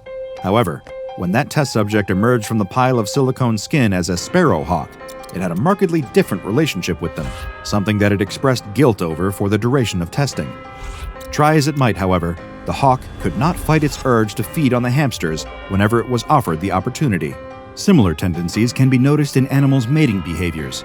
A survey of the test subjects revealed that 94.7% of male species reported resisting the urges of feeding and breeding to be the aspect most difficult to control in their new form. From all of the testing conducted thus far, only amniotes, cephalopods, and chondrichthyans have been observed emerging from the test subjects' empty skin sacs. Testing is ongoing to determine if there is a set pattern to the animals emerging, although thus far, no pattern has been observed. One particularly memorable test saw a blue whale emerge from the body of one of the D-Class personnel, causing significant damage to the testing facilities as the room had not been constructed with that large of a creature in mind. Since then, testing has been temporarily suspended, as the Foundation discovered that one of the senior researchers was underreporting the level of testing being conducted and quickly turning Site-64 into the SCP petting zoo for highly gifted animals. Fortunately, the head of Louis Vuitton and her PA managed to get in contact with the SCP Foundation. Or rather, the SCP Foundation got in contact with her after she was seen creating a huge social media conspiracy about the fact that her former boss had been transformed into a snake. The anaconda was soon located and transferred to Site-64. Several interview sessions with the snake found an animal humbled by her time in a cage. After a couple of hours of negotiating with the senior researchers, she was able to agree on a deal where she would be used as part of a promotional campaign for charities against the mistreatment of animals. She would attend filming days and perform on camera to show the abuse that animals went through in testing facilities. The general public believes that the footage is computer-generated, and a VFX house has been credited in the adverts. Meanwhile, the Amazon rainforest has one new occupant, a colossal snake that is kind to humans and has a strange addiction to iced coffee. Nobody likes going to the dentist. The smell of the chemicals, the sound of the drill, the indignity of talking with someone's hands in your mouth. But as you settle into the dentist's chair, something about this particular visit feels especially wrong. Why are the hygienists looking at you like that? Who is this strange doctor entering the room? And why does your mouth feel so full all of a sudden? You can't move, you can't scream, and your teeth, they're multiplying? The man has been ignoring his persistent toothache for several weeks, but he just can't take it anymore. The dull ache has become a head-pounding throb of pain that cuts through every single thought. But of course, he waited far too long to treat it, and now here he is on a Sunday evening, trying to find a dentist who will give him an appointment. It's not his fault, he tells himself. He's been terrified of the dentist since he was a little kid. It takes a lot of pain to counteract that kind of phobia, but now he's reached that threshold. As he's browsing the internet, desperate to find an office that's open on Sundays, he spots an ad. Dr. Hendricks, dentistry 24 hours a day, 7 days a week. The man isn't sure how that's possible, but the pain has made him desperate, so he calls the number on the ad and makes an appointment. The receptionist sounds a bit funny on the phone, like she has something in her mouth, but he brushes it off. 15 minutes later, he's walking into the office and checking in at the reception desk. The woman sitting there looks a bit unusual. But his mother raised him not to stare, so he gives her a polite, distant nod, declines her request to inspect his teeth for herself, and ignores the strange feeling in his gut at her words. Instead, he continues on to the exam room and waits for the doctor to take his pain away. He waits for quite some time, until he begins to worry that the dentist forgot about him. Or perhaps this office really was too good to be true, and this is some sort of scam. But then the door opens, and in comes Dr. Hendricks with a cheerful demeanor and a smile in his eyes. His mouth is covered with a surgical mask, so the man can't be certain, but he seems like he's definitely smiling. It's a good thing the man came in so quickly, the dentist assures him. His teeth are in dire straits. But don't worry, he's in very, very good hands, and by the time he walks out of the office, he'll be in great shape. The man asks the dentist if he can be put under for the procedure in order to prevent him from panicking. The dentist laughs uproariously at this request, but he agrees. He places a gas mask over the man's face, and the hissing sound of the gas fills the room. The man's eyes grow heavy, and the sterile white room fades to black. When the man wakes up, he's sitting on the sidewalk outside of the office, a plastic bag of mini mouthwash clutched in his hand. And his mouth, oh God, his mouth. It's aching like nothing he's ever felt before. But something else is wrong too. He reaches up to feel around his mouth with his fingers, and all the color drains from his face. His mouth is absolutely crowded with teeth. So many teeth, his tongue can't move without poking up against them. He expected to leave the dentist with one tooth missing, but instead, somehow, he has 30 more than he started with. Unfortunately for this man, who only wanted to have a toothache treated, he stumbled into the clutches of SCP-5150. SCP-5150 is a dental office located outside the northwestern perimeter of Indianapolis, Indiana. The office building occupies an area of approximately 140 square meters, and the interior measures 115 square meters. The building is unremarkable in every way, with the exception of an electrical sign above the building's front entrance, which reads, Dr. John Hendricks, DDS. Inside the building, there are 6 rooms and several anomalous entities designated SCP-5150-1, SCP-5150-2, and SCP-5150-3. SCP-5150-1 is the dental office's receptionist. Of course, as you may have already gathered, she is no ordinary receptionist. The entity has standard humanoid features, with the exception of the oral cavity. The entity's maxillary and mandibular bones, or upper and lower jaw, are disfigured and mutilated and have been noted to have missing incisors, extra canines, and bleeding gums. The entity seems to have an intense interest in human teeth, and once she has gotten her hands on some, her anomalous properties will begin to manifest notably. She will insert stolen human teeth into her mouth and into her gums. This appears to be intended to correct the issues with her oral cavity, but the exact motivation for this behavior is still unknown. Anyone who enters SCP-5150 must interact with SCP-5150-1 at her reception desk in order to continue through or exit the building, regardless of how much aggression she displays toward them. SCP-5150-2 refers to several anomalous dental hygienists that populate the entirety of SCP-5150, with the exception of the waiting area. These entities resemble the receptionist, but move more freely throughout the building rather than being confined behind a desk. They are similarly aggressive and will attack human subjects in order to apprehend them and bring them into one of the examination rooms. They carry a variety of dental instruments on their person and will happily use these instruments as weapons in order to subdue their victims. Once the hygienists have taken a human subject to an exam room, they will strap them to an operating table and prepare them to meet the remaining entity lurking within the office. Then it's time for the unfortunate human subject to meet the dentist himself, SCP-5150-3, also known as Dr. John Hendricks. This entity spends his time in the examination rooms as well as his personal office. When he is presented with a patient, he will begin to insert teeth directly into their mouth, where they will anomalously take root and result in extreme cases of hyperdontia. The source of these additional teeth is currently unknown. Once the operation is complete, and Dr. Hendricks is satisfied with the amount of teeth he has forced into his patient's mouth, he will then attempt to give the subject a plastic bag containing a variety of over-the-counter oral healthcare products.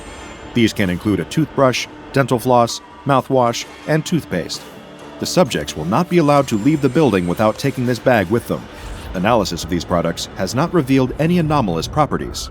On July 9, 2023, the SCP Foundation conducted an investigation of SCP-5150. Subject D457142 was ordered to investigate and explore the building. He was equipped with a camera and microphone, as well as a chocolate bar, which was placed in his pocket for emergency use. Control lead was assigned to Bobby Daniels, and Marcus Drago and Andrew Fuller were additional team members on the investigation. D457142 approached the building, but hesitated before going inside. He asked what would happen after he entered the building, but Daniels refused to elaborate. His questions went unanswered. With no other option, D457142 entered the building. When he opened the door, a doorbell dinged to signal his entry. As the door closed behind him, he could hear a click as the lock slid into place. This sent the man into a state of anxiety, and he attempted to open the door. It wouldn't budge. He called out to Control over the microphone, begging them to unlock the door, promising that he would not run.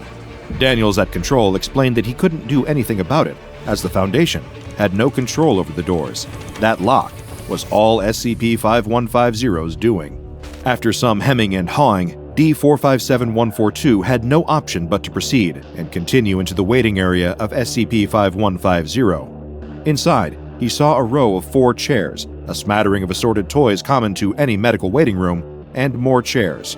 There, off to the side, was the counter, and behind a sheet of glass with a small opening approximately 1.2 meters tall and 0.8 meters wide, the receptionist was waiting. Strangely, the camera feed was not able to pick up any of the receptionist's physical features, leaving the test subject alone to observe her and try to make sense of what he was seeing.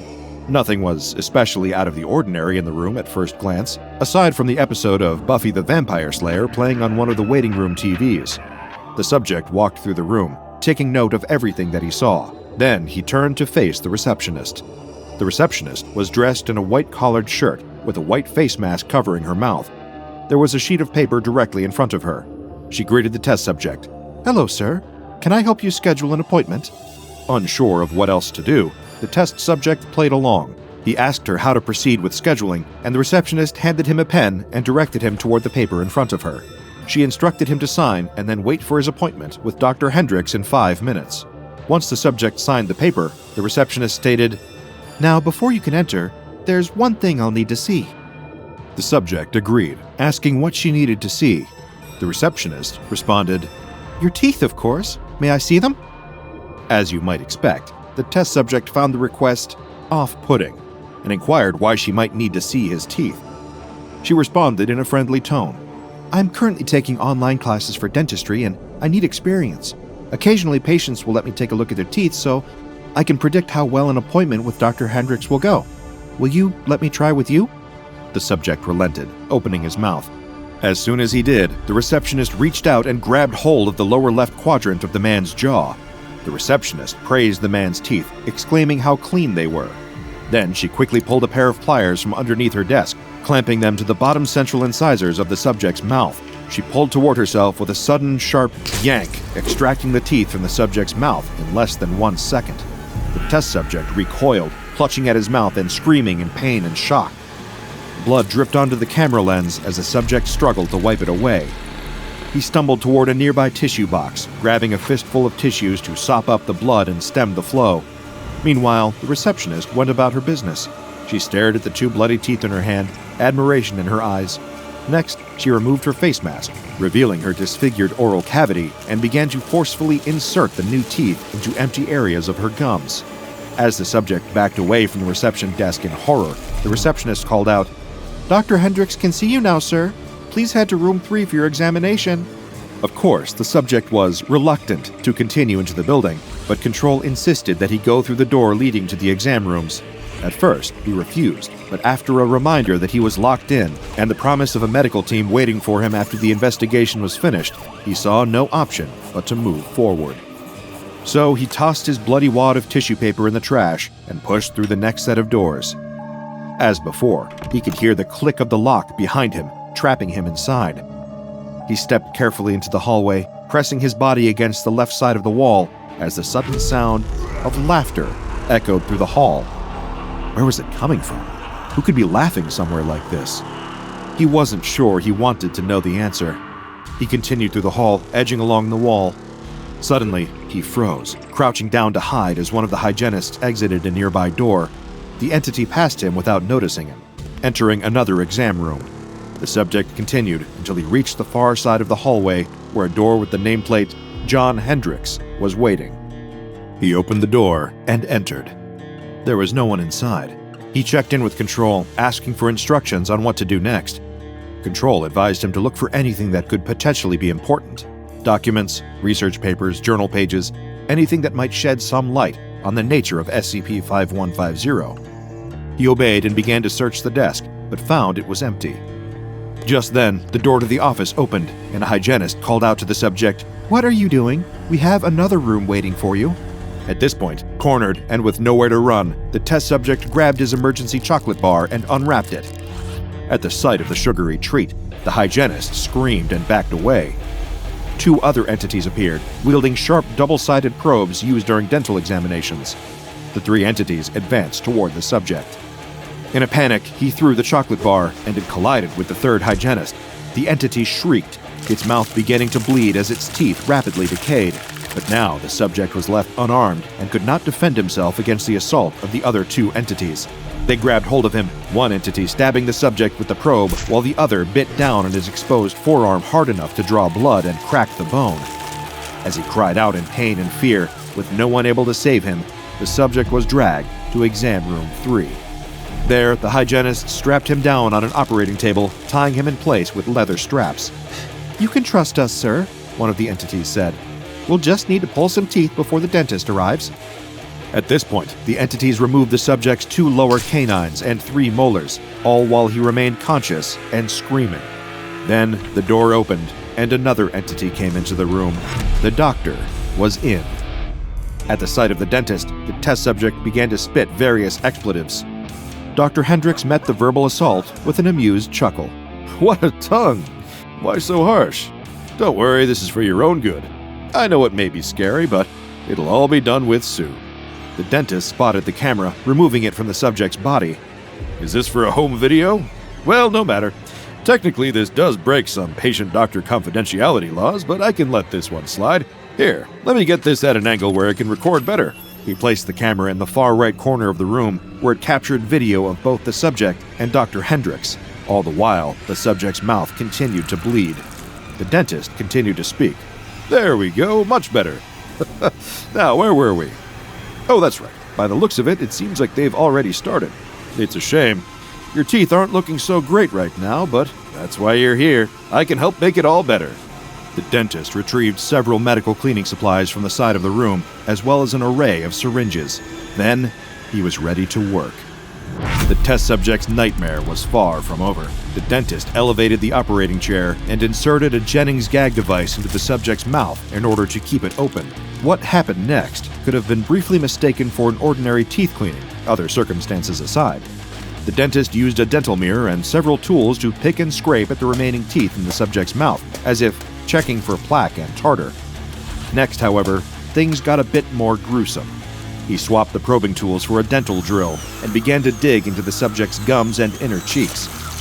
The drill was used on the subject's mouth for a duration of 15 minutes.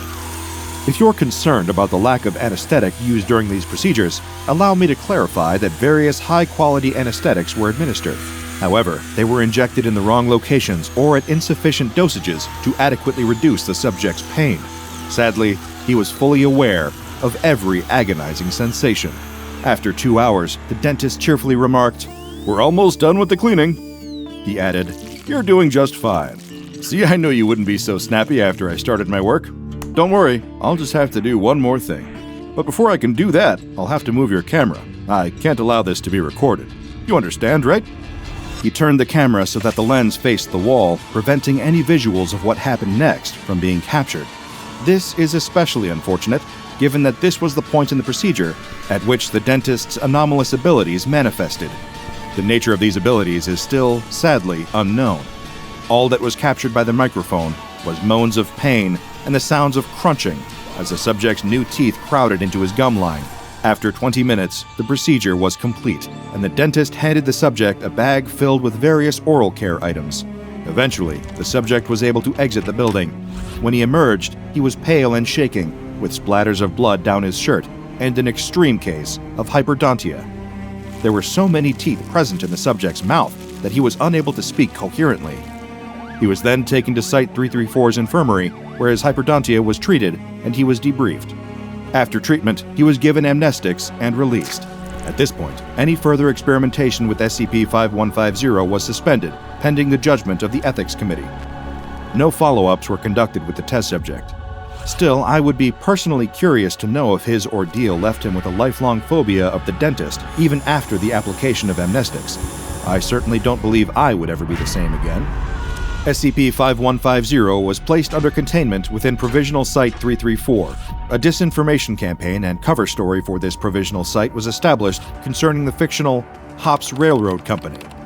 This was intended to hide SCP-5150 and any of its related media, including poster advertisements, newspaper articles, and social media posts. In the event of unauthorized access to SCP-5150, all personnel were required to be detained and immediately transferred to the on-site infirmary upon exiting the building.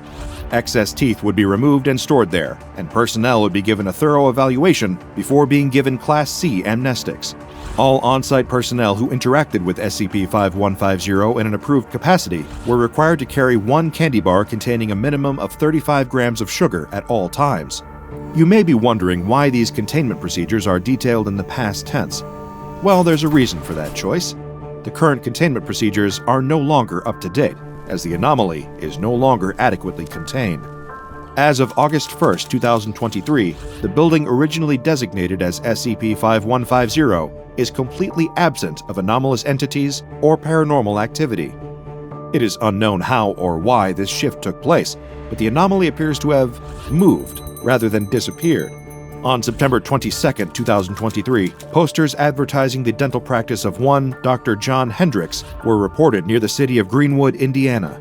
All personnel assigned to Provisional Site-334 have been given a new directive: relocate and recontain SCP-5150 wherever it is migrated to. The dental health of innocent people depends on it. Remember to take good care of your teeth, brush and floss every day, and be sure to attend your regular dental checkups. And of course, always count your teeth before and after an appointment, just in case. The trucker tumbles to the greasy floor of the diner, thrown out of his booth, only to come crashing down before he can regain his footing.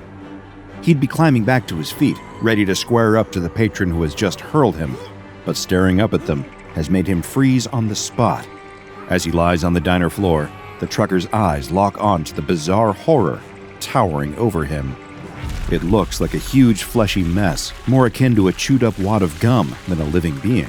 It's nearly impossible to differentiate what parts of its head are facial features. Is the mouth right there in the center, or is it one of the various other strange and inexplicable orifices? Does it even have a mouth? And where are its eyes? Does it have the standard human too, or does it see by smelling sounds or tasting the air? And are those tusks? They are. The trucker has only stopped off for a hot cup of coffee and a bite to eat. Now he's facing off against a puzzling creature ripped straight out of a David Cronenberg movie. But then again, that's what he gets for stopping off at Freddy's Diner. It all begins a few moments prior. The trucker is at the wheel, exhausted but making good time on a long haul across the interstate. Thanks to life on the road, he's been lucky enough to see much more of the country than most, driving from the West Coast to the East Coast and back again plenty of times. And being so familiar with his routes, the trucker has his very own curated list of the best places to eat while on the road. He double-checks the time and realizes he's got plenty to spare, so decides to make a quick detour and heads towards a little-known roadside restaurant, Freddy's Diner. The trucker still remembers the previous time he took a pit stop in Freddy's place. It never ceases to amaze him that it even exists. After all, there's not another diner like it from here in California to the truck stops over in New Jersey. And the trucker knows he'd pick Freddy's Diner over any maritime-themed novelty seafood place. He likes going there so much, he's even kept it a secret from his fellow truckers on the road. He'd simply hate for everyone to start piling over there and turning his favorite spot into a rowdy trucker hangout or tourist attraction. Pulling his truck up outside, the trucker locks the vehicle up securely and heads inside. From outside, it's just a calm, quiet-seeming place, a diner like any other in that stereotypical 1950s style. That's part of what the trucker likes so much about Freddy's. It's got that comforting, nostalgic feeling to it. like one of the few remaining vestiges of an era that nearly nobody alive remembers anymore, except from seeing it secondhand in old movies. But despite it looking quiet, practically empty from the outside, stepping through the doors at Freddy's is like setting foot on another planet. The entrance isn't just the way into the restaurant, it's the access point to the trucker's other favorite part about visiting there: the people. At first, it seems normal. There's always a decent number of customers bustling about, talking to each other or ordering from Freddy, the friendly, silver-haired old owner dressed in his typical pinstriped apron over a shirt and bow tie. No matter if he's in the middle of serving a customer, Freddy always turns to greet the newest arrival with a warm smile and his classic motto: "Welcome to Freddy's Diner, the only place where you can eat cuisine that's out of your world." The trucker loves how gradually it creeps up on him. Taking a cursory glance around the diner, nothing seems all that out of the ordinary. But looking closer, he enjoys noticing the other patrons and how eccentric they all seem. When taking a gamble on Freddy's and making his first ever visit on another long drive to California, the trucker finds himself convinced that there must be some kind of science fiction or comic book convention in town. Then, soon after, he starts to get a little worried, thinking that maybe he's been on the road too long and is starting to see hallucinations out of pure exhaustion. But now he's been in enough times to know the folks who pitch up to eat at Freddy's Diner, well, the best way to put it is that they're from out of town. Wandering past the bar, looking for somewhere to sit down, the trucker notices a trio of figures sitting down and enjoying plates full of freshly grilled burgers and baskets of golden fries hot from the fryer. What does it matter that all three are wearing huge, bulky spacesuits with metal piping snaking down them and vents hissing out warm steam? They're just enjoying their meals after all. The trucker finds a vacant booth and sits down on the comfortable leather seat, scanning the diner for Freddy so he can order a coffee. Sitting across from him at the opposite booth, his eyes fall across a couple, smiling and giggling to each other as they chat. He's so caught up in their infectious positive vibes that he barely realizes how one of them has had her entire right arm replaced with an intricate cybernetic one, or that the other is entirely blue and has pointed ears. It's just nice seeing how happy they are. That's when a voice that sounds like someone gargling water chimes up, and a sinewy tentacle grabs the trucker by his flannel shirt. What the hell do you think you're doing? The patron gurgles. I got up to use the bathroom for 5 minutes and find some chump in my seat. That's my table, pipsqueak. Moments later, the trucker is on the floor, looking up at a creature he's never seen before. In fact, he's not even sure if the patron is human. Judging by the chewing gum head and the disproportionate limbs protruding from random points across its blobby body, it's a safe bet that it isn't. The trucker stumbles towards the bar and asks Freddy for a cup of coffee, a strong one, to wake him up in case he's dreaming. Across his visits to the diner, he's been convinced that all the flamboyant and eccentrically dressed customers are all just wearing costumes, either for a local convention or because of an anything-goes dress code. But after seeing the patron, the trucker's starting to think that he might have been very, very wrong about this place. Not to be confused with a certain pizzeria populated with quirky animatronic characters, Freddy's Diner is a restaurant experience like no other. But if you're hoping to experience its comfort food and unique atmosphere for yourself, then you might have a hard time getting past the quarantine zone that now surrounds the diner, thanks to the SCP Foundation. Technically, Freddy's Diner is still very much in business, although you're not likely to see anyone stepping through or out of the front doors anytime soon. Well, not from this dimension, at least. Before it would go on to be known as SCP-4258, the SCP Foundation learns of this seemingly innocuous restaurant 2 months after it first appears. To begin, none of the people that live in the nearby area pay the place much mind. As far as they know, Freddy's Diner is just a harmless 50s-themed diner. Each and every one of them remains totally unaware that their memories have been tampered with, so that as far as they're concerned, SCP-4258 feels like it's always been a local staple, despite only having been around for a few short months. However, some new folks roll into town, and pretty soon the Foundation are getting rather suspicious about Freddy's Diner, thanks to abundant reports of a strange restaurant with weird cosplayers from the newcomers. They send in an undercover agent to investigate, making sure to be as subtle as possible. After all, at this point, there's still every possibility that Freddy's Diner really is just a hotspot for cosplayers and other eccentrically dressed individuals. But if only things were that simple. Inside, the agent is greeted by familiar, nostalgic surroundings.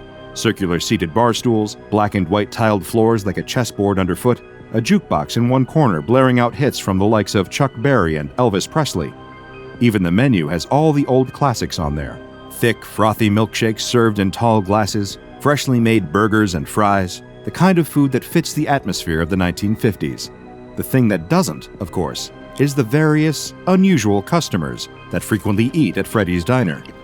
Even without his extensive training in identifying anomalies, it doesn't take the Foundation's agent very long to realize that some of the people enjoying their meals inside SCP-4258 aren't all human. Some are. In fact, most of them do still resemble something close to humanoid. Although, upon closer inspection, it would appear that almost everyone in the diner has widely different physiology. Even those that look mostly human on the outside aren't a perfect match, at least by our standards.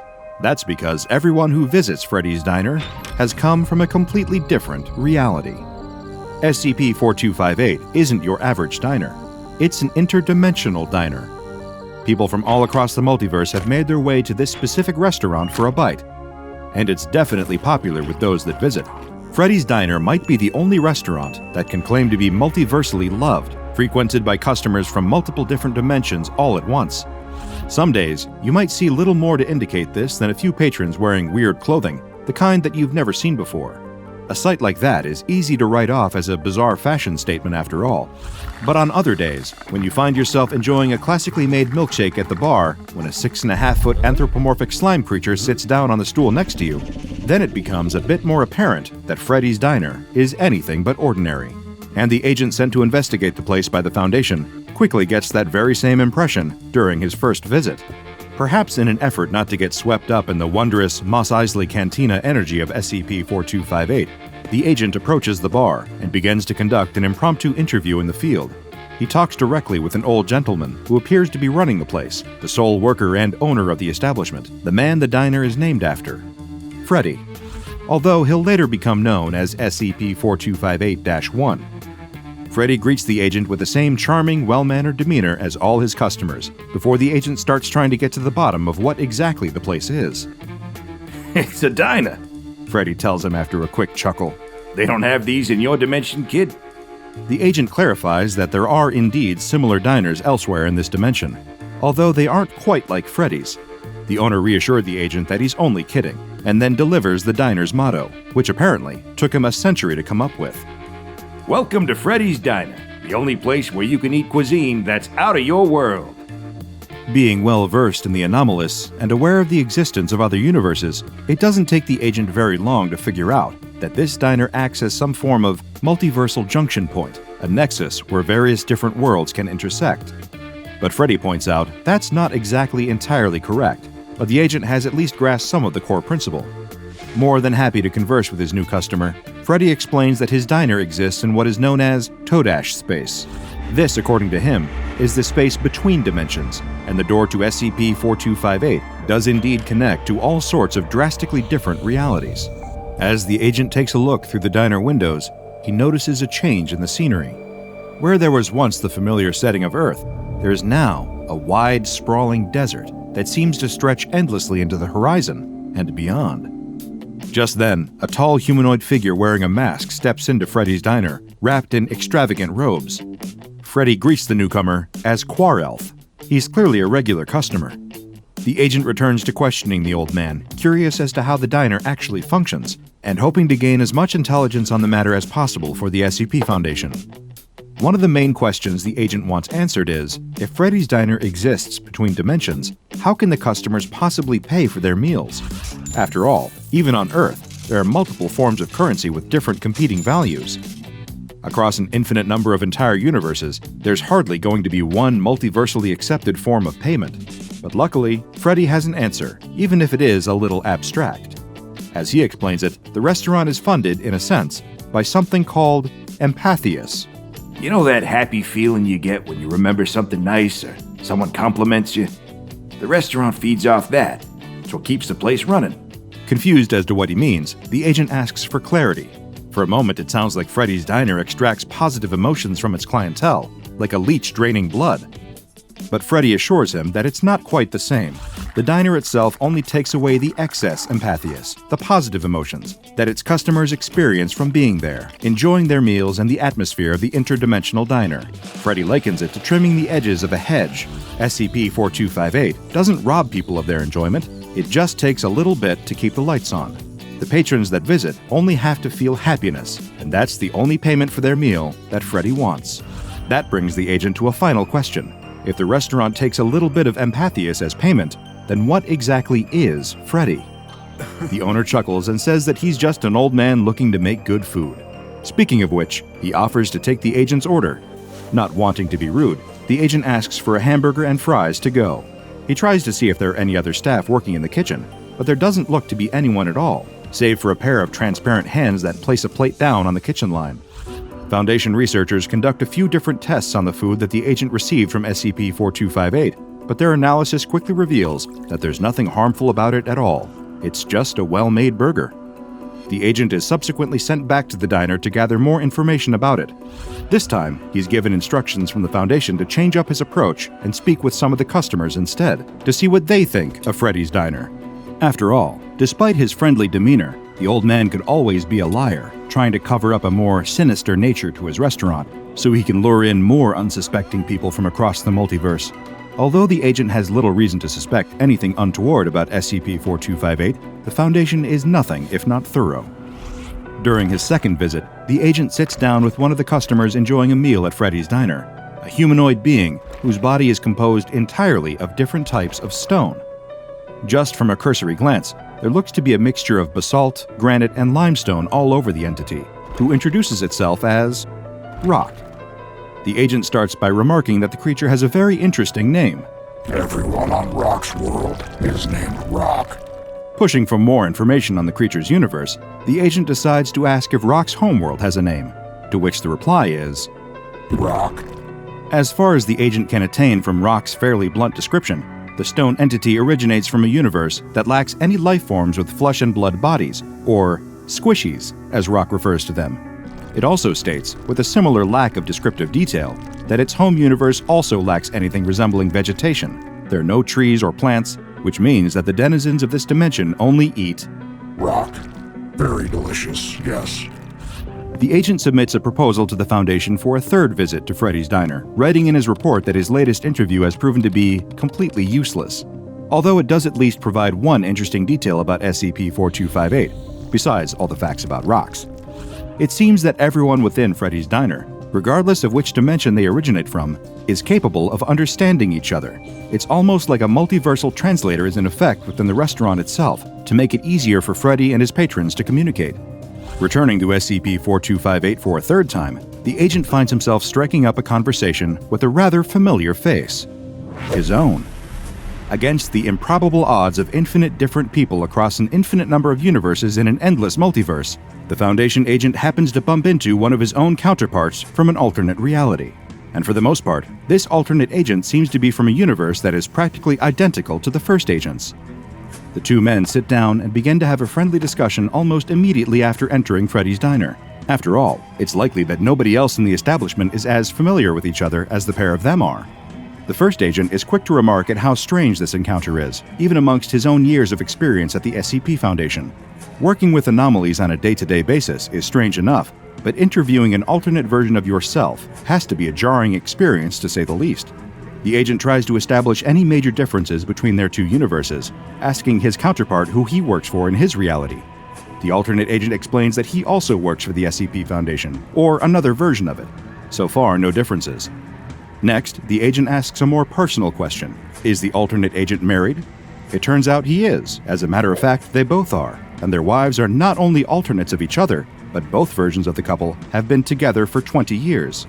Next, the agent asks his interdimensional doppelganger to describe his world in more detail.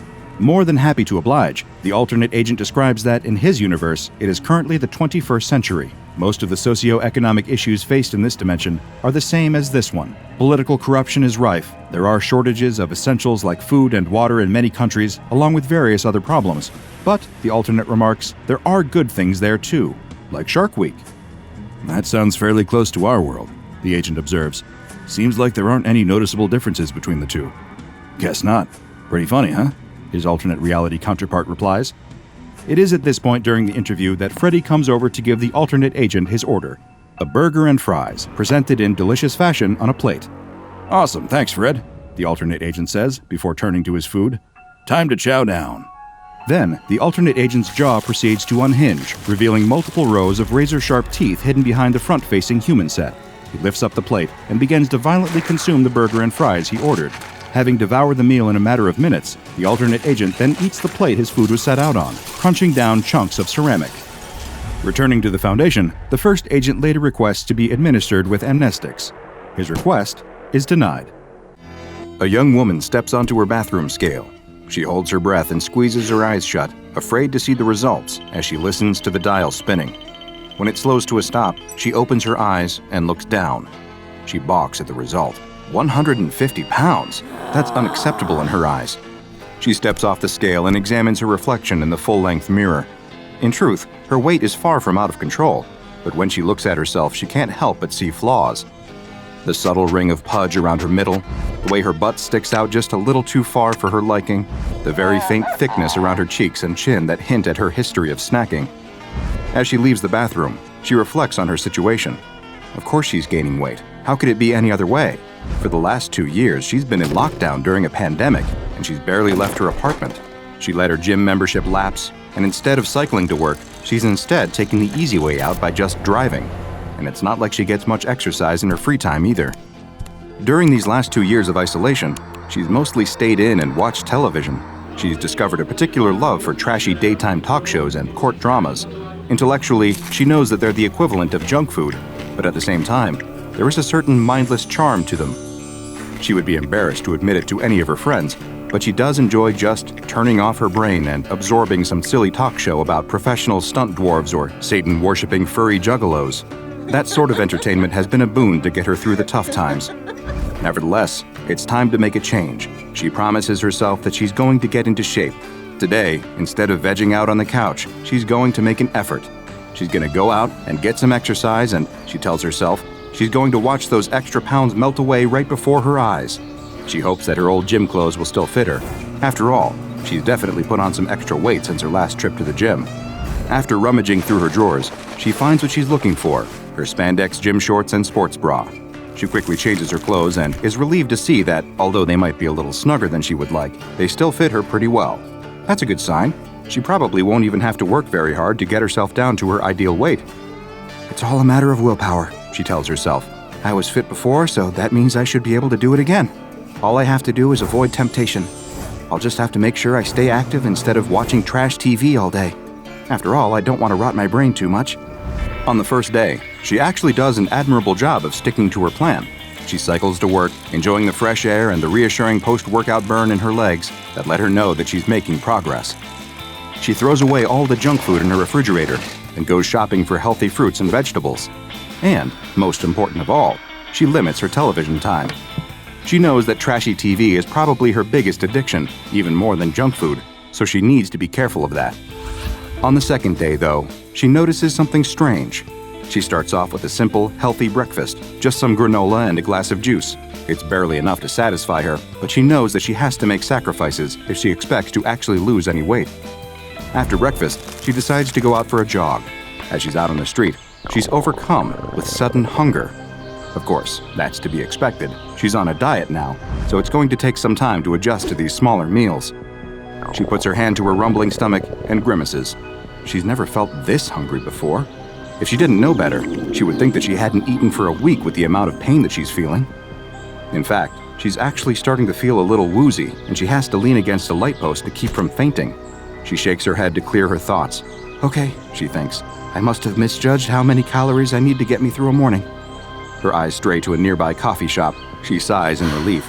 She thinks to herself, I'll just pop in there and get myself a small snack, just a little something to keep my blood sugar up. She walks into the cafe and gets in line. As she waits, she can't help but stare at the rows of pastries on display under the glass. They all look delicious, and she is really hungry. She fully intends to only get a bagel with a little smear of cream cheese, but when she gets to the counter, she finds herself ordering way too much food. I'd like 2 scones, 3 danishes, and a bear claw, she says. Also a large super raspberry frappuccino with extra syrup and whipped cream. The words just tumble out of her mouth, almost as if it's not her saying them, but rather some other voice speaking through her mouth. What the? I didn't say that, she stammers. The clerk behind the counter eyes her strangely, and the young woman feels too embarrassed to protest further. She steps aside and waits for her order, pondering the strange event that just happened. Is she possessed? She's not a superstitious person, but she can't think of any other explanation for what just happened. She can admit to herself that she has broken down and lost to temptation over a tasty snack in the past, but this is ridiculous. Eventually, when the clerk hands her the order, she rationalizes the whole thing away. I must just be having a hunger hallucination, she says to herself. Obviously, I need to be a little more careful about not being so strict about my diet. I'm sure if I just eat sensibly, I won't have an experience like that again. Her stomach grumbles again, reminding her of the original reason why she stepped into this coffee shop. She retreats to a table in the corner and tears open the bag. She wolfs down her pastries with gusto and slurps at her rich, creamy drink. When she's finished, she sighs in satisfaction, although the uncomfortable full feeling in her belly reminds her of her predicament. She only meant to eat enough to keep her from fainting, but instead, she's eating herself silly, and it's only day 2 of the diet. This does not bode well. Okay, she tells herself, this is my last cheat. From now on, I'm going to be serious about this diet. She stands up and leaves the cafe, ready to complete the rest of her jog. But then, something even stranger happens. On the television, the matriarch of the family is furious. She has forbidden her daughter from marrying the gardener because she believes that he is too low class for her high-born daughter. But what she doesn't realize is that her daughter is in love and that she is determined to make it work. The daughter and the gardener have eloped, and the matriarch is hiring a private detective to track them down. Meanwhile, the matriarch's long-lost twin brother, whom she thought died in a plane crash in the tropics, has actually been alive the entire time. He has been in a South American hospital recovering from amnesia, but now he returns to the family estate, ready to claim his share of the inheritance. These events are all noted by the family's shady lawyer, who has big plans to usurp the family fortune himself. Unbeknownst to the family, he is actually secretly working for their mortal enemies and business rivals to destroy them. The young woman laughs, shoving a handful of potato chips into her mouth. Oh man, I wouldn't want to be in their shoes now. That lawyer is playing them all like fiddles. Suddenly, she startles, as if she's just waking up. Where is she? Wasn't she just in that coffee shop? How is it that she's at home? And why is she eating potato chips? She was sure that she threw out all the junk food in the house. She must have bought a bag on her way back home from jogging, but she literally cannot remember it. And what is she doing now? Watching television and eating junk food? In disgust, she grabs the remote and shuts off the TV. She was supposed to be jogging, and instead, she's sitting at home and watching stupid soap operas. The thing that worries her the most is her apparent blackout. She remembers nothing about her trip home from the coffee shop, although the evidence of the potato chip bag indicates that she must have stopped at a convenience store or supermarket on the way home. How could she forget something like that? I really must be having a blood sugar issue, she tells herself reassuringly, even though deep down, she knows that can't be the case. She had the blackout after eating the pastries at the coffee shop, so that can't be the cause. But she really doesn't want to think about that, so she puts it out of her head with a renewed promise to commit to her exercise and fitness program. Over the next few days, she makes a valiant effort to keep her promise. She cycles when she can, she jogs when she remembers, and yet, the blackouts continue. And no matter where she is when she loses her memory, she always recovers in the same place. Back home on her couch, always in the middle of eating some fatty junk food, always staring at the television set. Sure, she's always had an unhealthy television habit, and she knows that trashy talk shows and silly soap operas are her biggest weakness, but it doesn't make any sense that she would be seeking them out when she's in some kind of fugue state, right? As the weeks roll by, the young woman finds that her weight keeps rising. When she steps onto the bathroom scale, she's shocked to see that the dial points to 200 pounds. She's doing everything right, she thinks. How is that possible? How is it possible that she's ballooned up an extra 50 pounds since deciding to slim down? She can't fit into her old gym clothes anymore. She can barely tug the spandex shorts up to her thighs, and even if she could, she's afraid that they're going to split apart. In desperation, she switches to an old stretchy sweatsuit. It's the only thing that she owns that still fits her. This is just a temporary setback, she tells herself as she stares at her bloated reflection in the bathroom mirror. I just have to work harder. And she does. Or does she? When she goes to ride her bike, she finds that it's no longer strong enough to support her weight. She can't perch on the seat comfortably, and the steel body frame starts to creak when she rests her full weight upon it. She steels her resolve. Sure, it might be embarrassing to go out in public wearing an ill-fitting sweatsuit and riding a bike groaning under her bulk, but she really has no choice. This time, she's going to do it. And she probably did ride her bike to work, right? She's not sure. The next thing that she knows, she's back at home, spread across the couch, basking in the comforting glow of the television. The floor is covered in empty bags and cartons, and her face is slathered with crumbs and sauce. The last thing that she remembers is that she was just about to go for a bike ride, but now she's back at home, and it looks like she just completely ruined her diet. She lifts her arm with some effort and stares at her watch. She's lost almost a whole day. That's the longest blackout yet. She must have gone out cycling and made her way home, where she decided to reward herself for her strenuous efforts with a little snack. That's the only logical explanation. She tries to reassure herself that maybe she's past the worst of it, but she finds that these mysterious blackouts keep happening. They happen while she's at work, while she's at the gym, while she's out cycling, but she always comes to in the same place, sitting on her sofa at home, in front of the TV, surrounded by the debris of a massive meal. Again, she wonders if maybe she's having some sort of reaction to her new low-calorie diet. Maybe she's been cutting back so far on her food intake that she's starting to have fainting spells. Maybe her diet food is tainted in some way. But that doesn't explain why she keeps gaining weight. The scale in her bathroom doesn't lie. It keeps reporting higher and higher numbers, and as much as she tries to reassure herself that it must just be broken, her ever-tightening clothes and ever-widening reflection tell her otherwise. Her trips to the gym become less and less frequent, as she finds that other patrons have started to stare and whisper about her. Are they laughing at her for not being able to control her weight? Are they whispering about how her new flab is spilling from the confines of her sweatsuit? She can't even run on the treadmill for more than a few minutes without being completely winded, and she's too wide to balance on her bike now. The young woman has grown absolutely massive, to the point that she completely fills the whole couch. She chews her way through yet another bag of potato chips, her eyes never straying from the ever-chattering television set. She barely moves from the spot, her tremendous girth sinking into a permanent groove in the cushions as the couch springs groan. She barely notices, however, because she's much too intent on enjoying herself. She loves to eat, and every bite brings her untold joy, her taste buds tingling with delight. She is constantly full, so much so that she feels slightly sick, so bloated that she feels like she might just burst, but she's powerless to resist the siren call of junk food. She scarfs down entire boxes of cookies and cartons of ice cream without a thought, having turned into the very definition of a mindless eater. Only occasionally does she rouse herself from this stupor of gorging, to reach for her telephone, to order more takeout or more grocery delivery, always choosing the most calorie-laden options. Other than eating, her attention is completely devoted to her television set. She watches a constant stream of daytime talk shows, laughing along with the studio audience as the hosts parade out an assortment of society's biggest freaks. Sometimes she'll switch the channel to watch soap operas, becoming so wrapped up in the ridiculous plot twists and melodramatic acting that she completely forgets the passage of time. Her bicycle stands propped against the wall in the hallway, completely forgotten and untouched now for months. At this point, all thoughts of losing weight have utterly evaporated, and all that she cares about is satisfying her appetites for junk food and junk television. One day, she suddenly shakes her head and looks down at herself in horror, as if seeing herself for the first time. "What the?" she says in disbelief. She drops her half-eaten carton of ice cream and grabs at her fleshy middle with her hands, as if to make sure that it's all her and not some kind of crazy dream. Her hands sink deep into her new flesh, and she realizes to her shock that indeed she has eaten herself into morbid obesity. "How is this possible? I can't be this big. I was only... Her words trail off as the sound of an organ sting from the soap opera on TV diverts her attention. Within seconds, her eyes have glazed over, and her hands move to pick up the dropped carton of ice cream. Her worries about her growing size forgotten, she's now only concerned with watching until the next commercial break. It might seem unbelievable that someone could undergo such a startling physical and mental transformation, but what that young woman experienced has led to her being classified by the Foundation as SCP-2611. SCP-2611 is, as you might have expected, a young woman currently weighing approximately 500 pounds. Her mobility is limited due to her weight, although SCP staff encourage her to take light exercise whenever possible, in hopes of preventing her mobility from deteriorating further.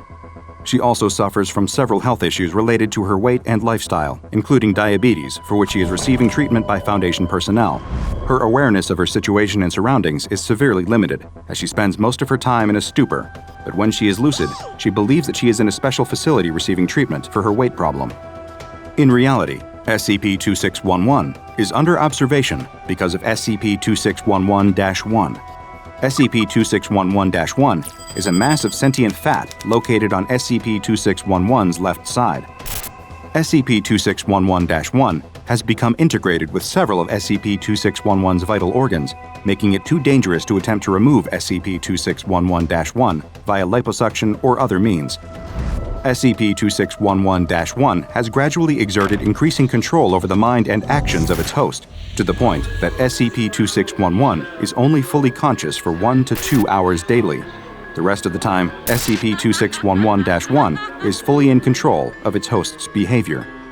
Prior to coming to the SCP facility, SCP-2611-1 influenced its host to consume massive amounts of calories, leading to the mysterious and sudden weight gain that we observed earlier.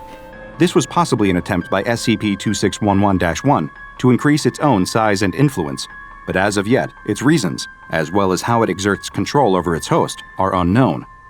When in control, SCP-2611-1 can speak through its host, communicating in standard American English. SCP-2611's access to food has been limited since her arrival at the Foundation, so as to prevent her weight gain from accelerating to dangerous levels. Other than eating, SCP-2611-1's main interest appears to be daytime television. Attempts to communicate with SCP-2611-1 have so far met with little success due to the anomaly's limited attention span for anything other than the minutiae of daytime television. In a conversation with one researcher, however, SCP-2611-1 let slip that it preferred daytime television to the programming watched by, quote, that other guy, suggesting that it lived inside a different host before it eventually took up residence within the body of SCP-2611. At another point, while in the middle of a conversation about a court drama, SCP-2611-1 suddenly announced, kill it now, I don't care if I die." Staff believe that this might not have been SCP-2611-1 at all, but rather the voice of SCP-2611 trying to break through the hypnotic control of her parasite to call for help. At this time, no drastic action is recommended until further observations can be made. SCP-2611-1 does not appear to be contagious, and the way that it bonds with the host is unknown, so it is currently classified as safe. At the moment, SCP-2611-1 is the only known instance of its kind. However, considering rising levels of obesity worldwide, it is not unfathomable to think that there could be countless other instances influencing the behavior of other hosts to dedicate their lives to consuming food and television. Who knows? It's not like most of us would need that much convincing. Now go and watch another entry from the files of DrBob, like SCP-002, The Living Room, for another tale of a large amount of flesh. And make sure you subscribe and turn on notifications so you don't miss a single anomaly as we delve further and further into the SCP Foundation's classified archives.